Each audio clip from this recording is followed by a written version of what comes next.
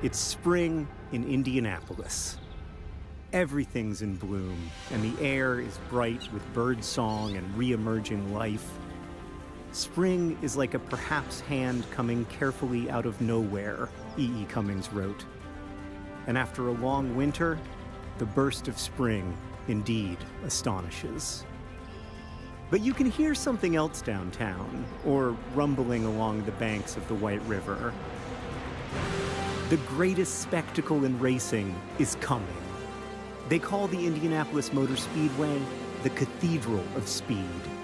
And for me, and 400,000 annual pilgrims like me, that distant roar we hear brings a smile that lasts the whole month of May.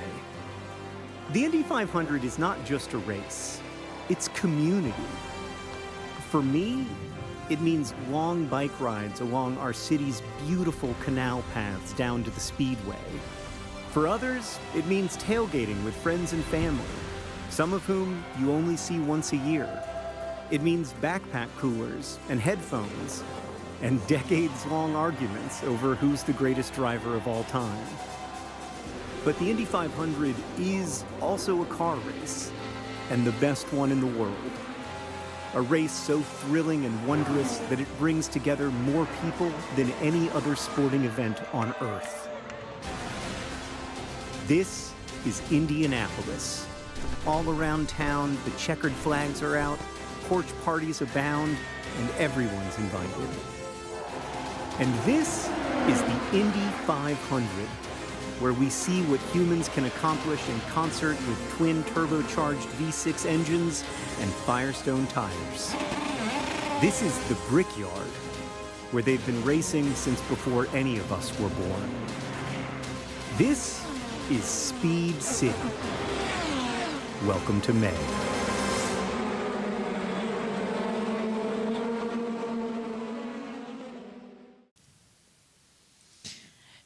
It's qualifying. It's day one here for qualifying at the greatest spectacle in racing. It's Indianapolis. It's the Indianapolis 500. The wind is strong, as we expected it to be here at Indianapolis, and hopefully we will momentarily be able to join the commentary teams. Just got to refresh some couple of cameras here, which I have done now. So, Matthew Owens, hello. Indeed. It's so exciting to be here. I am going to just have the most amazing day, and I think we all are going to. Josh, glad to be here, as always. We're only a few moments away from going live on USRN as well, but glad to be with you guys. Feels like we do this just about every year, joining forces to bring you at least the first day of time trials for the 500-mile race. It is an awesome, awesome weekend. Yeah, absolutely. 6 hours ahead of us here, and well, there is the qualifying order. It's Ericsson, O'Ward, Simpson, Shwartzman, Rossi, Hunter-Reay. Then it's Hollywood, Harvey, Lundgaard, Armstrong, Rahal, Siegel, with Daly, Rosenqvist, Dixon, Herta, Malukas, Ferrucci, and Power further down on the list. And, well, first up, Marcus Ericsson. Sometimes he has good luck here, sometimes he doesn't, Matthew. Yeah, indeed. He has won this race. He's finished second in this race. But the last few years, it has been a struggle for Marcus Ericsson, as we are going to wait for him to be given the okay to roll out onto the racetrack, and then we'll join in on USRN as well. This is, though, a terrific day. In many ways, this is the second most important weekend of the racing year. Let's go down to Gasoline Alley. Course car that they're putting back together in hopes to get back out later today. I talked to Mike Shank. He said that in a perfect world, they will get back out there for a shakedown session and try to work their way into the field tomorrow. There is a plan A, B, and C for this team, but currently right now they have high hopes for Marcus Armstrong to get back in the seat. Thank you down there. And, well, the timing screens have come alive. We did go green, and now we're yellow, so let's go back down to pit road. chance, and normally that's a big deal, but Marcus told me, yeah, this is probably the year it means the least, because not only is it cool now, it's not going to warm up that much. Consistent conditions throughout the day, so he told me we're going to see a lot of runs. That said, he's still pretty aggressive here. He doesn't have a whole lot of downforce. He'd love to be one and done. He thinks they're an 8th to 12th place car, so he wants to get into that fast 12. If it's not quick enough, he will go again. First car out on track, Matthew, and Marcus Ericsson, his best Indianapolis 500 start, is 5th. He's first out on track.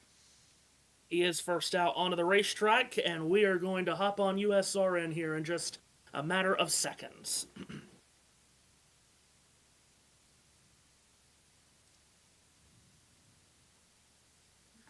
We are live at the Indianapolis Motor Speedway on USRN and JB Motorsports. It is the first day of time trials for the 109th running of the Indianapolis 500-mile race. The first car on the racetrack is Marcus Ericsson as he comes to the Yard of Bricks here to begin his warm-up lap. The Swedish driver that won the race in 2022 drew position number 1 in the random draw to set the qualifying order last evening, and he is first on the racetrack, which traditionally is the best place to be. Temperatures today not quite going to hit 70 degrees is what the weatherman tells us.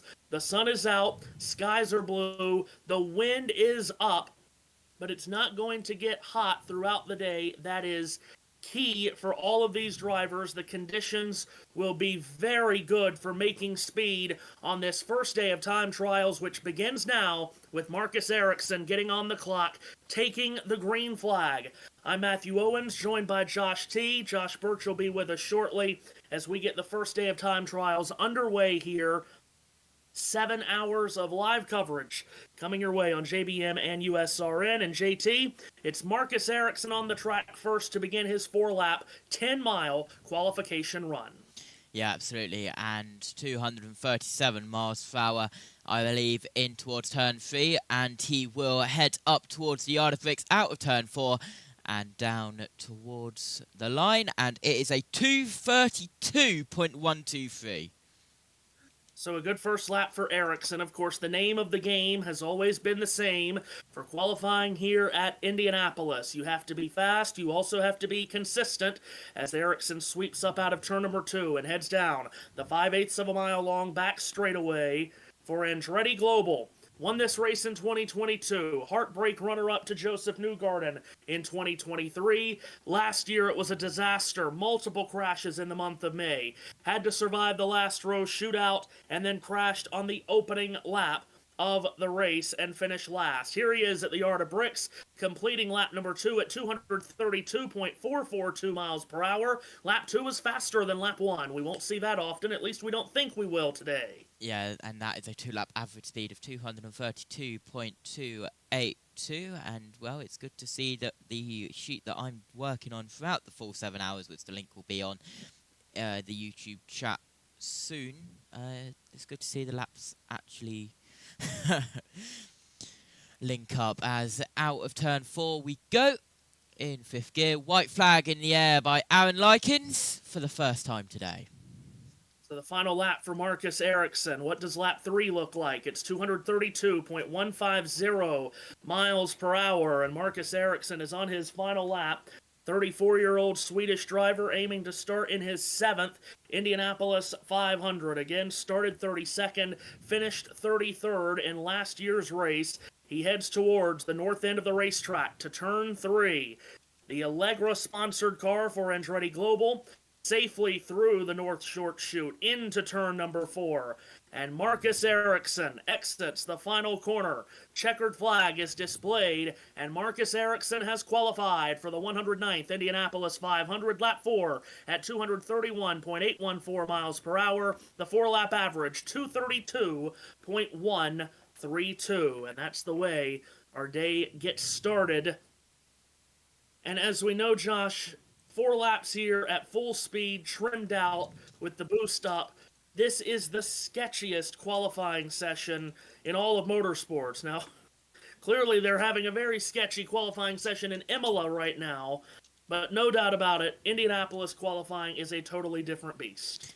Yeah, absolutely, and especially with the wind not helping as well, but there is all the teams congratulating each other. But second out on track, it's the first McLaren of the day, and it is Pato O'Ward. Pato O'Ward, we know the story that this guy has given us and endured over the last handful of years. The runner-up in 2022 to Marcus Ericsson, the runner-up again last year to Joseph Newgarden, getting past on the final lap in turn number 3.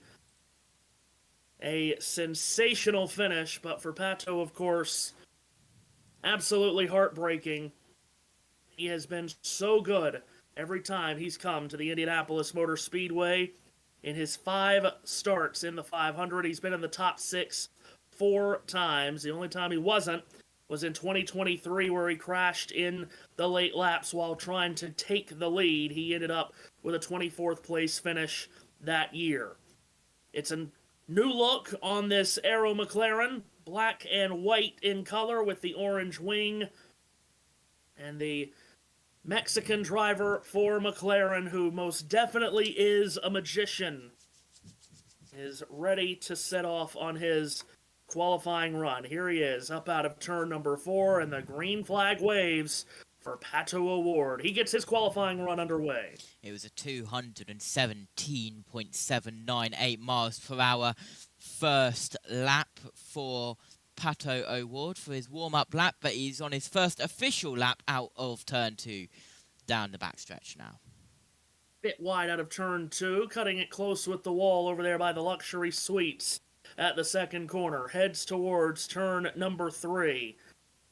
Able to safely negotiate the third corner. Into turn number 4 comes Pato O'Ward. A Mexican driver has never won the Indianapolis 500. Of course, he's come close on multiple occasions. His first lap is complete at 232.852 miles per hour. And that is much faster than the first lap of the day we saw from Marcus Ericsson by, well, 0.7 of a mile per hour. That first lap was faster.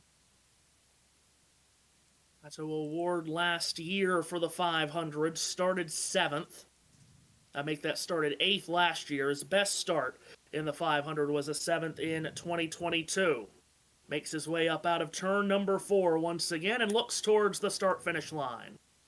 And across the line he goes. It's a 232.867, just faster than his first lap. It's a 2-lap average speed of 232.860. Mega qualifying run for Pato O'Ward.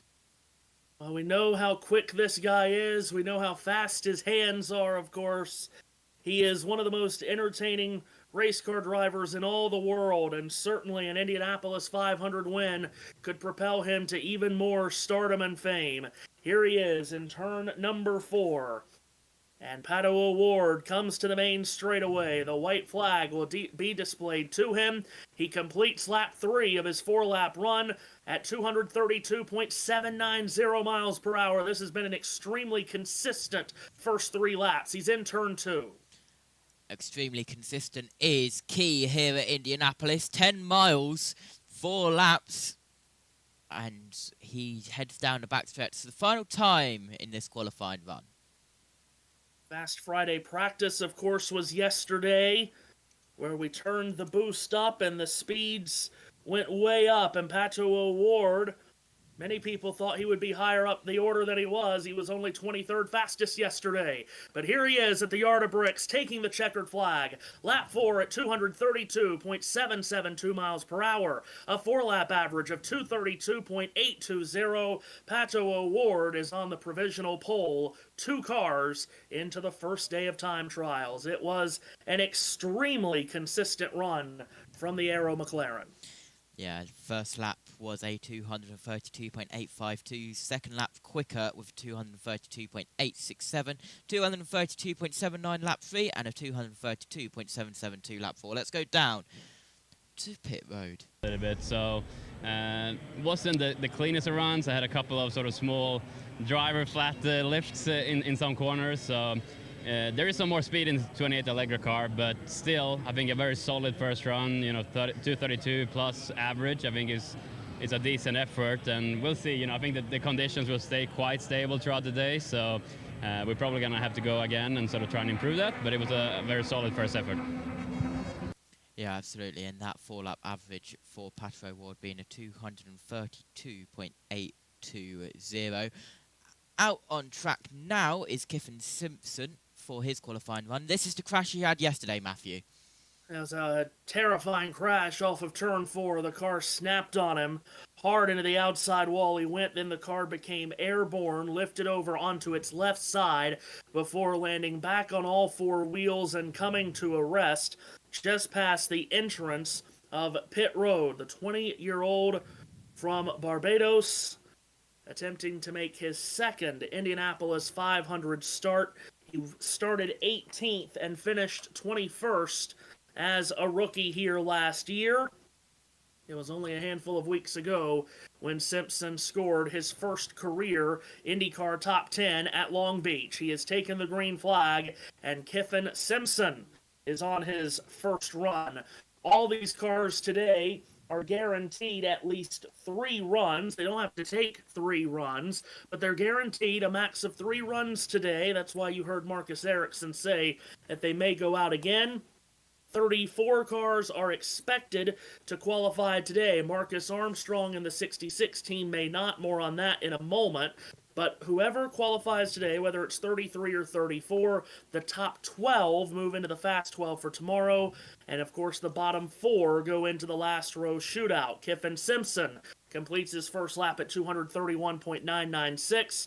It is a more complicated system than all the other races in IndyCar. It sounds more complicated than it truly is, JT.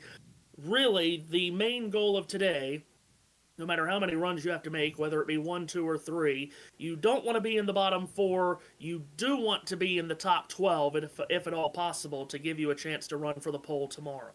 Yeah, absolutely, as it's the Fast 12 tomorrow. Then it's on to Bump Day, as we call it, and then the Fast 6 after Bump Day.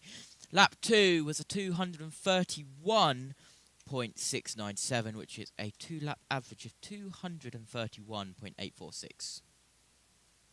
Sweeps up out of turn number 2 does Kyffin Simpson. For those of you listening on JBM, Kyffin Simpson will complete his run. I will hand you off to JT as Robert Shwartzman will be the next car on the racetrack. Again, a blind draw held last evening to determine the order of qualifications today. As up out of turn 4 is Kyffin Simpson looking at the white flag. And the white flag is out now and displayed from the flag stand. In towards turn 1 we go for the final time. Lap 3 was a 231.238. 3-lap average of 231.643. It'll be the slowest run of the day, but multiple more attempts able to be done throughout the day, Matthew, coming towards a checkered flag.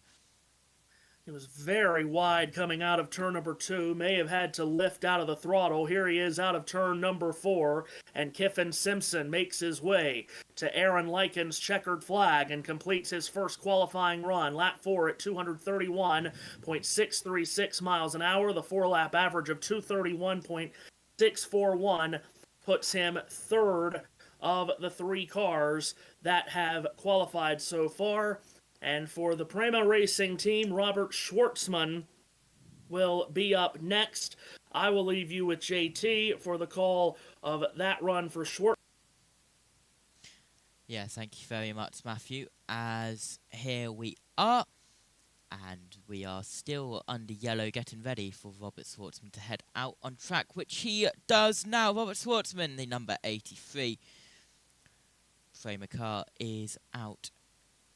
Through turn 2 we go now, and he will get ready to start his warm-up lap. This is the build-up to the warm-up lap. It's a out lap, a warm-up lap, then it's into the green flag of lap 1, lap 2, lap 3, white flag at the end of lap 3, and then lap 4 at the end of that lap is the checkered flag, and then it'll be a in-lap for the car as well. But across the line to start his warm-up lap is Robert Shwartzman of Framer Racing.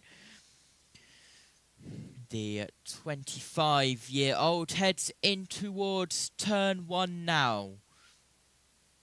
And we've still got 6.5 hours left on the clock. So a full day of qualifying here on JB Motorsports and USRN for the 109th running of the greatest spectacle in racing, the Indianapolis 500. But here comes Robert Shwartzman out of turn 4 now, and he will head to the yard of bricks for his first ever green flag to start his first attempt of qualifying for the greatest spectacle of racing. Green flag drops and away he goes down in towards turn 1. And it is a good 235 miles per hour through turn 2. His warm-up lap speed was a 219.696 for Robert Shwartzman. And he will head towards the yard of bricks.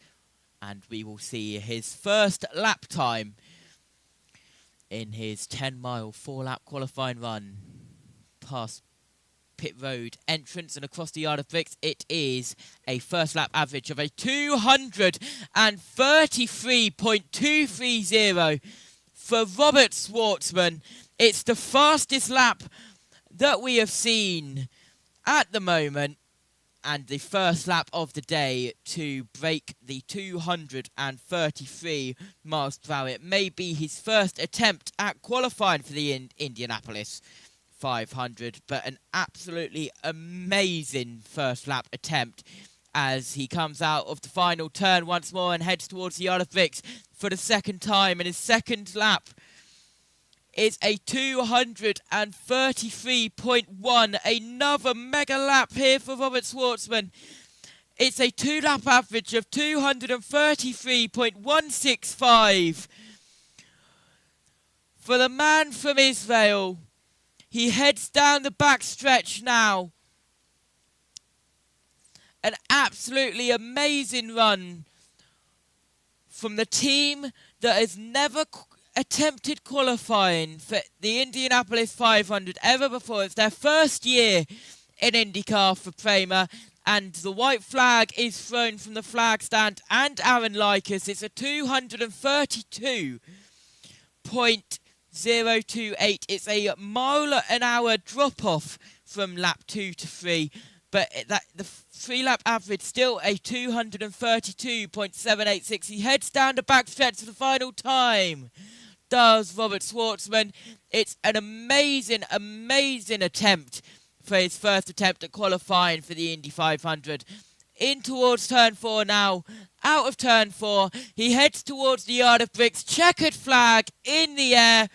6th gear across the line. His 4th lap is a 231.984. And his 4-lap average is a 232.585, which puts him second, just behind Pato O'Ward. An amazing first attempt of qualifying here at Indianapolis. Hello to Eddie and Rick in the chat as we look at replays of Robert Shwartzman run as he heads down low to get out the way of the next car who will attempt qualifying, and that next car is Alexander Rossi for Ed Carpenter Racing. But Prema, they are not here to mess around. They are here to play with the big boys. And, well, you can't blame them, as here comes Alexander Rossi. His best Indianapolis 500 start is 3rd, and he starts his warm-up lap under the flag stand in towards turn 1. He's building up speed, getting ready for his first attempt of today at qualifying for the Indianapolis 500. Down the backstretch we go. We'll wait to see what his warm-up time is. The green flag is getting ready to drop, and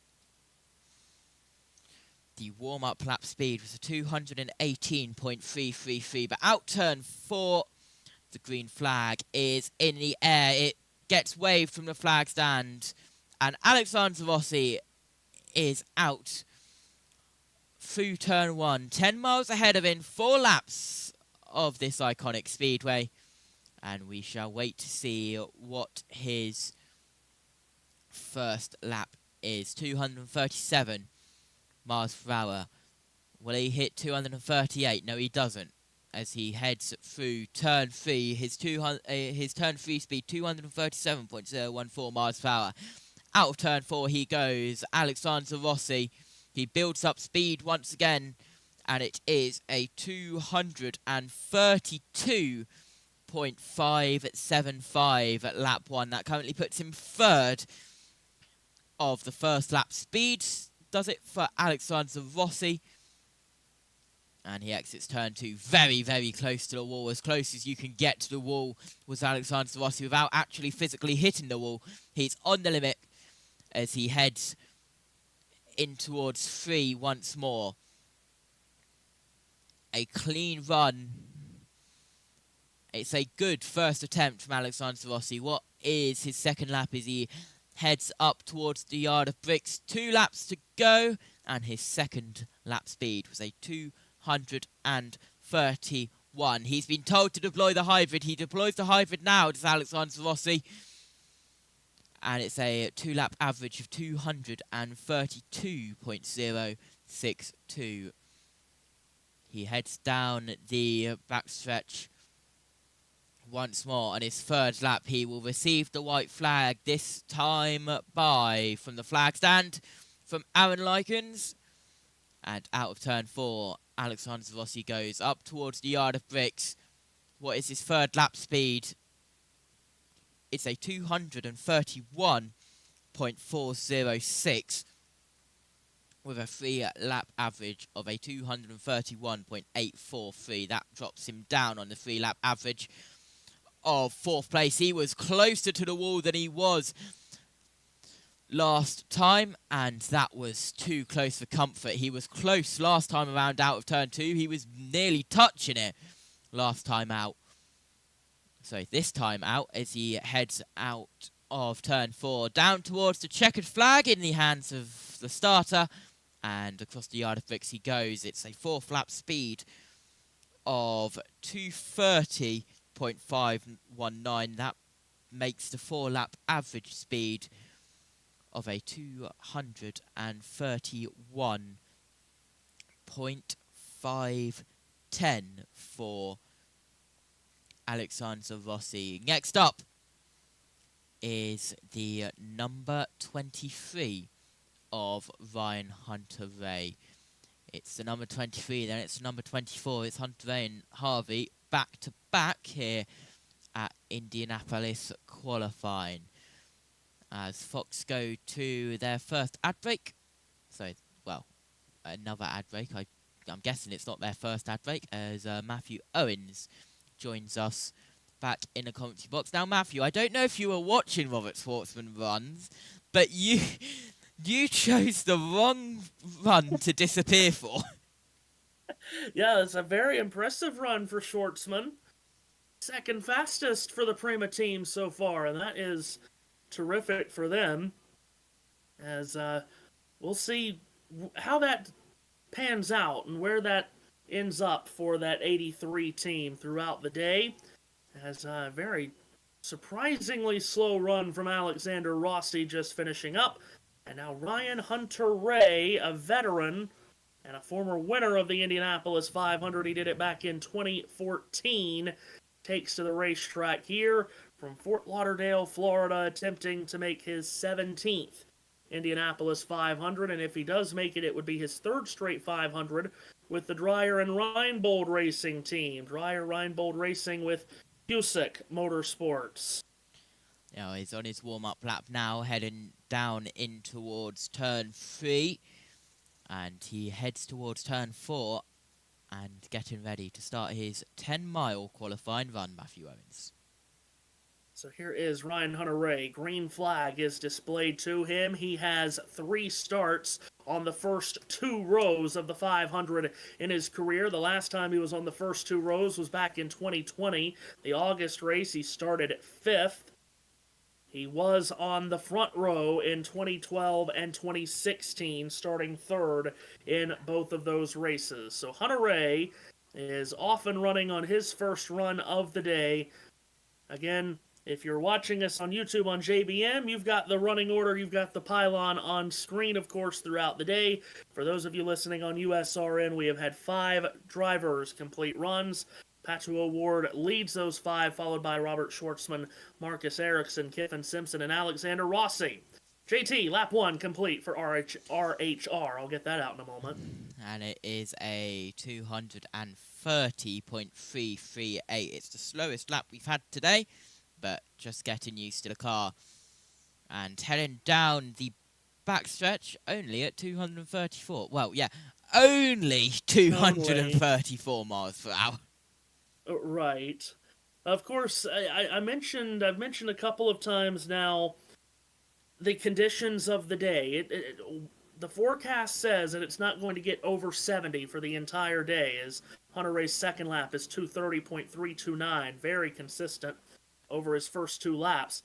So, with that said, with the conditions not getting warmer throughout the day for the most part, JT, I think that gives the teams a little bit more freedom where they don't have to absolutely rely on this first run, because on so many days, these early runners will go out, and if you're going out 20th, 25th, or 30th, by the time you get out there, the track temperature has changed, warmed up 20, 30 degrees or even more, as Hunter-Reay takes the white flag. Because we're not going to see that big of a warm-up throughout the day, I think a lot of teams are taking solace in the fact that they can go out, set a run here early, then come back later in the day and perhaps have their second or third runs go even faster. Yeah, absolutely. And this is how consistent Ryan Hunter-Reay's been. His third lap was a 230.332. It was a 230.338, 230.329, 230.332. His 2-lap average was a 230.333. His 3-lap average, 230.333, up towards the checkered flag.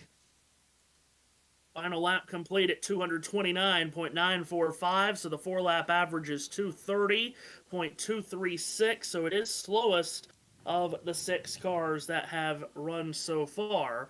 As JT mentioned, though, it was extremely consistent, which is good, but you do have to have some speed as well, and Hunter-Reay's not up there with the likes of O'Ward, Shwartzman, and Ericsson on speed. Here comes Hollywood.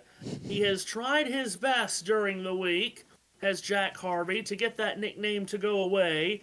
I don't think it is. So here's Hollywood Harvey. Wow. Not difficult to point him out in that neon green, number 24 for Dreyer and Reinbold Racing. Saying that was the first graphic that Fox have shown without Jack Hollywood being in quotation marks. So we'll see. We shall. Jack Harvey coming out from the broadcast booth / pit road to attempt the 500 for Dreyer and Reinbold. Bassingham, England driver, age 32 now.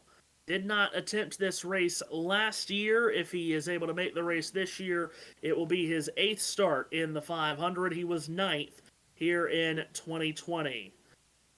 So Harvey on his way for his qualifying run, and will be so intriguing to watch him.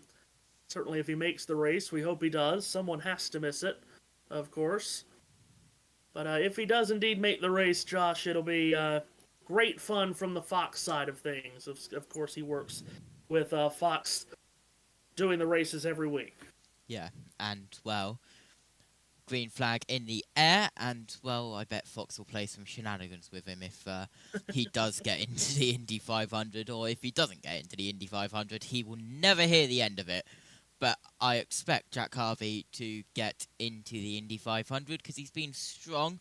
Warm-up lap, by the way, for your information, was a 212.9 230.411 miles per hour. Not the slowest, not the fastest warm-up lap speed we've seen today. In towards turn 3 of the first lap, and towards the Isle of Bricks he goes. Of course, every driver has a different strategy on what they want to do on their warm-up lap. Alexander Rossi's warm-up lap was north of 218. Hunter-Reay's warm-up lap was 208. So Harvey right in the middle of those two. He's completed his first lap at 231.302 miles per hour. And that lap, as I'm scrolling through the spreadsheet here, Josh, which you've done a great job with, that is about 1.5 miles per hour slower than Pato O'Ward's opening lap. Yeah, absolutely. As we are continuing down and in towards turn 4, we go out of turn 4 towards the Isle of Bricks to mark the halfway lap of this qualifying run. Question is, are you inputting these speeds yourself? Yes. Every lap. My goodness. 230.481 was the speed on lap 2 for Harvey, so he's slowed down nearly a full mile an hour from lap 1 to lap 2. 0.9 of a mile per hour he slowed. So, not the run that they will have wanted here on their first run. This Goal sheet for took Harvey me 3 now hours, is Matthew. to, I'm sure, looking at it. So now the goal for Harvey is just to bring it back around to the checkered flag safely, and they'll get ready for a second run later in the day. Sweeps up out of turn number 4, white flag waving for Harvey. Lap number 3 clocks in at 229.571 miles per hour. Slower still, and now has slowed down nearly 2 full miles an hour from lap 1 to lap 3. Again, 34 cars are here for 33 positions. Those 34 cars all in line based on how they drew it for qualifying order last evening. And once everyone goes through, or at least is given the opportunity to make one run, then we will start talking about second and perhaps third runs being made. We are here until 5:50 p.m. Eastern Time. Checkered flag waves for Harvey. Lap 4 at 230.044. The 4-lap average at 230.349 miles per hour. He is 6th fastest of the 7. Once we get into those second runs, we'll talk about lane 1, lane 2, and all of that jazz, because there is that piece to describe as the day goes on. But as I mentioned, we'll get to that much later in the day. First, we got to get all 34 cars on the racetrack. Now, Christian Lundgaard is scheduled to be on the track next, but JT, after Lundgaard, is the place that was drawn by Car 66 and Marcus Armstrong. The story about that driver and team has taken a big turn this morning. Earlier this morning in practice, a hard crash for Armstrong. He was taken to an ambulance by a stretcher. He was checked and released from the infield care center. He did give a thumbs up to everyone. But the plan of attack right now for that 66 team is kind of up in the air on what they want to do, and we'll see here only after Christian Lundgaard's run if they are able to push a backup car onto the racetrack or not in their scheduled position. Yeah, absolutely. And, well, I have got news, as Race Control have just said. Attention in the pit lane, attention in the pit lane. Car 66 has forfeited its guaranteed attempt. Very good. So, there you go. There's the news there. So, again, we are basically in a waiting game right now with the 66 team's plans. Now that is one piece of it to crystallize those plans, at least for a little bit, for Marcus Armstrong, who hopefully is in good enough condition to qualify at some point today or this weekend. There were some cameras and some reporters that did catch shortly after that crash this morning, JT, of Michael Shank. Of course, that's a Michael Shank-owned team, Meyer Shank Racing, catching Michael Shank talking with Tony Kanaan. The possibility, or at least what we're maybe assuming, is that there could be talks going on to get Tony Kanaan in that car to at least qualify today. Of course, Kanaan is the only eligible alternate, as he did take laps earlier in the week in case he's called upon to fill in for Kyle Larson at any point. Yeah, he didn't have a replacing Marcus Armstrong on his bingo card for qualifying. But, well, it's Indianapolis, and as you know, anything can happen. Right. So, with that, we know that Armstrong will not be out, and neither will the 66 car here after Christian Lundgaard completes his run. Let's talk about Christian Lundgaard as he is on the track. He is coming back to complete his first of 4 laps. And it's a screaming slow across one. the yard of bricks. It is a slow one. 228.490 miles an hour, not anywhere close to what Arrow McLaren could have wanted here. For Lundgaard, who has been extremely impressive to start this IndyCar season, JT, third in the championship standings through the first 5 races with 3 podium finishes at Thermal Club, Long Beach, and Barber. The quote-unquote issue with those numbers and the issue with the IndyCar schedule is we come to the biggest race on the planet, which is an oval race, but we have not run on an oval this year, and we know Lundgaard, very good on the road and street courses. He does struggle on these ovals, however. Yeah, it's a 2:30.765 lap 2, so he has gained that 2 miles per hour back with 6 hours and 10 minutes left in this qualifying session. And, well, only at Indianapolis will you hear us saying that 228.490 miles per hour is slow. He is in turn 4, set to take the white flag here. Lundgaard is attempting to make his 4th Indy 500 start. It would be his first not at Rahal, Letterman, Lanigan Racing. He takes the white flag, 230.183 miles an hour, went the 3rd lap. Lundgaard comes up out of turn 1, heading towards treacherous turn 2, and I say treacherous because that has been the place where most drivers have had to lift out of the throttle here in their first qualifying runs of the day, and it is where Armstrong had his crash earlier in the morning. The wind, as we said, is pretty strong. 15 to 20 miles an hour, the wind gust here at the beginning of this qualifying session. As onto the main straightaway is Lundgaard to complete his run, JT. Yeah, and across the line, it's a 2:31.802.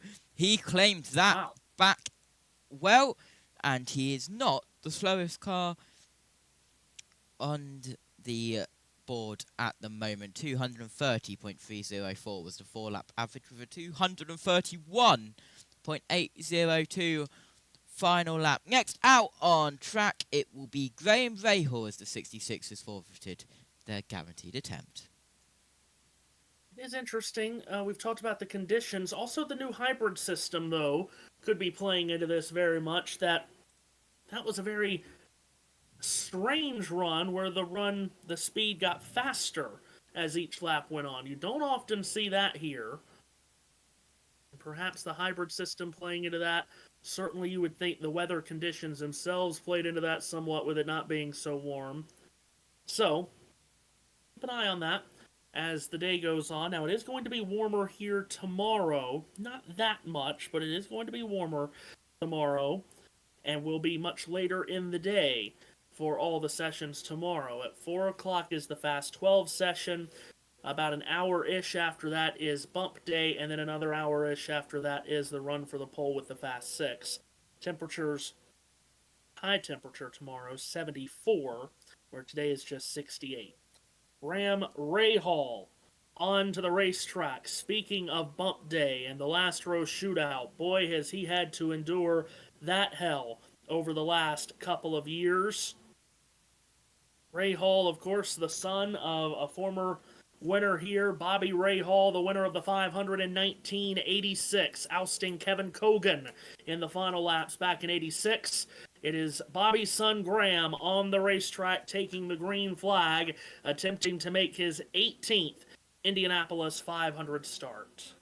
And his warm-up lap speed was 217.051 miles per hour, the 9th car to take to the track as we are heading down in towards turns 3 and 4. And the end of the first lap as he heads towards the yard of bricks. Started 33rd in this race last year. Did climb up the order to finish 15th. Lap 1 is 229.978 miles per hour. Pretty down on speed on that opening lap was Rahal. Now, I know I've been talking about the weather conditions a lot here, JT. With that said, ambient temperature is not hot, but the sun is out, so that's not to say that the track temperature is going to be cool and stay the same throughout the day either. The track will change based on cloud cover and how much the sun is out baking it throughout the day. It's just not going to be treacherously hot. Yeah, absolutely, and I bet everyone in the US is absolutely loving that Fox are going to ad breaks and coming back at the end of the first lap. 230.109 lap 2, which is a 2-lap average speed of a 230.043. Massive lift through 2. Yeah, huge lift as he was just drifting further and further up the 9 degrees of banking in turn 2. So it's pretty clear here early with the wind that we are getting right now. Turn 2 is the trickiest position on the racetrack. Here is Rahal towards the line to receive the white flag. Have to imagine a big drop-off in speed on this lap. Massive and it is drop-off. 227.517. I believe that's the slowest lap we've seen yet. Yeah, because we had the... Hold on, let me just go down all of the spreadsheets I have. And there goes the hybrid, just like that. Yes. Rahal heading to turn 3. Graham has started on the front row here at the 500. We've had a 228. Not a single time. His best qualifying run here, Graham, was 4th in 2009. Checkered flag is out. Rahal 227.173, so slower still on his 4th lap, and he is slowest of the 9 with a 4-lap average of 228.686.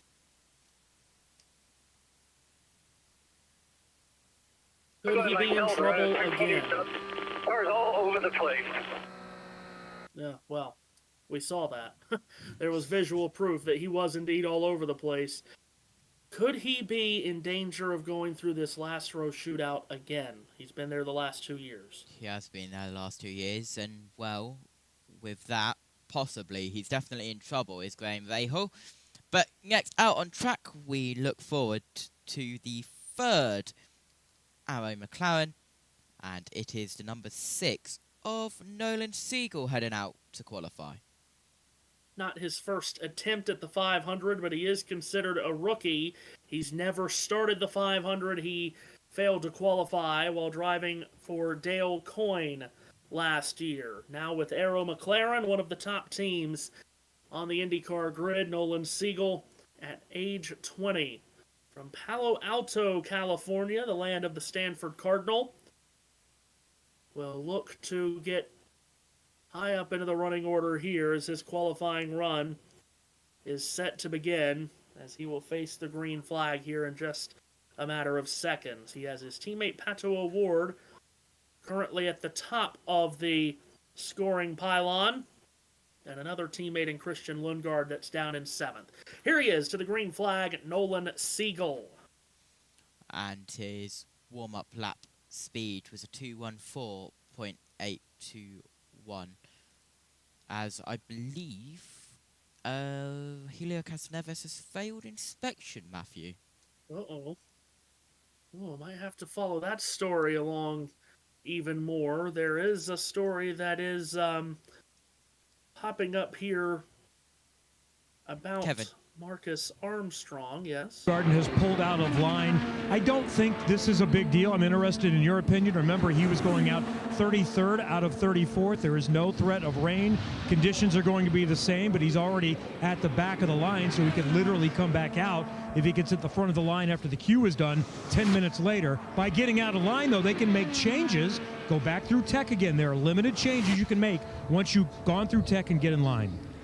Okay, so Joseph Newgarden has pulled out of line in 33rd. Lap 1 was a 230.975. So we'll see where Siegel lines up with the rest of his teammates here. As I mentioned, his teammates O'Ward first, Lundgaard 7th. Going to try to follow up on this Castroneves story.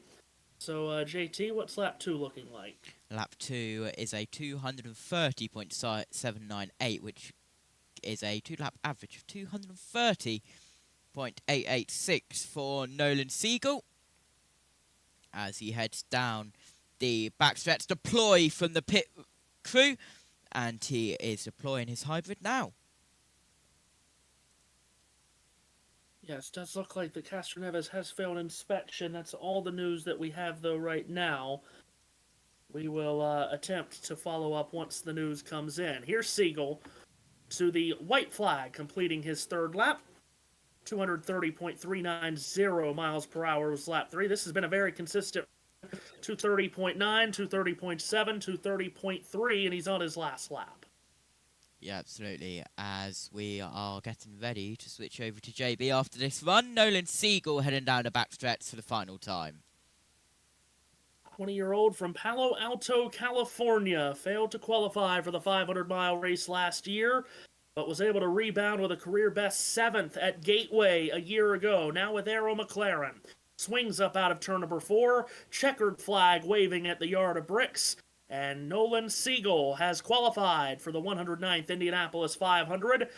6th fastest, 230.571 miles per hour, the 4-lap average. He is 6th fastest of the 10.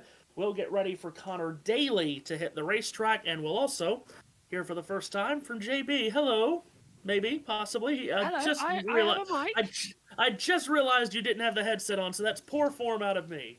I have a handheld microphone. I always have a mic with me. Do not worry. Hello, everybody. Yes. Hello. I apologise for the shockingly late turn-up. You can thank the F1 drivers who have some abysmal timings, let me tell you. How many red flags were there in the end? Was there a 3rd? There was 2 red flags. It's just that we were delayed because the FIA couldn't work out the difference between what their control line was and their start line, because Behrman crossed the control line to finish his lap, but then just before he reached the start line, the red flag came out, and nobody knew what the actual deal was. In the end, Sauber decided it for them by heading out onto the track. Okay, then. Well, just to get you up to date, Marcus Armstrong, as predicted, he pulled out. Yep. And did not take his place. Someone who also pulled out, Joseph Newgarden, will not take his 33rd out of 34th place because he can do it like 10 minutes later. And they can make changes now. And also, breaking news, JB, might be a bit of a shock to you. Helio Castroneves, his race of 5 has been postponed due to him failing tech. Tech? He's failed technical Yes. inspection. Connor Daly coming to the green. We are trying to follow up on that story to see what will happen in the aftermath of that with Elio. That's only just broken over the last couple of minutes. Connor Daly has just taken the green flag. Also, the word on Marcus Armstrong so far, Mike Shank says that Armstrong is obviously eager to get back on the car. Shank believes he will be cleared, but word on the street is right now is that Marcus Armstrong is currently in INDYCAR concussion protocols. So that's the word on Marcus Armstrong. Hopefully, within the next 6 hours, we'll have clearer word on that. As Connor Daly of Noblesville, Indiana, completes his first lap at 231.783 miles an hour. For Juncos Hollinger Racing, he's attempting to make his 12th Indianapolis 500. He was 10th in this race last year. He's been in the top 10 in the last 3 500s, and in 2021 he led more laps than anyone in the 500-mile race before he punted a tire off the crashed Graham Rahal car on that 2021 May Sunday. Yeah, absolutely. And That's Jay, that time. Go on. Across the line for Connor Daly, it's a 231.591. And, well, Fox just come back from Advake. Amazing. 2-lap average speed, 231.687. Just to keep you updated, JB, you might see Robert Shwartzman is second. He had an absolute wonder run. Lap 1 was a 233.23. Lap 2 a 233.100, and lap 3 was a 232.028, with lap 4 being a 231.984, which is a 4-lap average of 232.585. Coming to the line for the white flag, and he's been told to deploy, so he is deploying his hybrid. Yeah, Daly's doing incredibly well here. And this hybrid, Matthew, as I'm sure you spotted, for once, it's actually meaning that we're not losing speed on these runs. They are remaining consistent. If anything, I love the hybrid for that fact, because we finally get these close qualifyings that we're being so teased about over the past couple of years. And we're seeing Daly now, who is trying to become the first man since Wilbur, sure to win here from the grand old home of Indiana. Can he do it? I think he can. He's got a very good chance with how he's run here in the past few years. Comes across the yard of bricks to take the checkered flag, 231.462 miles an hour the last lap for Daly. His 4-lap average of 231.596 puts him 5th fastest among the 11 that have taken time here in the first hour of time trials. So we've gotten through 11 runners. We'll probably get one more run to complete the hour, and let's go to pit road. What does this mean to you to qualify for the Indy 500? Honestly, it felt amazing. It definitely tickled my nerve. I think this qualifying is the hardest qualifying mentally I've ever done in my career. I've driven different categories. I've driven Formula 1 car, and it never felt so challenging, because here it's not only 1 lap, it's 4 laps. You have to be super precise, consistent. And honestly, whenever I did my first lap, I was like, damn, 2:33. I was like, we're fast. I was like, fast, that's nice. So I was like, okay, I gotta keep going. And then obviously from lap 3, it started to be a bit more loose. And I was like, ooh, I need to play with it. But I was still holding on. I was like, I just need to finish these 4 laps. And when I passed by, when I finished, I was like, I had a relief. I was like, whew. And then I looked, and we were like really close to Pato, and I was like, oh, I think it was a good run. Congratulations. Thank you. That's someone who's loving being an IndyCar driver. That is 5 times the energy and enthusiasm that I've heard from him since he showed up in March in St. Petersburg for the first race. There's something about living on the edge that will wake you up. Well, let me absolutely. As here comes Felix Rosenqvist to start his warm-up lap, Matthew. That was an awesome interview to hear, Robert. Love the enthusiasm from the rookie facing qualifying for the 500 for the first time, as it is indeed Felix Rosenqvist that gets on to the racetrack here for his first run of the day. Now, Felix, JT, has not been all that fast so far this month. Certainly was last year, in the last couple of years, really. He started on the front row here in 2023. Yeah, absolutely, as green flag is out on the circuit, and he crosses the line. We've not yet got a warm-up lap time from Felix Rosenqvist, but yes, it is. It's a 2:18.373. So Rosenqvist sets off on his first lap. I was just hoping to get a report from someone here about Elio failing tech and the ramifications of it, but no, it was just someone sending me a message telling me that Elio failed tech. Hello, do you know what I'm doing here? By now, we know that part. Well, Tell us more. Felix Rosenqvist, hello. Wow. He's woken up on the right side of bed this morning. What has he had for breakfast? 233.334 miles per hour. Well, I said he hasn't shown a lot of speed so far this week. He's been saving it all. Felix Rosenqvist has just dropped the hammer in a big way on lap 1. Now let's see how consistent it will be this run for the 33-year-old Swedish driver for Meyer Shank Racing. Here he is out of turn 4. Halfway through his qualifying run. What does lap 2 show us? Very consistent. It's at 233.272. By the way, Matthew, he was a 238.5 through turn 1. And very big moment for Felix Rosenqvist. He keeps it going. As there's a massive echo from JB, but in towards turn 3 we go. Sorry, I'm ready for the changeover as soon as this one's done. Felix Rosenqvist heading to turn 4 with 2 of the fastest laps we've seen so far in this first hour. And he comes to the yard of bricks here, facing the white flag. Rosenqvist, lap 3, slowed down massively, 231.028. You talked about that lift in turn 2, and it cost him big time as he's on his final lap here, out of turn 2. Down the backstretch we go. It's a 3-lap average of 232.540. And, well, a 2-mile-per-hour drop-off between laps 2 and 3. JB, he's coming towards the line. And this is going to be very good for Felix Rosenqvist then. Up across, where does the timing screen put him?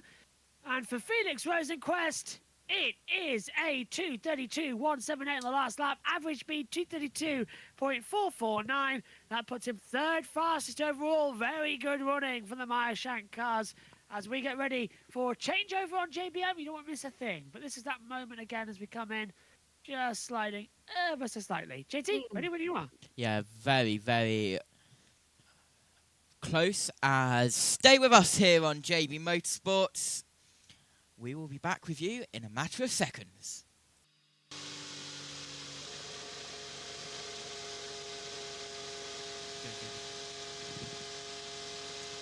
Hello everybody and welcome to everyone joining us now on Twitch via JB Motorsports alongside USRN and JB Motorsports on YouTube. We are all set for the greatest spectacle in racing and the opening qualifying day.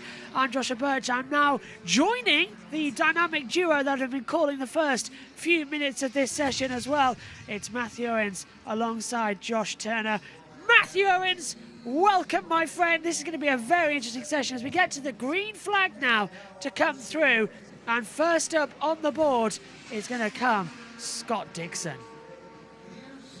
Dixon, a 5-time Indianapolis 500 pole sitter, second only to Rick Mears in Indy 500 poles. Now at age 44, hasn't seemed to slow down very much at all.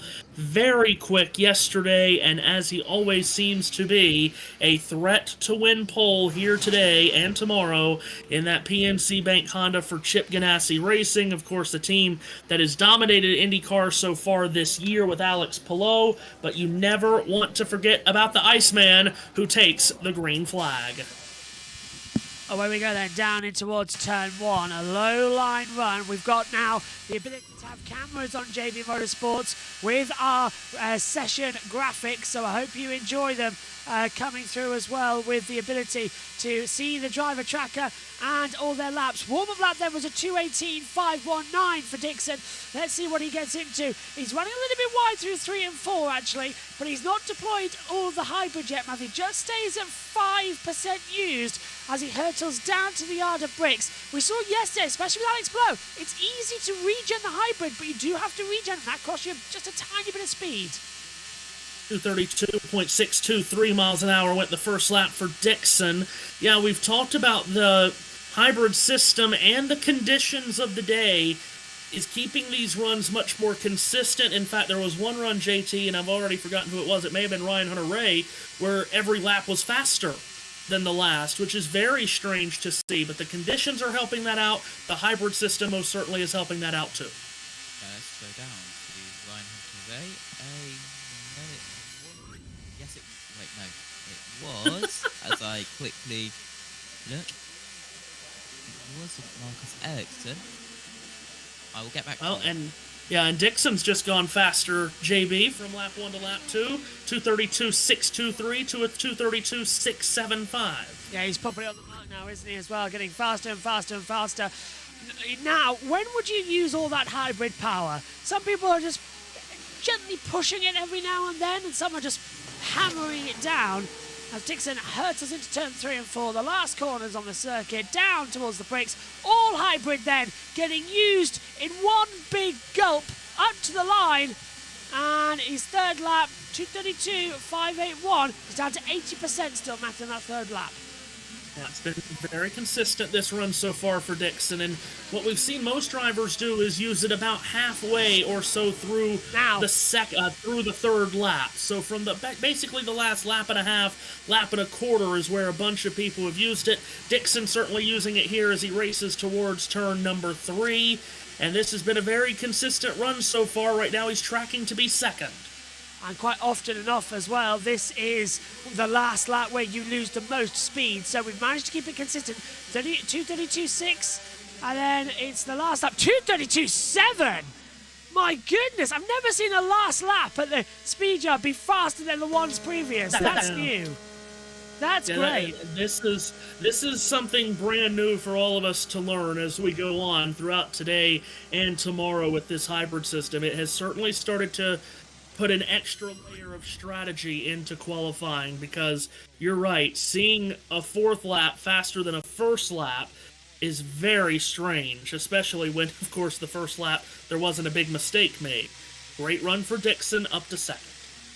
More time will be coming shortly, and this is where things fly, isn't it, as well?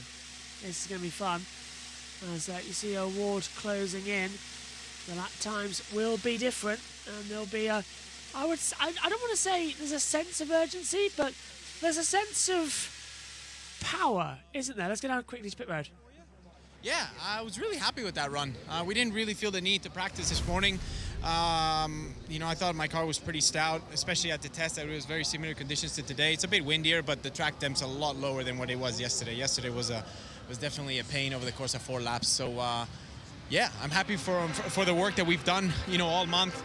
The guys and gals at Our McLaren and Team Chevy really, gave me a fantastic car to work with, and I could really get it into where I needed to with my tools. So, yeah, I don't know how much more consistent we can get than that. It's the best run I've had here for sure.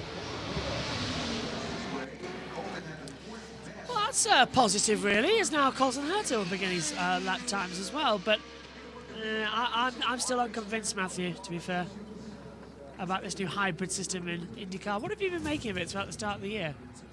Yeah, it's obviously controversial. It's obviously creating issues, but I think we're going to see the best of it here this weekend at 500 qualifying, because I think it's going to give us the most entertainment. And again, we've already seen it with these third and fourth laps being right on par, maybe even faster than the first 2 laps, which we never ever see. Colton Herta has taken the green flag. 25-year-old Californian attempting to make his 70s crashed hard.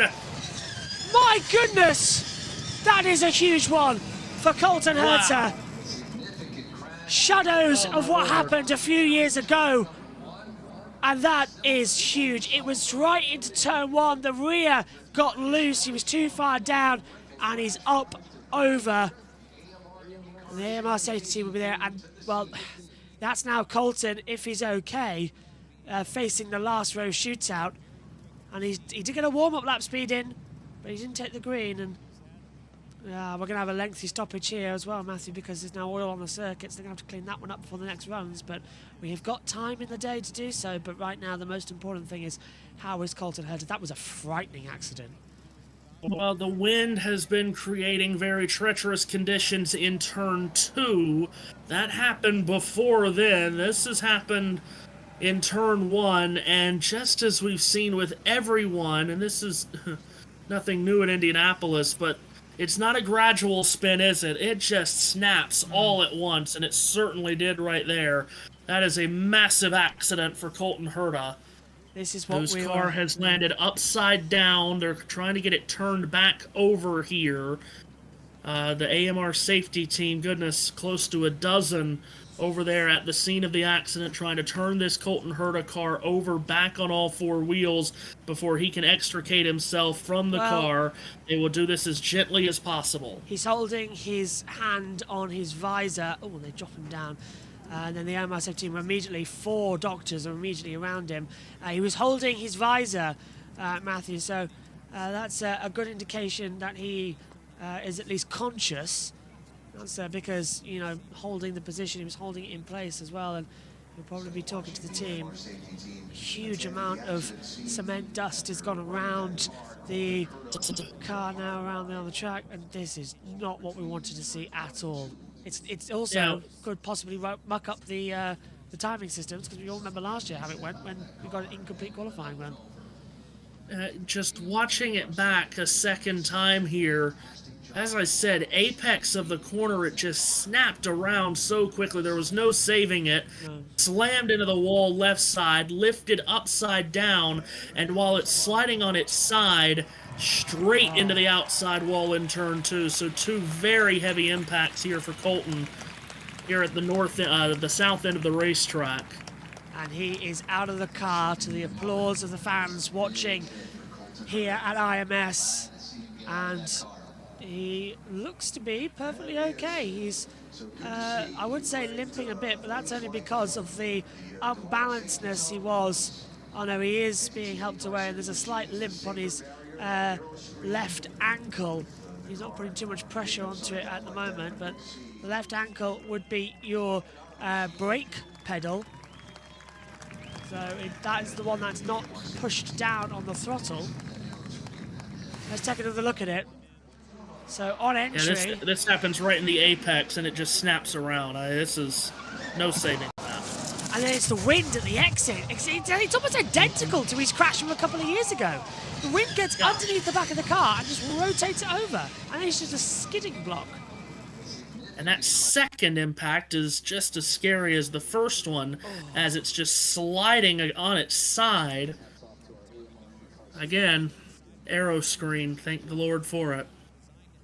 JT's with us. That's carbon copy, isn't it, of a few years ago? That's exactly the same crash he had on Monday in 2022. Am I not allowed to step out for 1 minute? No, and at least the crash waited until I got here. And miracle of miracle, he's okay. Here's a fast speed. Listen to this.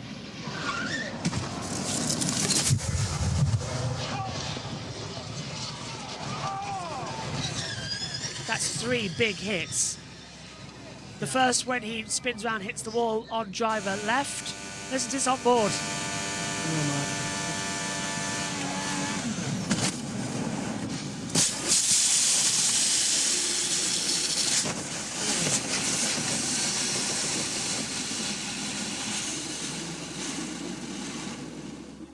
That's 3. The sparks that was generated there, my goodness me, it was...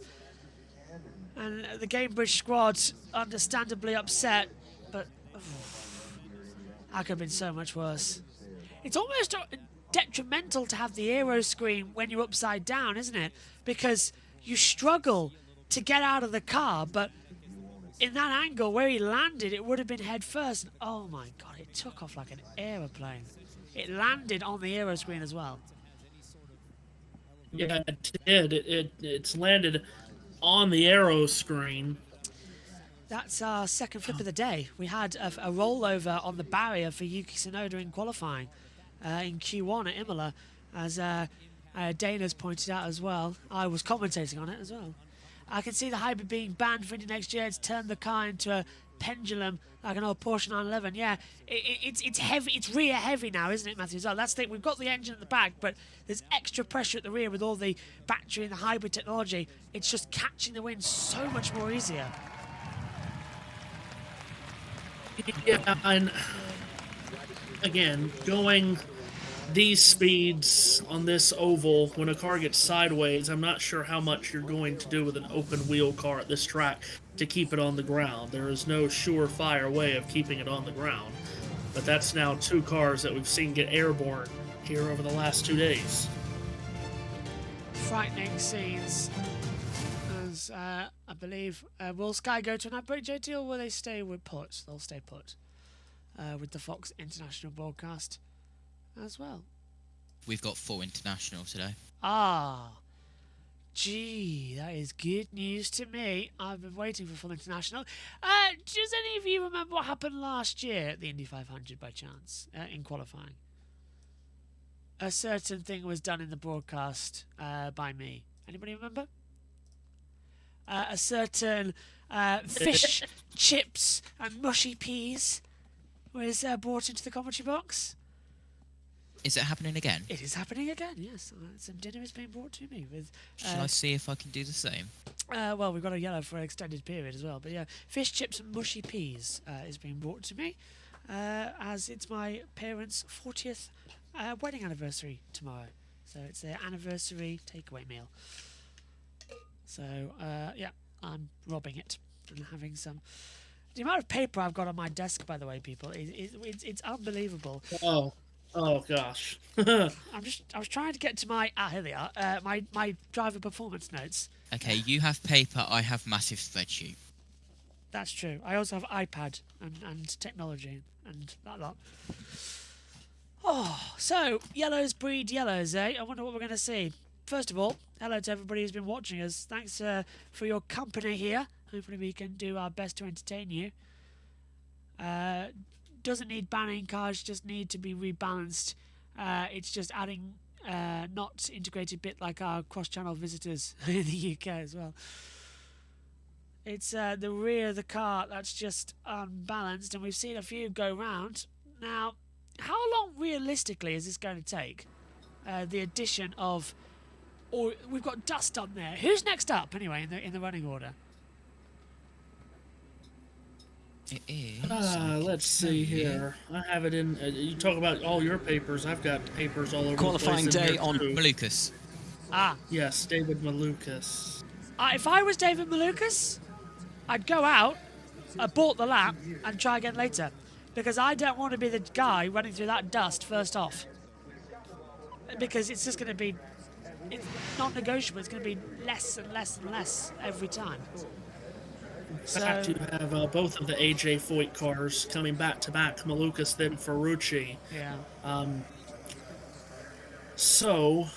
Well, Santino needs all the laps he can get here at the Brickyard after what has been a shocking couple of days for him, hasn't it? Yeah, it's been stunning for... let's go down and hear from Felix Rosenqvist here. A little while, what is it like trying to qualify at 233 miles per hour? It's tougher than I can remember it being. That's actually the only time in my I've done it 7 times now, and that's the first time I lifted in qualifying, which is something you don't want to do. Like you want to make sure that foot is in there, but I was kind of out of balance to start with, and I tried to save it with my tools, and it seems to be the trend this year. If you don't have the balance initially, it's very hard to finish the run without lifting. And I had a couple of runs where the balance been great, and then it feels way easier. But I just wasn't comfy. I had to lift. I had a pretty big lift in 2 on my 3rd lap. Just difficult out there. But luckily we kind of salvaged a decent speed. I think could be enough, but there seems to be quite a lot in it if you can stay flat. Will people give it a harder think before they go out in extra time to try to improve their spot on the grid today? I mean, we saw yesterday there wasn't really a lot of people eager to go out there until the evening. So I think everyone thinks twice about their settings, their downforce, their balance. Just running extra checks with engineers to make sure everything is fine. So it's tricky, but I think that's the beauty of Indy as well. Like it's definitely locked in today. Everyone's super focused, and we'll see what happens there. Thank you, Felix. Well, as we've talked about, too, throughout this first hour or so, JB, the conditions are ideal, and they're not going to be getting worse. Temperature is not going to hit above 70 all day today. So, really, the main condition we're watching throughout the day is the wind more than we are temperature. It's going to be blue sky, sunshine day most of the day, maybe a few clouds to run through every now and again. But the 2nd and 3rd runs today could theoretically be quicker than the first runs early in the day because the conditions aren't changing. So I think a lot of teams are taking solace in that and saying, go out this first time, just set a time, then we'll go out and try to improve because we realistically can in the 2nd and 3rd because it's not getting very hot today. No, it's not. And I think the wind and we had rain yesterday, so it's in the evenings with all those storms. So we've basically got just a completely green track. We had a 1-hour session earlier on where we had another crash for Christian Rasmussen. Lucky that one didn't go upside down, just a bigger hit. And now we're sort of just waiting around to see the speed getting higher, the wind getting just as high, and, well, it was bound to happen. And I just want to say thank you to Dana, who's just joined the JB Motorsports membership as well. We've got some more videos coming on that soon as well, including some very interesting stuff from Trackside UK stuff as well. And interviews that we are doing as well. I go live there first, including a new podcast that's coming out soon as well. Very good. Well, we like to hear that for sure, as we play the waiting game here as they continue to clean up at the south end of the racetrack. Colton Herta, if you're just joining us, just popping us in on YouTube or on Mixler, with a massive accident in turn 1 that went all the way to the entry of turn 2, the car turning upside down. And now we already have the situation with Marcus Armstrong. We don't know whether he or that car will attempt to run today or not.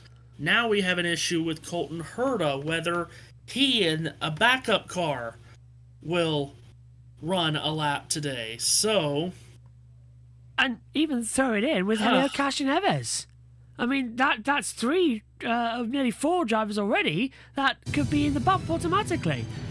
And... yeah, Elio, so by failing inspection there, Elio will withdraw his guaranteed run in the order.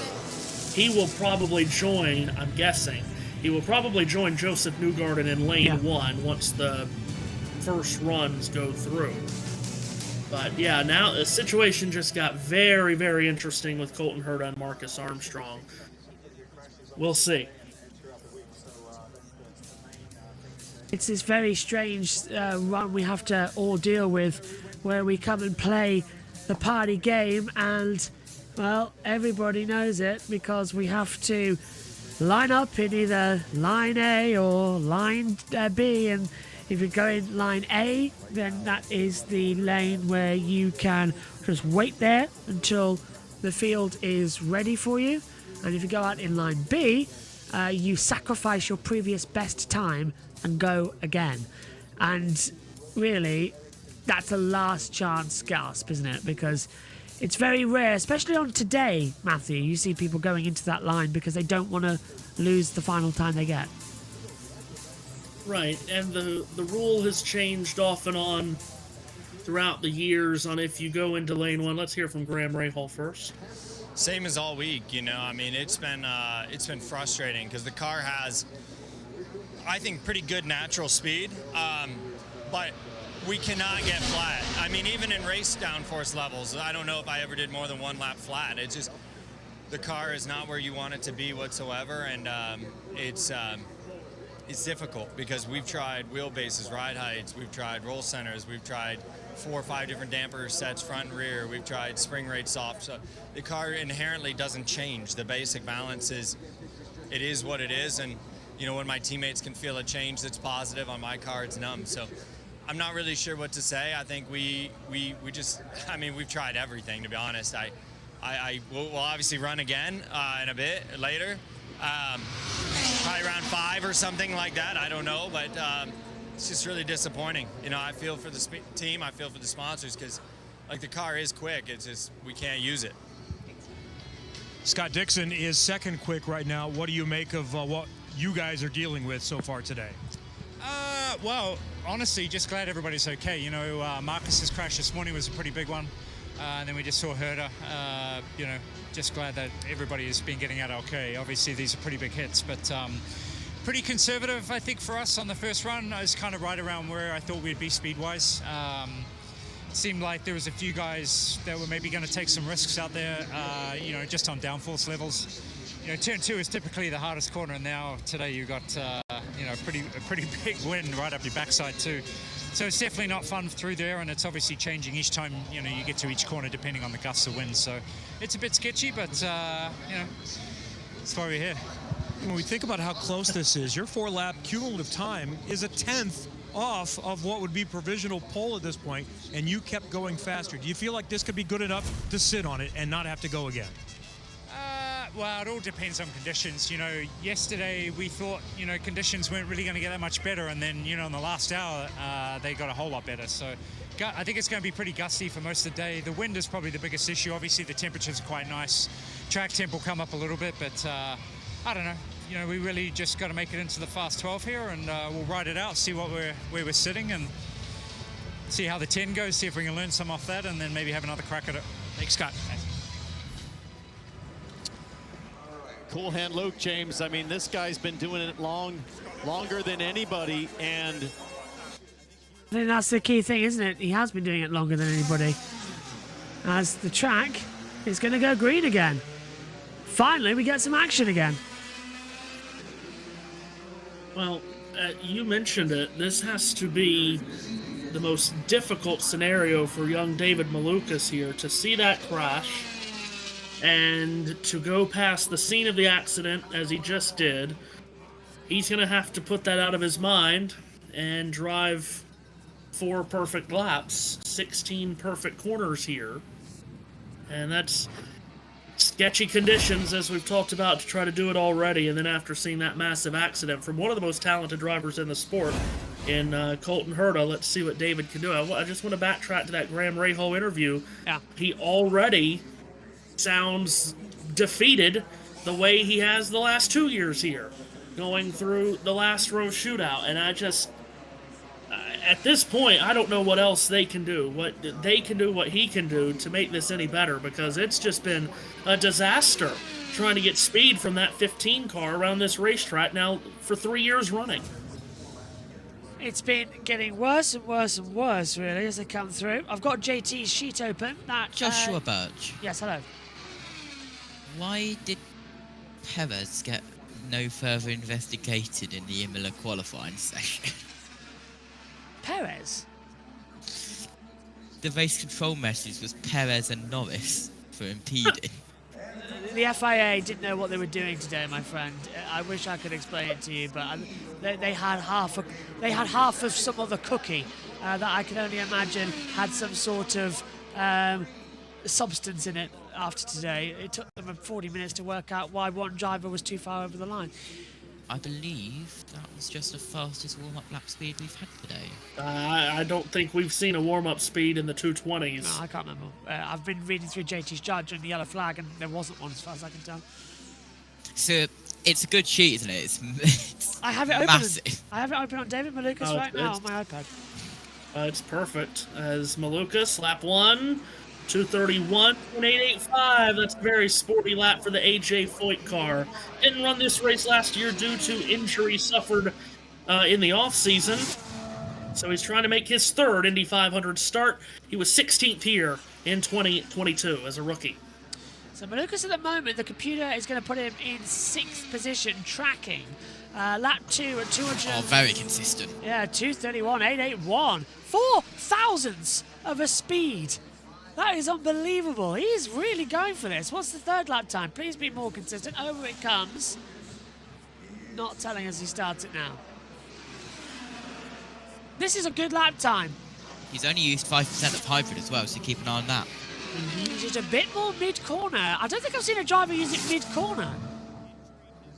Usually it's to the exit to gain more speed down the straight. Look, he's down to 77% already. Does he continue using it through the middle part? Little touches, not too bad. I like it. This is a decent run for David Malukas. White flag in the air, lap 3, 232.541. I'm not used to them gaining speed. That's what hybrid can do. Yeah, no, it's incredible seeing these guys gain speed as the run goes on. It's amazing. Comes up out of turn 2. 20% hybrid left, now 15%. He is abusing that button here. Doesn't look like he's going to have any left when he exits turn 4, but this is a terrific run so far for David Malukas. The Chicago-born driver rounds turn 4. He's at a hybrid as he goes over the line. What's the lap time? It is a 2:32.472. Averages out at 2:32.194. I'm really going to have to get used to this. The fact that we just had lap times that were getting faster. I came in late because of the commentary of Formula One. I'm not used to this. You're having to redo your brain. It will be unpredictable who's going to get pole position tomorrow. Yeah, it is. And of course, tomorrow we're going much later in the day too. But yeah, this has just added another layer of strategy for the drivers inside the cockpit, using all their tools, as they always call it. They've got another one to use here this year with this hybrid system. And that's a good run for the first Foyt car, and the second one in Ferrucci about to go out right after Malukas. So we'll see how much speed Ferrucci has here. Yeah, so Santino Ferrucci starts his warm-up. 12 mile an hour went into turn 2, 11 at turn 3, 4 mile per hour turn 4, 3 mile per hour turn 1 though. Yeah, and crosswind at turn 2 is what's giving everyone so many issues. That's where we thought we would see the most drama today, but Colton Herta gave it to us in turn 1. Yeah, well, you know what he's like. He's never one to disappoint, is he? In a qualifying simulation run. Yeah, so Colton Herta is officially classified 31st on the board. So he made a run, but he didn't complete the run, so that's why he's classified as 31st right now, with basically no time and in the last row shootout. Here's the stars and stripes of Santino Ferrucci, who has been in the top 10 in all 6 of his Indy 500 starts, but has struggled to find speed so far this week. Is today the day where the red, white, and blue find some of that speed? His teammate just clocked in 5th fastest. He's got some decent times, I can tell you as well. 2:16.817 on the warm-up lap time. The first lap's coming through. He's used 5% hybrid power, and he's in 6th gear as well, down to 5th. It can help you, but most of the time, changing gears on the speedway is a hindrance. He lost a lot of mile per hour over the line. What is it? It's a 2:31.630 first lap time. Yeah, just still struggling to find speed in that 14 car right now. Nowhere close to what his teammate Malukas did on his first lap. Ferrucci, amazing, as I mentioned, top 10 in all 6 of his 500 starts. His career average finish here is 6.3. He was 3rd here 2 years ago to Joseph Newgarden and Marcus Ericsson. Down we come, lap 2. 2:29.944. The computer says it, and I don't like that. How do you lose time in a hybrid era? That is a lot to lose. And now the computer putting him 10th fastest. That'll lock him in, actually. Man, woo, high in turn 1, too. So not only is it not fast, but it's not comfortable. Definitely say that we're going to see another run from Santino. Complaining over the practice days that the car wasn't anywhere near he wanted to. The setups was wrong. He was getting grumpy. He said he was going to punch somebody. No, not really bad for him. Look at the wind on the white flag as Aaron holds it out. What's this lap? 3rd lap, 2:30.801. Yeah, it's a bad lap. But obviously, Matthews, he can't go out straight away because you've got to cool the car down again. Oh man, so that car is evil right now at turn 1.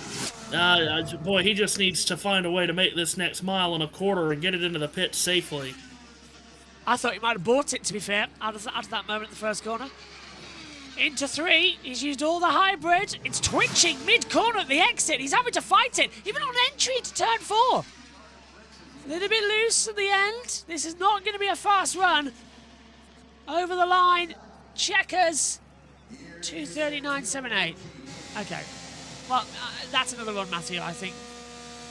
Yeah, he'll run again. They'll make some changes.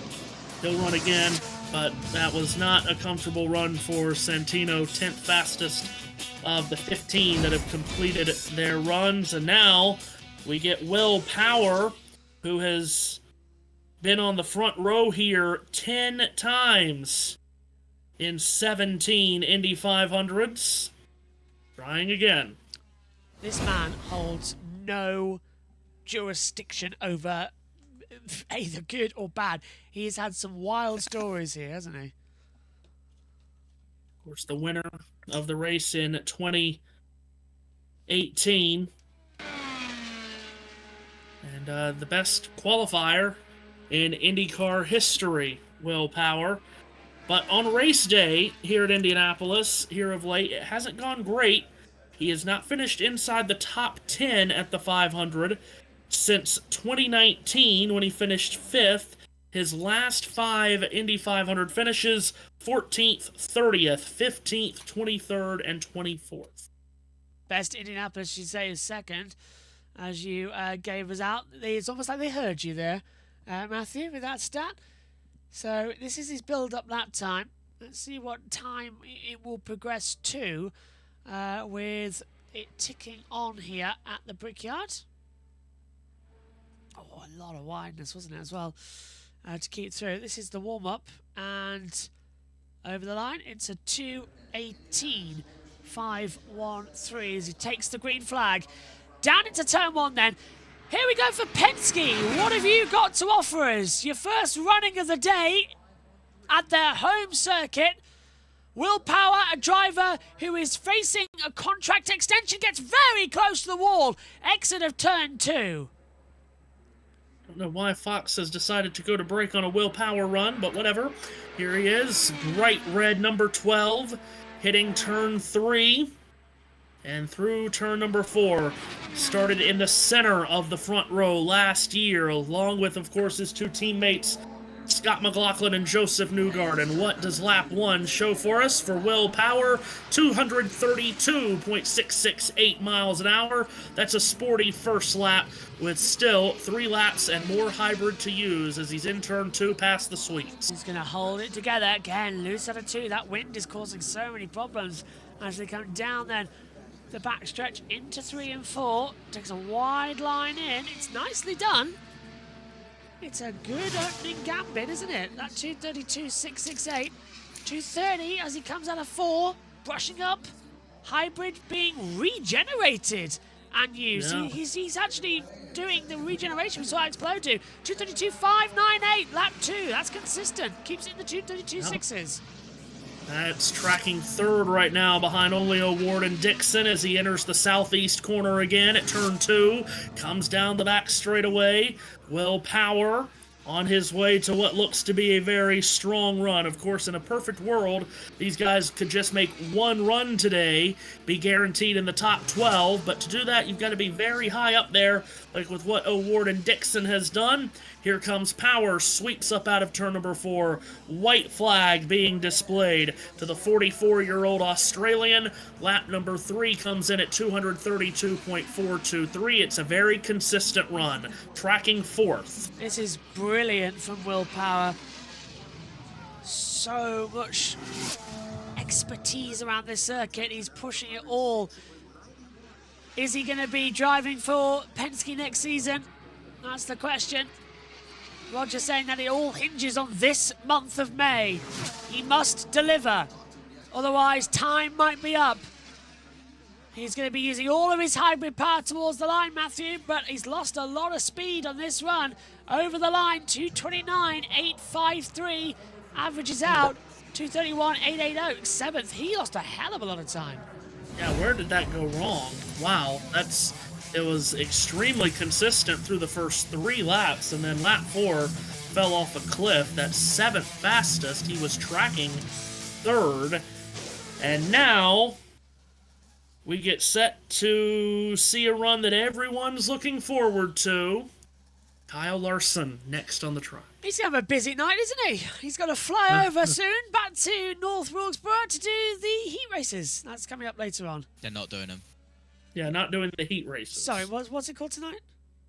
Yeah, the heat races tonight. He's not doing them. He's going to stay here and start at the back tomorrow night. Right, okay. So Larson doing a back-to-front challenge. That's going to be fun. Fox has gone to break prior to his run.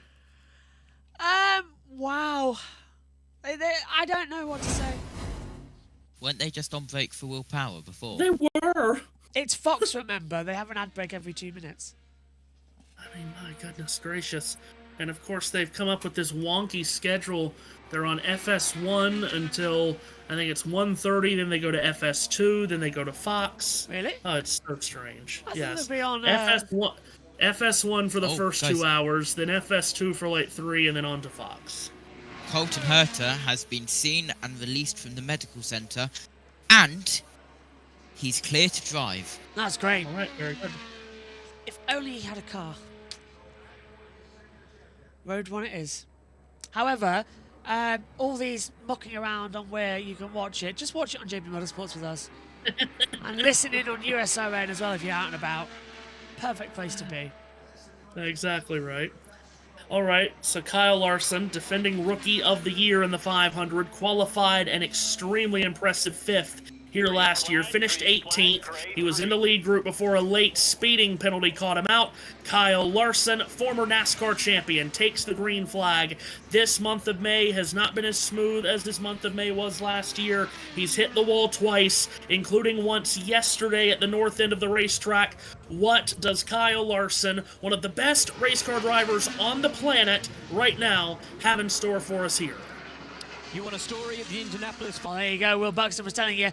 First lap time. Are you ready? Warm-up was a 2:14.655 over the line, and it is 2:30.541 for Kyle Larson. Not the biggest, but a nice start. He will need to start improving if he wants to get comfortably in that top dozen. He just scored his 32nd career NASCAR Cup Series victory just last week in Kansas City. That tied him with NASCAR Hall of Famer Dale Jarrett for 29th all-time on the NASCAR wins list. He is one of the great NASCAR drivers we've ever seen, and he has, of course, started his own legacy in many other forms of motorsport. Lap 2 complete for Larson at 230.563. It's consistent, but it's not top-end fast. It's put him 13th on the tracking board right now. That's just... Arguably, does he want to go in and be having to go through the fast 12 and the fast 6, which could delay his run? We all know what the priority is here. It's not the Indy 500 this year. It is the Coca-Cola 600 and the All-Star race tomorrow. NASCAR put that rule in to stop him doing it because there was a big chance he wouldn't have the waiver this year. And NASCAR, despite them bringing more popularity and an advertisement, have gone, nope, sorry, we're not going to do that. And in this lap time, 2:29.762, a lot slower. Yeah, he's going to be using all of his hybrid energy here on this lap to try to make it faster, but this is not even going to be in the top 12 by the looks of it. Down the back straightaway goes Kyle Larson from Elk Grove, California. He's on a hybrid, yeah. Trying to make his second Indianapolis 500 start. He's into turn 3, but he will definitely have to run again before today is up, because this run is not going to put him in the top 12 at the end of the first run. It might not even put him in the top 12 now. Checkered flag for Kyle Larson.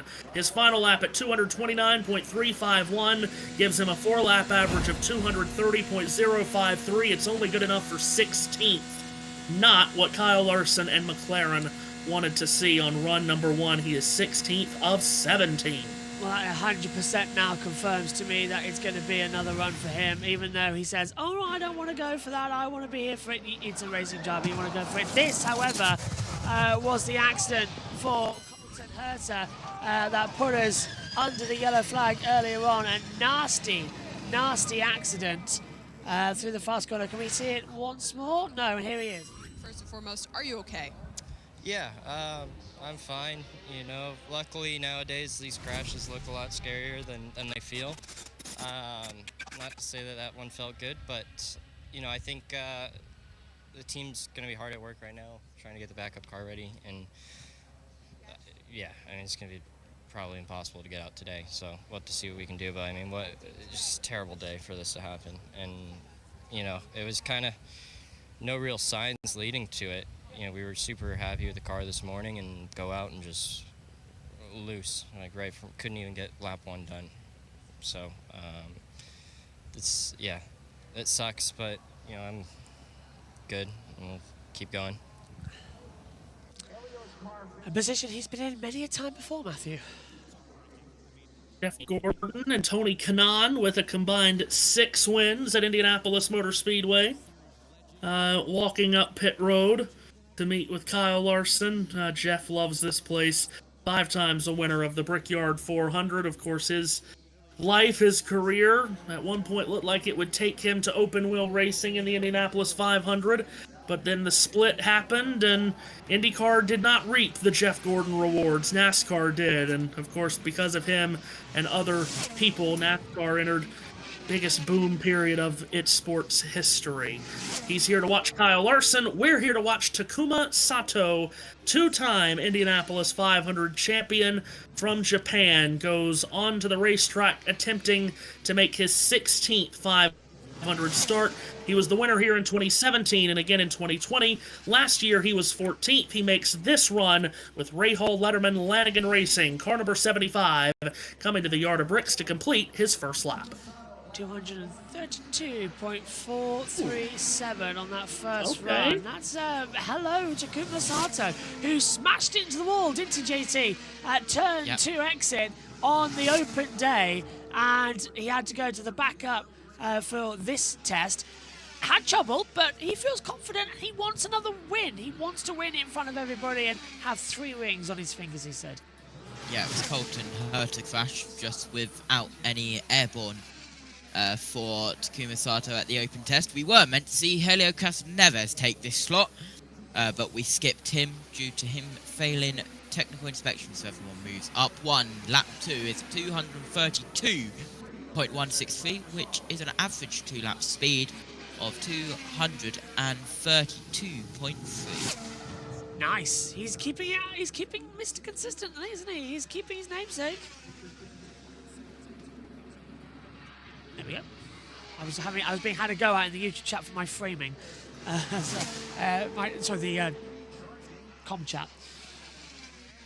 232.050 then for lap 3 coming through. I got DM'd it. So not a bad run there. Lap 4 coming through.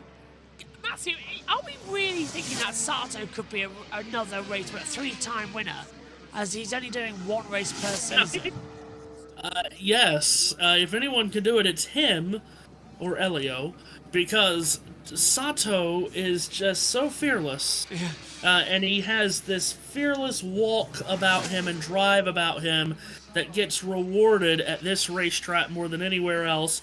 He's always fast when he comes here. He's showing that in this run. Currently, he is tracking to be 5th.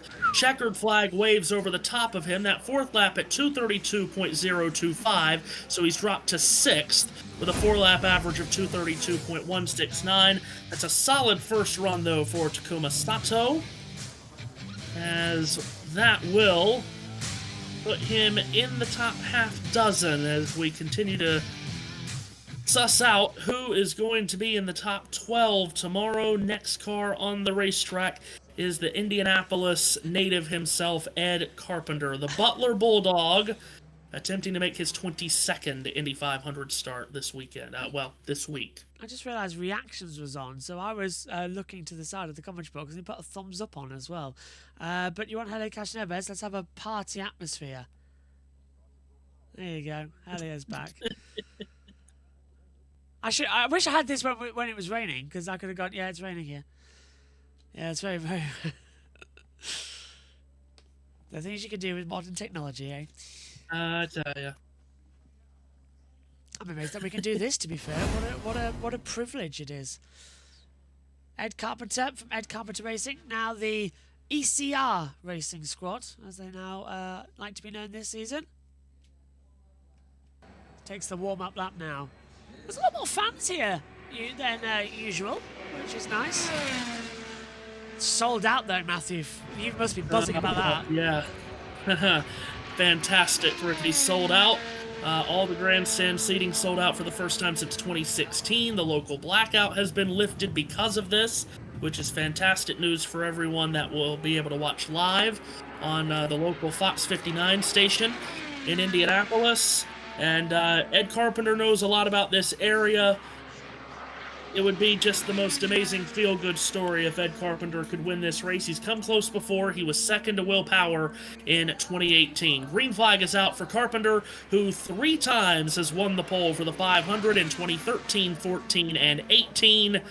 Last year, however, he was just 17th on the starting grid. He's underway on his run in the Splenda colors. The good thing is, though, about Ed Carpenter, he's had a much better month of May. His 2 other cars really are liking the performance, and he's borrowed the setup. He's done as much work as he can, and he likes the hybrid. He says he has a few more buttons to press, a few more things to do, but he likes the pace, he likes the build-up, and his first lap time coming through here, proving that this man has still got the speed. 232.387. My goodness me, Ed Carpenter Racing, you are still fast.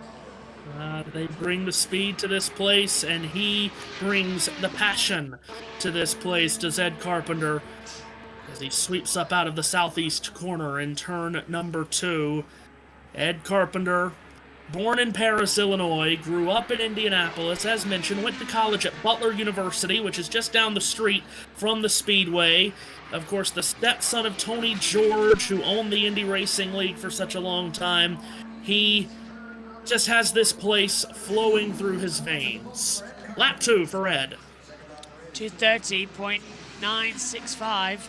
So average is out at 231.6, but that puts him 9th fast at the moment. That's much more like it.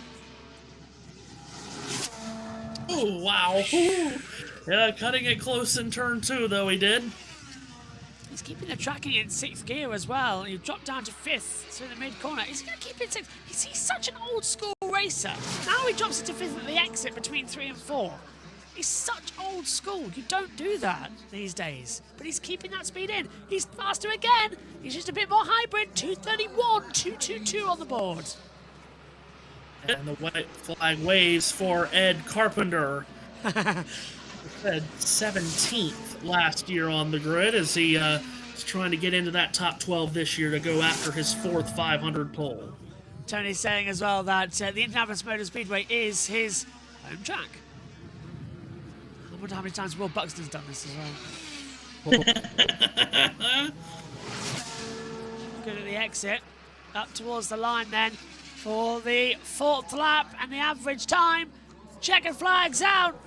It's a 231 exactly, which means it's a 231.392. Puts him exactly 12th.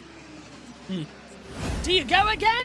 Do you stay? Yeah, no, you'll have to go again. That won't hold up all day long in the top 12. I think he would have been looking for a little bit more after he saw that first lap in the 232s. Quite a bit of drop-off there. But there is top-end speed in that car as we go to pit road. What did you think of it?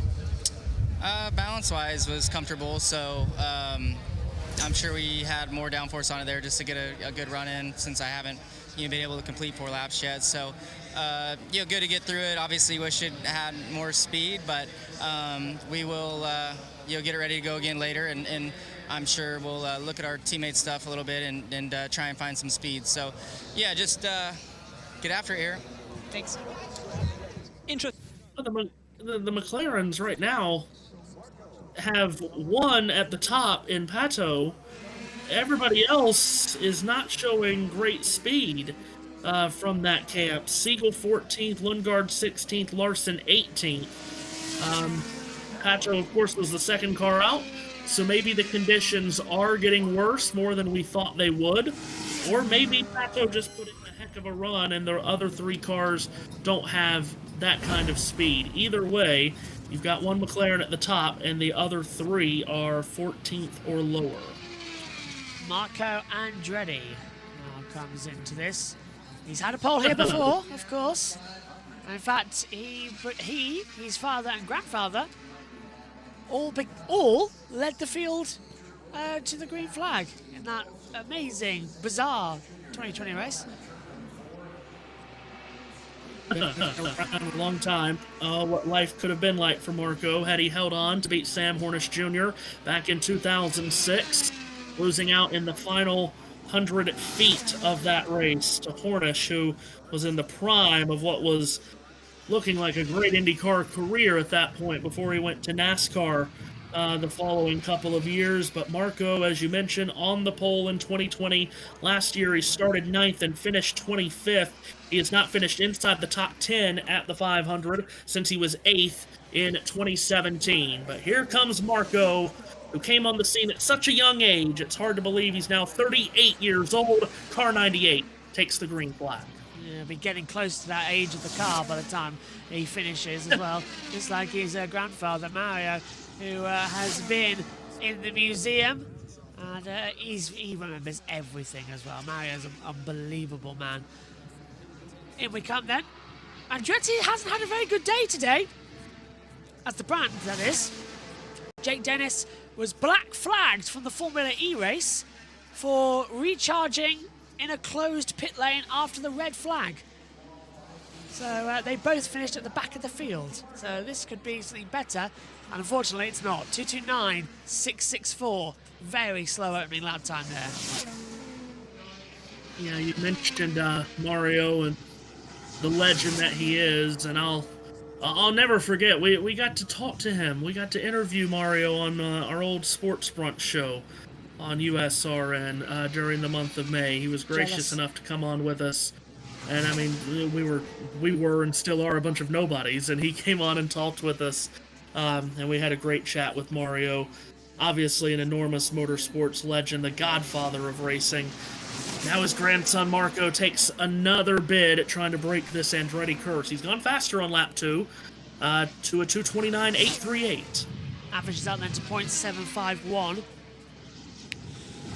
Yeah, still not finding that delta, is he? He's using a little hybrid. He's down in 4th gear. I think this seems to me like it's a low speed run, like he knows he's going to build up later.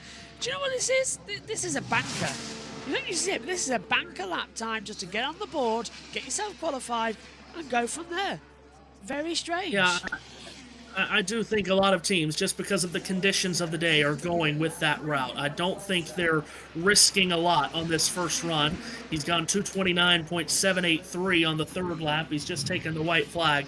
But yeah, with the conditions being what they are, I think you're right. That's what they're kind of going for on their first runs, because they believe they can come out later and the track conditions will either be the same or maybe even just a tick better. So 4th lap coming through then for Marco Andretti. Up towards the line. I've been told that Grub's up, so we'll take the checkered flag. And it's a 230.143. First time we did get in there. Yeah, that tells me it was the banker lap times. Average out 229.857. I am going to go grab and come back with the food. Back in a minute. That is not allowed, Mr. Joshua Birch. But he'll do it anyway. Oh, here he comes. Is he coming back? It is allowed, because I'm up until Monday at 4 a.m. thanks to the All-Star race. Are you doing the All-Star race, Matthew? Yes. Are you being within the pain with us, even though it's not that bad for you? It's only 11 p.m. for you, but 4 Right. p.m. for us. Indeed. Sorry, 4 a.m. for us. That 4th lap, by the way, for Marco, his fastest lap. So again, we are just learning as we go on with these runs. Some of them just getting gradually faster, which is just a very strange thing to try to get a hold of. As one of our rookies is going to hit the track here. That's Jacob Abel of Louisville, Kentucky. He is running the throwback livery. Of course, it's been 40 years since Danny Sullivan's famous spin and win here at the 500.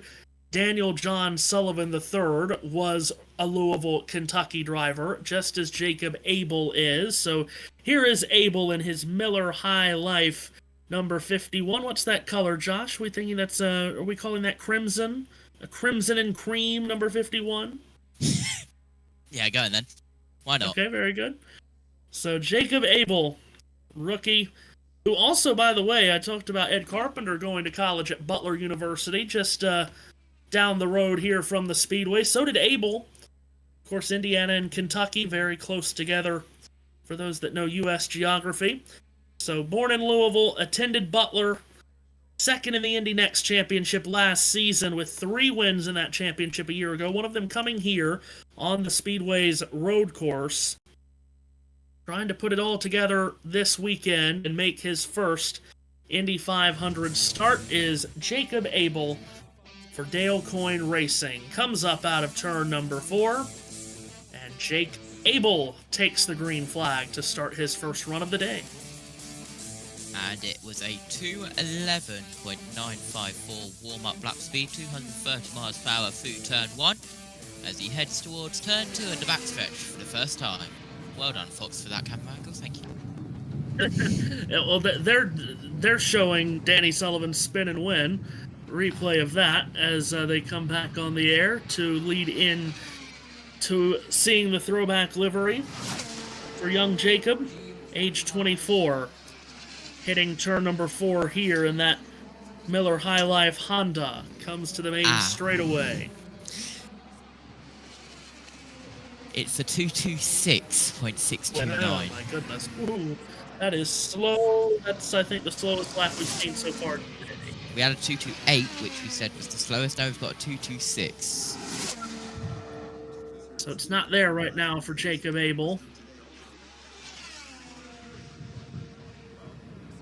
And you would certainly hope, with it being that slow on lap 1, that he can use the hybrid over these last 3 laps and go faster. Only but 2:22 through turn 4.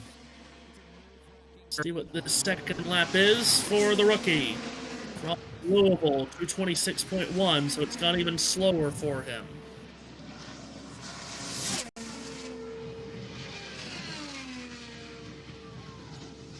Turn 2 we go now, and down the backstretch, the 2-lap average, by the way, a 2:26.384. He heads down the backstretch in towards turn 3 now, and he will head towards the line. Hopefully there's an improvement for Jacob Abel. Yeah, at this point, it's not going to be a competitive speed, so all that he needs to do is just come around and safely complete this last lap to get a time up. He has gone faster, 2:27.148 on lap 3. So let's see if he can safely negotiate these last 3 corners to just get a run in, but it certainly has not been fast from Jacob Abel. Down the back straightaway he goes, heading towards the number 3 corner. And he will continue to circulate. Hello. And hello. The lap 2 average was the same as the 3-lap average, but up towards the line he goes. Jacob Abel, his 4th lap, is faster once again. It's a 2:27.522, which is a 4-lap average of 226.859 miles per hour for the 51 of Jacob Abel. Next up, it's Alex Polo in the number 10 car. And we're going to hear from Ed Carpenter. The 22nd time. The one thing we noticed is you still had 46%, according to our data, of the hybrid push-to-pass available. What's the game plan there? Did we push it a little late or what? No, we got to go with the data. Something happened where it didn't do what it was supposed to do, or maybe I didn't do what I was supposed to do. I thought I did. I definitely made plenty of screw-ups in that run. I, did the old classic, forget to move the weight jacker back, and did a couple corners at speed. So there's definitely something there. I thought we were going to be a little quicker on lap 1 than what we were, but I know we can make the 4-lap better than what we just had for sure. He's won the pole here 3 times, so we might see Ed Carpenter again today going better. Hello, guys. I've got a question. Is it fat to have fish and chips, sausage, and with a sausage and mushy peas? Like, is that fat, or is that just normal? I don't know. Talking to this American, no. No. I've got fish, chips, jumbo sausage, and a 12-piece side box I'm sharing with my dad. My goodness me. Who is currently very happy. I need to check the score. Hold on. Oh, it was you winning. Is it still? He is still very happy. Here comes And Alex. he's probably getting nervous. Anyway, time to stop talking about soccer. I'm even going to put my fork down because this is a biggie. Green flag. Alex Palou going to qualify. Now, fastest man so far this week. Can he do it? This is going to be very funny. Mr. Goddamn Awful just said I just had a chicken madras. Very good. And I'm making Adam hungry. I do apologise. But this is crucial, Adam. What can he do already on the backstretch? He was 224, 220 in the warm-up lap. Not the words to describe what Alex Palou has been doing to start this season. He has been so good here at the Speedway over the past few years as well. Passed for the win by Helio Castroneves in the last laps in 2021. First lap is complete for Palou, and let's see what kind of number we get. 233.080. Palou is flying. No surprise. Well, this is the beginning of the very fast glory runs that we're going to see. He's not going to use too much hybrid now. In the test runs, he was using the hybrid, then he was regenerating down the back straight. He's not doing that here, but watch as we start lap 3 and 4. I'm amazed by this man. How can you not be? In his last 4 Indy 500 starts, he's had 3 top 5s, and he's led 119 laps over those last 4 500s. He's across the yard of race lap 2. 233.107 miles per hour. Alex Palou is flying and blistering this great speedway. Only on hybrid power can he be this fast and this successful. This is fantastic for Palou. Down we go. He's not even using his hybrid though. No, because he's adjusting the brake balance. He's lifted slightly coming into 3. Bit of cloud cover now affecting that part of the track. Into 4. And now, surely starting using hybrid. There's a little bit hybrid use up to 6th gear. Using that to control the speed loss. 232.9. Still above 233 on the average. What is this man on? It's still tracking faster than Pato O'Ward by 0.2 of a mile an hour across the sweeps of turn 2. He's never won on an oval, remember. Of course, A.J. Foyt had never won on pavement before he won his first Indianapolis 500 in 1961. Palou, one of the heavy favorites to win this 500. Will it be his first oval win? Is he going to displace Pato O'Ward off the top of the board? We're about to find out. Checkered flag. Over the line. What's the time with no hybrid left? 233.019. Average speed 233.043. Pato O'Ward, you may take that cap off. You might, even with that performance today, be our pole sitter for tomorrow. Unbelievable run. It's just incredible what this guy is doing. I mean, we talk about A.J. Foyt. It's the best start to an IndyCar season since Foyt won the first 7 races of the year back in the early 60s. Guy has won 4 of the first 5 races. His average finish for the season is 1.2. The race he didn't win at Long Beach, he finished 2nd. The Indy 500 is a different beast, but that guy, if he goes out and dominates next Sunday, could be heading towards the greatest season ever. Well, you say that, but I agree with you. I think he could do the best of all time. I mean, right now, you would not put it past him winning 12 races this season. I don't want F1 to have him. Keep him here. Keep him here. Don't let, he'll be mid in F1. Keep him here where he's happy and fun and fast. I have a feeling a lot of IndyCar drivers would like to see him go down there. Do not let me choke. See ya. Yeah, don't make me choke mid-conversation. My goodness. Let's see. I'm just checking. Every time I'm on with you guys, I have to remind myself to check the YouTube comments. It's not something that I'm used to doing. Armando says that he is from Brazil. Says go Castroneves. Very good. Well, again, I don't root for anybody, but if Elio wins, it's just the greatest moment ever. Liar! Liar! You are a Castroneves fan through and through. Maybe I shouldn't say I don't root for anyone. I don't root for just one person. There's a lot of people that I root for because it would be a great storyline. Pato O'Ward would be a great storyline.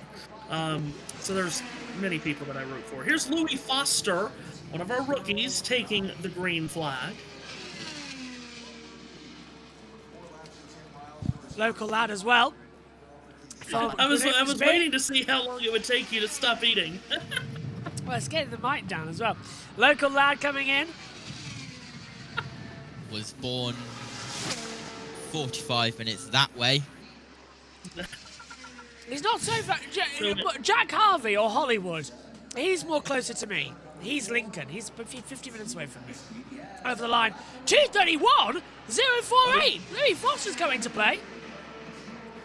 Solid opening lap for the reigning Indy Next champion. He won 8 times in 14 races on the Indy Next Tour last season. 21-year-old from, is it Hampshire, England? Yeah. Yes. Yeah. Okay, so it's not Hampshire. No, Okay, Hampshire. We've got New Hampshire and Hampshire. Right, okay, very good. Just wanted to make sure I have all of that right. Also, I don't know when to tell them, but they keep putting England up. I'm surprised Buxton hasn't done it. It's not England, it's Great Britain. GBR. Across the line, Foster lap 2, 230.780. So he's slowed down by 0.3 of a mile an hour from lap 1 to lap 2. Interesting looking car. Don't know what we would call that color. It's not quite bright and vibrant enough to be turquoise. What would we call that shade of green blue? Is that seafoam green? I don't know, but what would my mushy peas be considered the same type of colour from this angle as well? It's still the same, isn't it? Please keep your mushy peas to yourself. Thank you very much. Hey, Louis Foster on the screen. He's a British lad. It's British food time. I was this close to having a hamburger. Over the line then, and it's a 2:30.186 his third lap average. Now that would be very American of you, but He they was didn't even high in originate turn from one. America. Hello. Wow. Hello. Very close in turn 1 there for Louis Foster. Sorry. A moment right there. Yes, I don't like any kind of peas. Green peas, black-eyed peas, and don't show me mushy peas. No. Don't like any of it. Oh, Matthew, where is the love? When I come over there next year, you're not feeding me that either. Oh, we are. Checkered flag for Louis Foster. His final lap at 230.251. The 4-lap average is 230.566, and that's 16th fastest. Please tell. From England/Great Britain. Whatever. Thank you. Please tell me one of the 352 people watching got my black-eyed peas pun. I got it. Because, thank you. Well, I said Alex, hello. Hello. Is that all there is? Can you do any more if you need to later today? I don't know. I guess we'll see. I mean, it's tough conditions, man, out there. Yesterday was with just overall temperature. Today's with the wind. So, yeah, the car's been really good. Today we're struggling this morning. Like, I was unable to finish a 4-lap run, and, yeah, now we're able to finish it quite strongly. So, super happy. But I don't know if there's more. I mean, there's always more. But the line between more and too much is very thin here at the IMS. So, hopefully that lap stays good enough for Fast 12, which is the target for today. And we'll see what we have for later or tomorrow. Yeah, if he needs more, it's probably only needed tomorrow. Today, being fastest is not important. Just be in the top 12 at the end of the day. I want to experience what a American fish and chips would be. Do you call it chips over there? Is it chips and fish?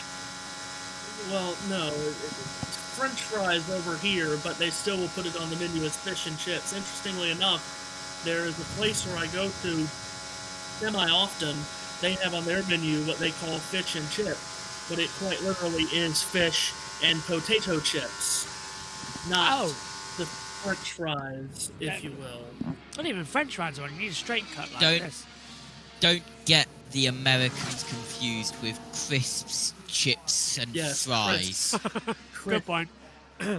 As we are about to see a run for a very fast car, or at least they hope it's a very fast car. The green flag waves for Scotty Mack. Scott McLaughlin last year set the fastest pole time in Indianapolis 500 history in his yellow Submarine. He is attempting to make his 5th career 500. The Supercars legend from New Zealand is on the racetrack. He was 6th in the race last year, which was his career best at Indianapolis, but he was left disappointed after being at the front and leading a lot last year. Just couldn't get the handling down at the end, and it relegated him down to 6th. Let's see what his first lap will be for the yellow Submarine. What's he had for breakfast? It's a 2:33.135. Wow! Oh, it's a terrific lap. He thinks he's bigger than Jesus in that yellow Submarine. Jesus or the Beatles? I can tell you, too, that Fox has pulled out the old ghost car here Oh, to show McLaughlin's run. So, Scotty Mack, will he be able to stay consistent and battle Palou for this pole? He's in turn 4 on lap 2. Over the line. He's dropped a lot. 2:32.494. Huge drop off on speed there for Scotty Mack. I see he's not bigger than Jesus, just like the Beatles. He was fastest yesterday, but that was with some tow on that run. So it wasn't a true measure of what kind of speed he had with the boost turned up. Yeah, still could fight back, though. If he saved up the second lap time, I was going to push it hard for lap 3 and 4. Maybe this is an experiment. You know you're going to get through. You're in a Penske. White flag, lap 3. It's a 2:33.2. Oh. I don't believe what I've just read. Well, let's see. Let's see what this last lap will give us. This is impossible. This is absolutely impossible. Can you hold? I need to eat a sausage. There he is in turn number 3. Scott McLaughlin trying to take the fight to Alex Palou, which is something that no driver or team has been able to do in IndyCar world this season. Here comes the Submarine. Checkered flag is waving. McLaughlin's run is complete. 2:33.143 was his 4th lap, and he's just missed displacing Palou. His 4-lap average of 2:33.013 is 3/100ths of a mile an hour slower on average than Palou. But interestingly enough, his best lap was faster than the best lap of Palou. So 100% we could see a battle between Chip Ganassi and Team Penske. That's worried Penske as well. Oh, there's the ghost car. Finally. There it is. Wow. I've been waiting for that on Fox for ages now.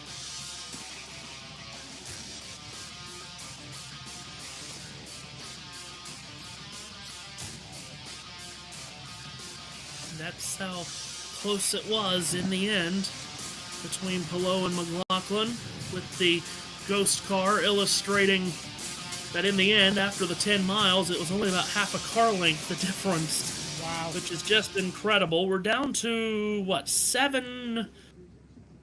8 cars. I think it's 8 cars when you throw in the 66, which we're still don't know much about what the plan is going to be for Marcus Armstrong. But we're getting down to the end of the guaranteed runs. Stingray Robb about to come out onto the racetrack. The driver from Payette, Idaho, just outside of Boise. Yeah, be careful. You don't want to be stung because there's a stingray on track. Thank you very much for that. Marineville. You are very welcome. 3rd time. Marineville priority battle stations. And my favourite, anything can happen in the next half hour. Anything can happen in the next 4 hours, 33 minutes, and 26 seconds. Da da da da da da da da da. Coming to the green flag. In that case, we are about. In that case, it's coming to the green flag. We are about to launch Stingray. Thank you. I'm here all week. I do see. Thank you very much. Yes, we're at Chuckle Hut for the next couple of weeks. Be sure to tip your waiters and waitresses well. I see some comments in the chat section on YouTube about the weather for tomorrow. Weather looks all clear for tomorrow. It is going to be a tick warmer Today's high 68, tomorrow's high 74, but it's going to be mostly the same.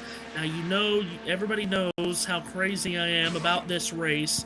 I have been checking much of a 50-day forecast from 50 days out to try to figure out what the forecast will be for race day. I can tell you as of now, the 10-day forecast is showing a 25% chance of precipitation next Sunday. After what we dealt with last year, I will take that number. Matthew, if you look out your window, the nice men out of there with straight jackets, just go and put it on. They're going to take you to IMS Speedway. The running joke here on JBM for viewers who have not joined us before, and USON, Matthew Owens is the mayor of Indianapolis Motor Speedway. Yes, see, the problem is Seth Eves started that, and he did not know what he was actually starting, because now a lot of people call me that, and at some point, we're going to come across a time where someone listening for the very first time is not going to understand the sarcasm or the joke behind it and actually believe it, and then we will be a part of spreading false propaganda.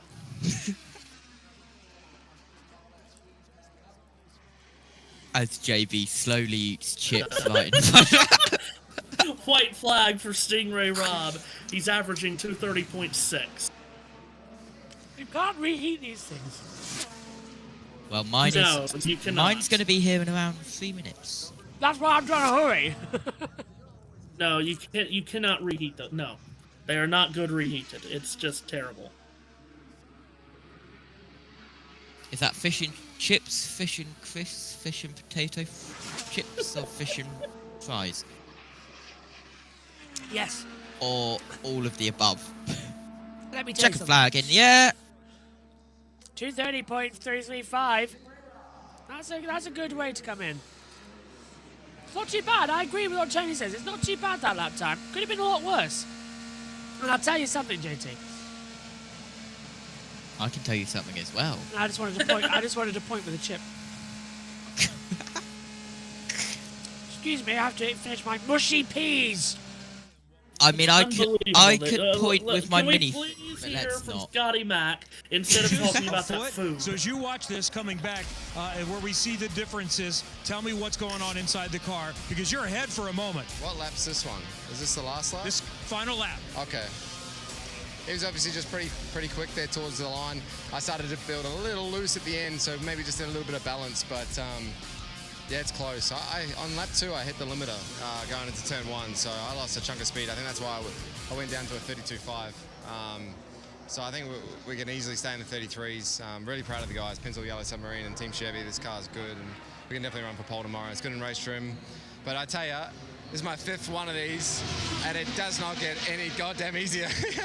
It's just like, it's so, I was like nearly sick, Kev. I was nearly sick before the run, and I mean, props to Shwartzman. He did an awesome run this morning, yeah, really happy for that guy, because it looks like it's been a battle all week, so I know how hard it is as a rookie, and it's a good job. You might be able to put it away for the day. We might not have to see Scott McLaughlin until he runs for a consecutive pole tomorrow. Fox might have to apologize for that language, but anyhow, we move on. We press on like a Lee nail. Christian Rasmussen will take the green flag next. Boy, was he wildly entertaining to watch in last year's race. Massively, as he takes the green flag and sets off on his first run. I see Tony in the chat section says, I wish they did the top 12 tonight. Well, Harpoon Bakery said that. And then Tony commented and said, I think the top 12 shootout is kind of gimmicky. I would agree on, I don't know why we need a top 12 and then a top 6. I think we need to either set the number at 6, 9, or 12. I don't care what the number is, 6, 9, or 12, and then just do one session for the poll. I don't know why we need a 12 and then a 6. First lap time, 2:32.171 for Rasmussen. Wow. My God for me. You would rather have the old format. Oh, of course. Of course. I would love to be here for 2 weeks qualifying. Saturday, Sunday, week of practice, bat for a Saturday and a Sunday, pole day on the first Saturday, then we're setting positions, make the numbers whatever you want, 10 to 24 or 10 to 17, whatever. Well, you get your I would wish. like to be qualifying for 2 weeks across 4 days because that's just how much I love it. You're getting your wish with the fact that we get the open test back in the first weekend of May. So we are just here in May next year. So you get your wish. Right. Second out time. So that's what I would like. 231.195 was Rasmussen's second lap. Just because, wow, he's very high off turn 2. We have gotten to a point in our society, and this isn't just for this race or an IndyCar. This goes for NASCAR. Oh. This goes for Formula One. This goes for a lot of forms of racing, that we have started to try to reinvent qualifying, and I'm not sure we have to reinvent qualifying. It should be just as simple as figuring out who the fastest cars are as Rasmussen takes the white flag. We've got breaking news, and I must say my thanks to Robbie McHugh. Connor Daly has been disqualified after a post-qualifying technical inspection was found in a violation. So post-qualifying tech has found Connor Daly in violation. He has failed it and has been disqualified from today's running. So Daly in trouble. Now, will he get to go again? I think he would. Yeah, I would think so, unless it's, a really big out-of-bounds penalty as the V12. checkered flies for Rasmussen, and he is clocked in with an average of 231.438. That's 13th for Christian Rasmussen. Look how loose he gets That's out a of turn solid 1 now. run. He gets very loose at 1 and then nearly hits the barrier coming through. Yeah, he was really high. I think that was lap 2, I believe. He was very high. Driving for Ed Carpenter this year. Mentioned how entertaining he was to watch last year, and I would think we'll see him again before the day is up on the track. Devin DiFrancesco next, correct? No, Carl Kirkwood.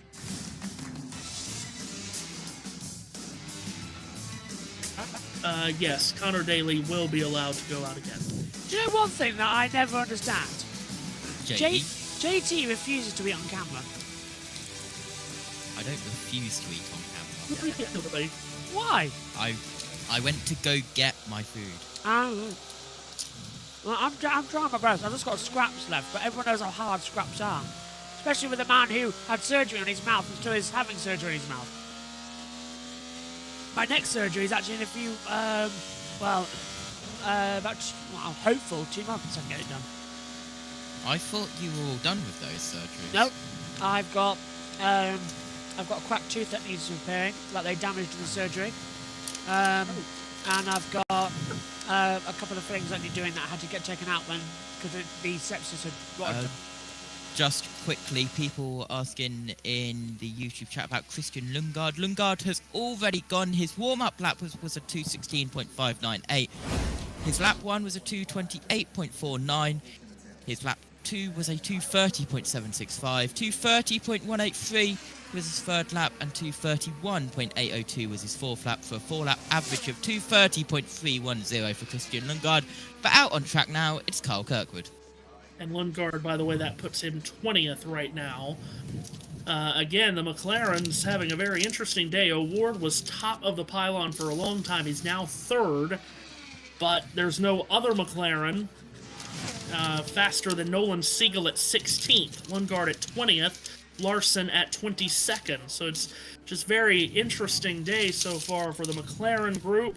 Let's see, we have a comment. Prema having a good day. Robert Shwartzman had a terrific run earlier. He's 5th still. That could be good enough for him to get into the Fast 12 tomorrow. We have an aloha from Honolulu that says thanks for the feed. Very good indeed to hear. And we have a comment from Jesse. I'm pretty new to IndyCar. When will we know the actual qualifying order? Because I know there's a day 2. So yes, today we figure out the starting positions 13 through 30. Those are set in stone after today. The top 12 from today will move on to run for the pole tomorrow in 2 different sessions. There's a Fast 12 session, then the 6 fastest from that session will run for the pole tomorrow. And then also whoever is 31st, 32nd, 33rd, and 34th today comes back tomorrow to run on bump day or the quote-unquote last row shootout. They will run that session tomorrow as well. That's the middle session tomorrow between the top 12 and top 6. The 3 fastest from that session will start on the last row next Sunday. The slowest in that session will fail to qualify. It, again, as I said earlier, it sounds more complicated than it actually is. Kyle Kirkwood on the track completed lap 1 at 2:31.946. He just completed lap 2 at 2:31.267. So Kirkwood from Jupiter, Florida, won Long Beach earlier this year. A driver has not won the Long Beach Grand Prix and the Indianapolis 500 in the same year since Elio Castroneves did it in 2001. Yeah, that 2001 race as well. He ended up going back-to-back in 2002 as well, and got the extra money for it. He was the last one to do it, and then Joseph Newgarden repeated it last year and got $440,000 extra, because that's how much they had put into it since the last winner. Oh my god, JB. What? just a little big. What is that supposed to be? Is that a fish? That's fish. Where did you go swimming? Marineville? Well, that's certainly a big piece of fish. Is it haddock? He tells he's muted. Yeah, Right. yeah, he just said something, but we didn't hear that at all. As Cod. Kirkwood has just completed his run. 15th fastest for Kirkwood, 4-lap average of 2:30.917. Jesse goes on to say, pretty complicated, but I think it's pretty understandable. Also asks, will Colton Herta be in the bump session? We really don't know, because we heard from him earlier and said that it would be pretty difficult to get a backup car on the racetrack today. If they could just get a car out on the track today, all he has to be is 30th quickest today to avoid bump day. But I don't know if that'll be possible for them. So Colton Herta, a crash earlier in this session. Marcus Armstrong, a crash earlier this morning in practice. We do not know the status of whether we'll see the 26 or the 66 on the racetrack again in this session today.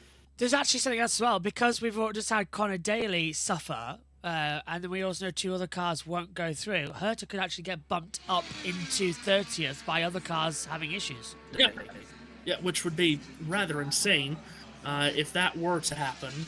But yeah, so we're going to have to follow it throughout the rest of the day. We've got just under 4.5 hours left to figure all of it out today. As we have a Canadian on the racetrack, it's Devlin DeFrancesco, who hits the racetrack for the first time here.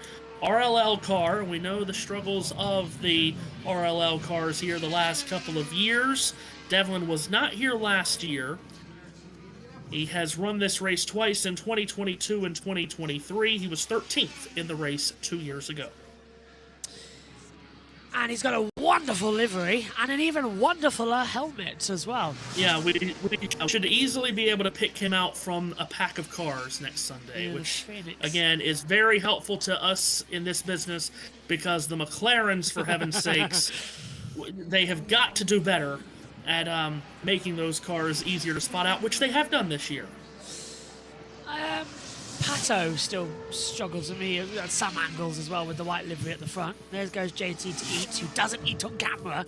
He doesn't do it. I don't mind. He never does. Listen, I wouldn't either. I'm not going to say a thing about that, because no, I'm not even going to be in this room when I break to eat. Let me tell you, I'm not eating in front of anybody. Thank you very much. I don't mind. I really don't mind eating. To me, it invites people in and says, "Come and we're having our dinner with you. You can have your dinner with us, and we can bring you some motorsport action." First lap time is a 2:32. Wow. 0:09. Wow, Devlin DeFrancesco's coming to play. By the way, I have very exciting news from the land, as JT would call it, soccer. Dean Henderson has made 2 brilliant saves, and Crystal Palace have won the FA Cup. Wow. Defeating Manchester City 1-0. Eze had the goal in the 16th minute. Palace have won the FA Cup. Crystal Palace. That is impressive. The underdog story. Might pop in. Always good to see Manchester City lose. Oh, now we know where JT's gone. He's celebrating with his dad. No. Right. JB, I'm a Brighton fan. Brighton and Crystal Palace despise each other. So you're having a bad day? I'm having a good day because food's arrived. Speaking of which, by the way, I did mean to ask, there's so much going on this weekend, I did mean to ask, is there a truck series stream going on yes. over the channel? Yes. Megan's laptop is taking it. I've just seen, because FS1 has switched off from Indy qualifying to the truck race, Jamie Little has been joined in that booth by Michael Waltrip and a very sharp-looking in a black suit and tie, Ryan Blaney. Oh. Did everyone tell me it's a truck race? Meanwhile, Michael Waltrip is in a very bright blue suit. Oh, Donald Trump. Donald Trump wants his blue blazer black. Oh, I miss Matthew Perry. And then he goes and does it. He goes and does it at the Pope's funeral. That's right. Di Francesco, this run has gotten totally sideways on him. He went from a 232 to a 229.5 to a 230 flat, and he completes his 4th lap at 230 flat, and a 230.415 is the 4-lap average, and it's 19th for the Canadian driver.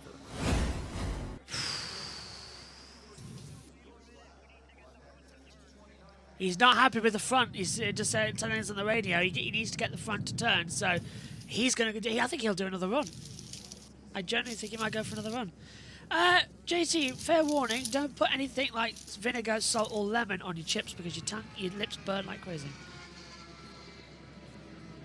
I am burning quite badly here. Got a bad lap time there. So yeah, they've gone break again. Yeah, we are here all day. 4 hours and 15 minutes of this. Well, they're there for 6 hours. I can't be bothered to turn up for the first hour. There's... Oh, I keep missing it. I keep trying to show the replay to the viewers who are watching. But I keep missing it. Be a dear, Fox. Show us it again. No. No. This is Callum Ilott, the other Prema car. Now... Robert Shwartzman in the other Prema is 5th right now. So Callum Ilott with some expectations all of a sudden here. Is he coming to get the green? No, this is to start his warm-up lap for Callum.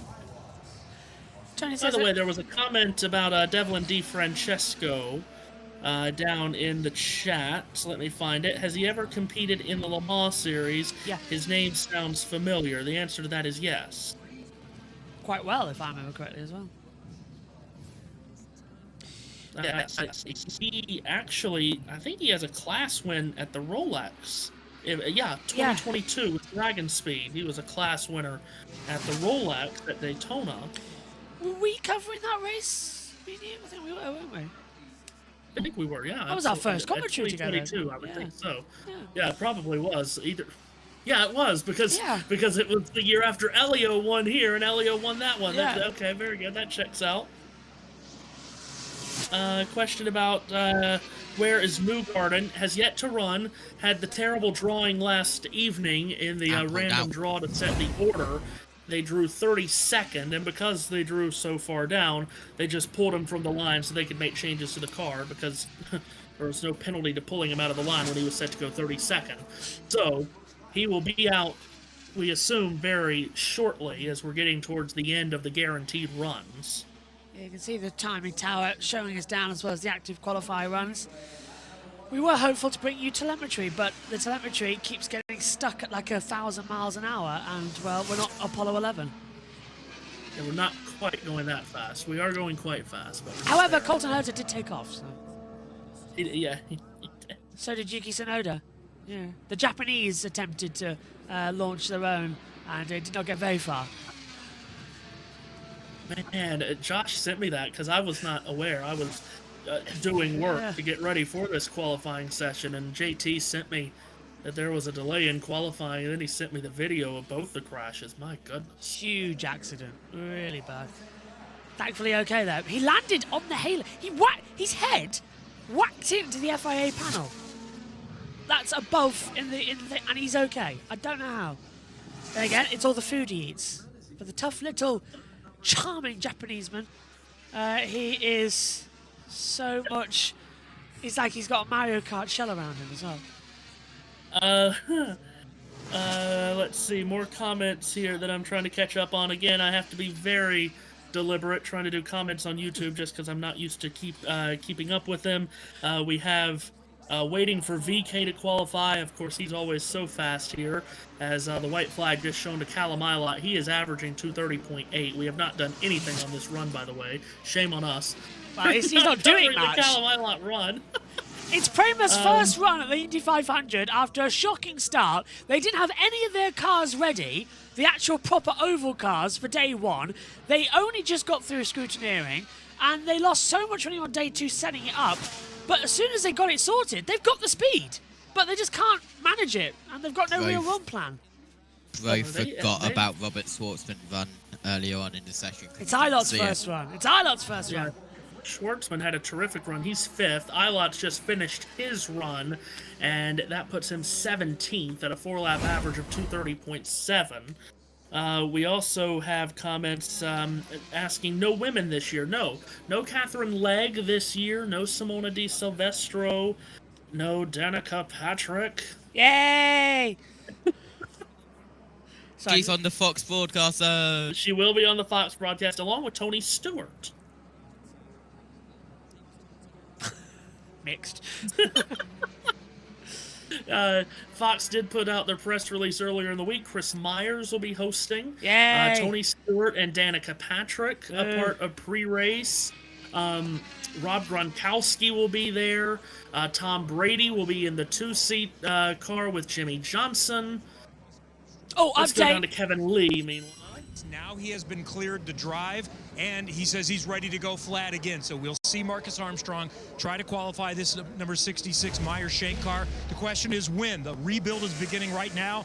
This is a road course car, so this is what he ran in the Indy GP last weekend. They have to change it over to become a super speedway car. This is the engine that was in the car, so they've swapped that engine out from the crashed car. You see Marcus there with a thumbs up. Had to make sure he was okay, passed all the concussion tests, and the hope is that he gets back out at least to an install later on today, but it is going to be a thrash to have this car ready before the end of the day at 5:50. One other note, Connor Daly failed tech in the 76 Hucos Hollinger car because the front wing was a little bit too low, did not meet specifications. That time is withdrawn. He'll have to go again.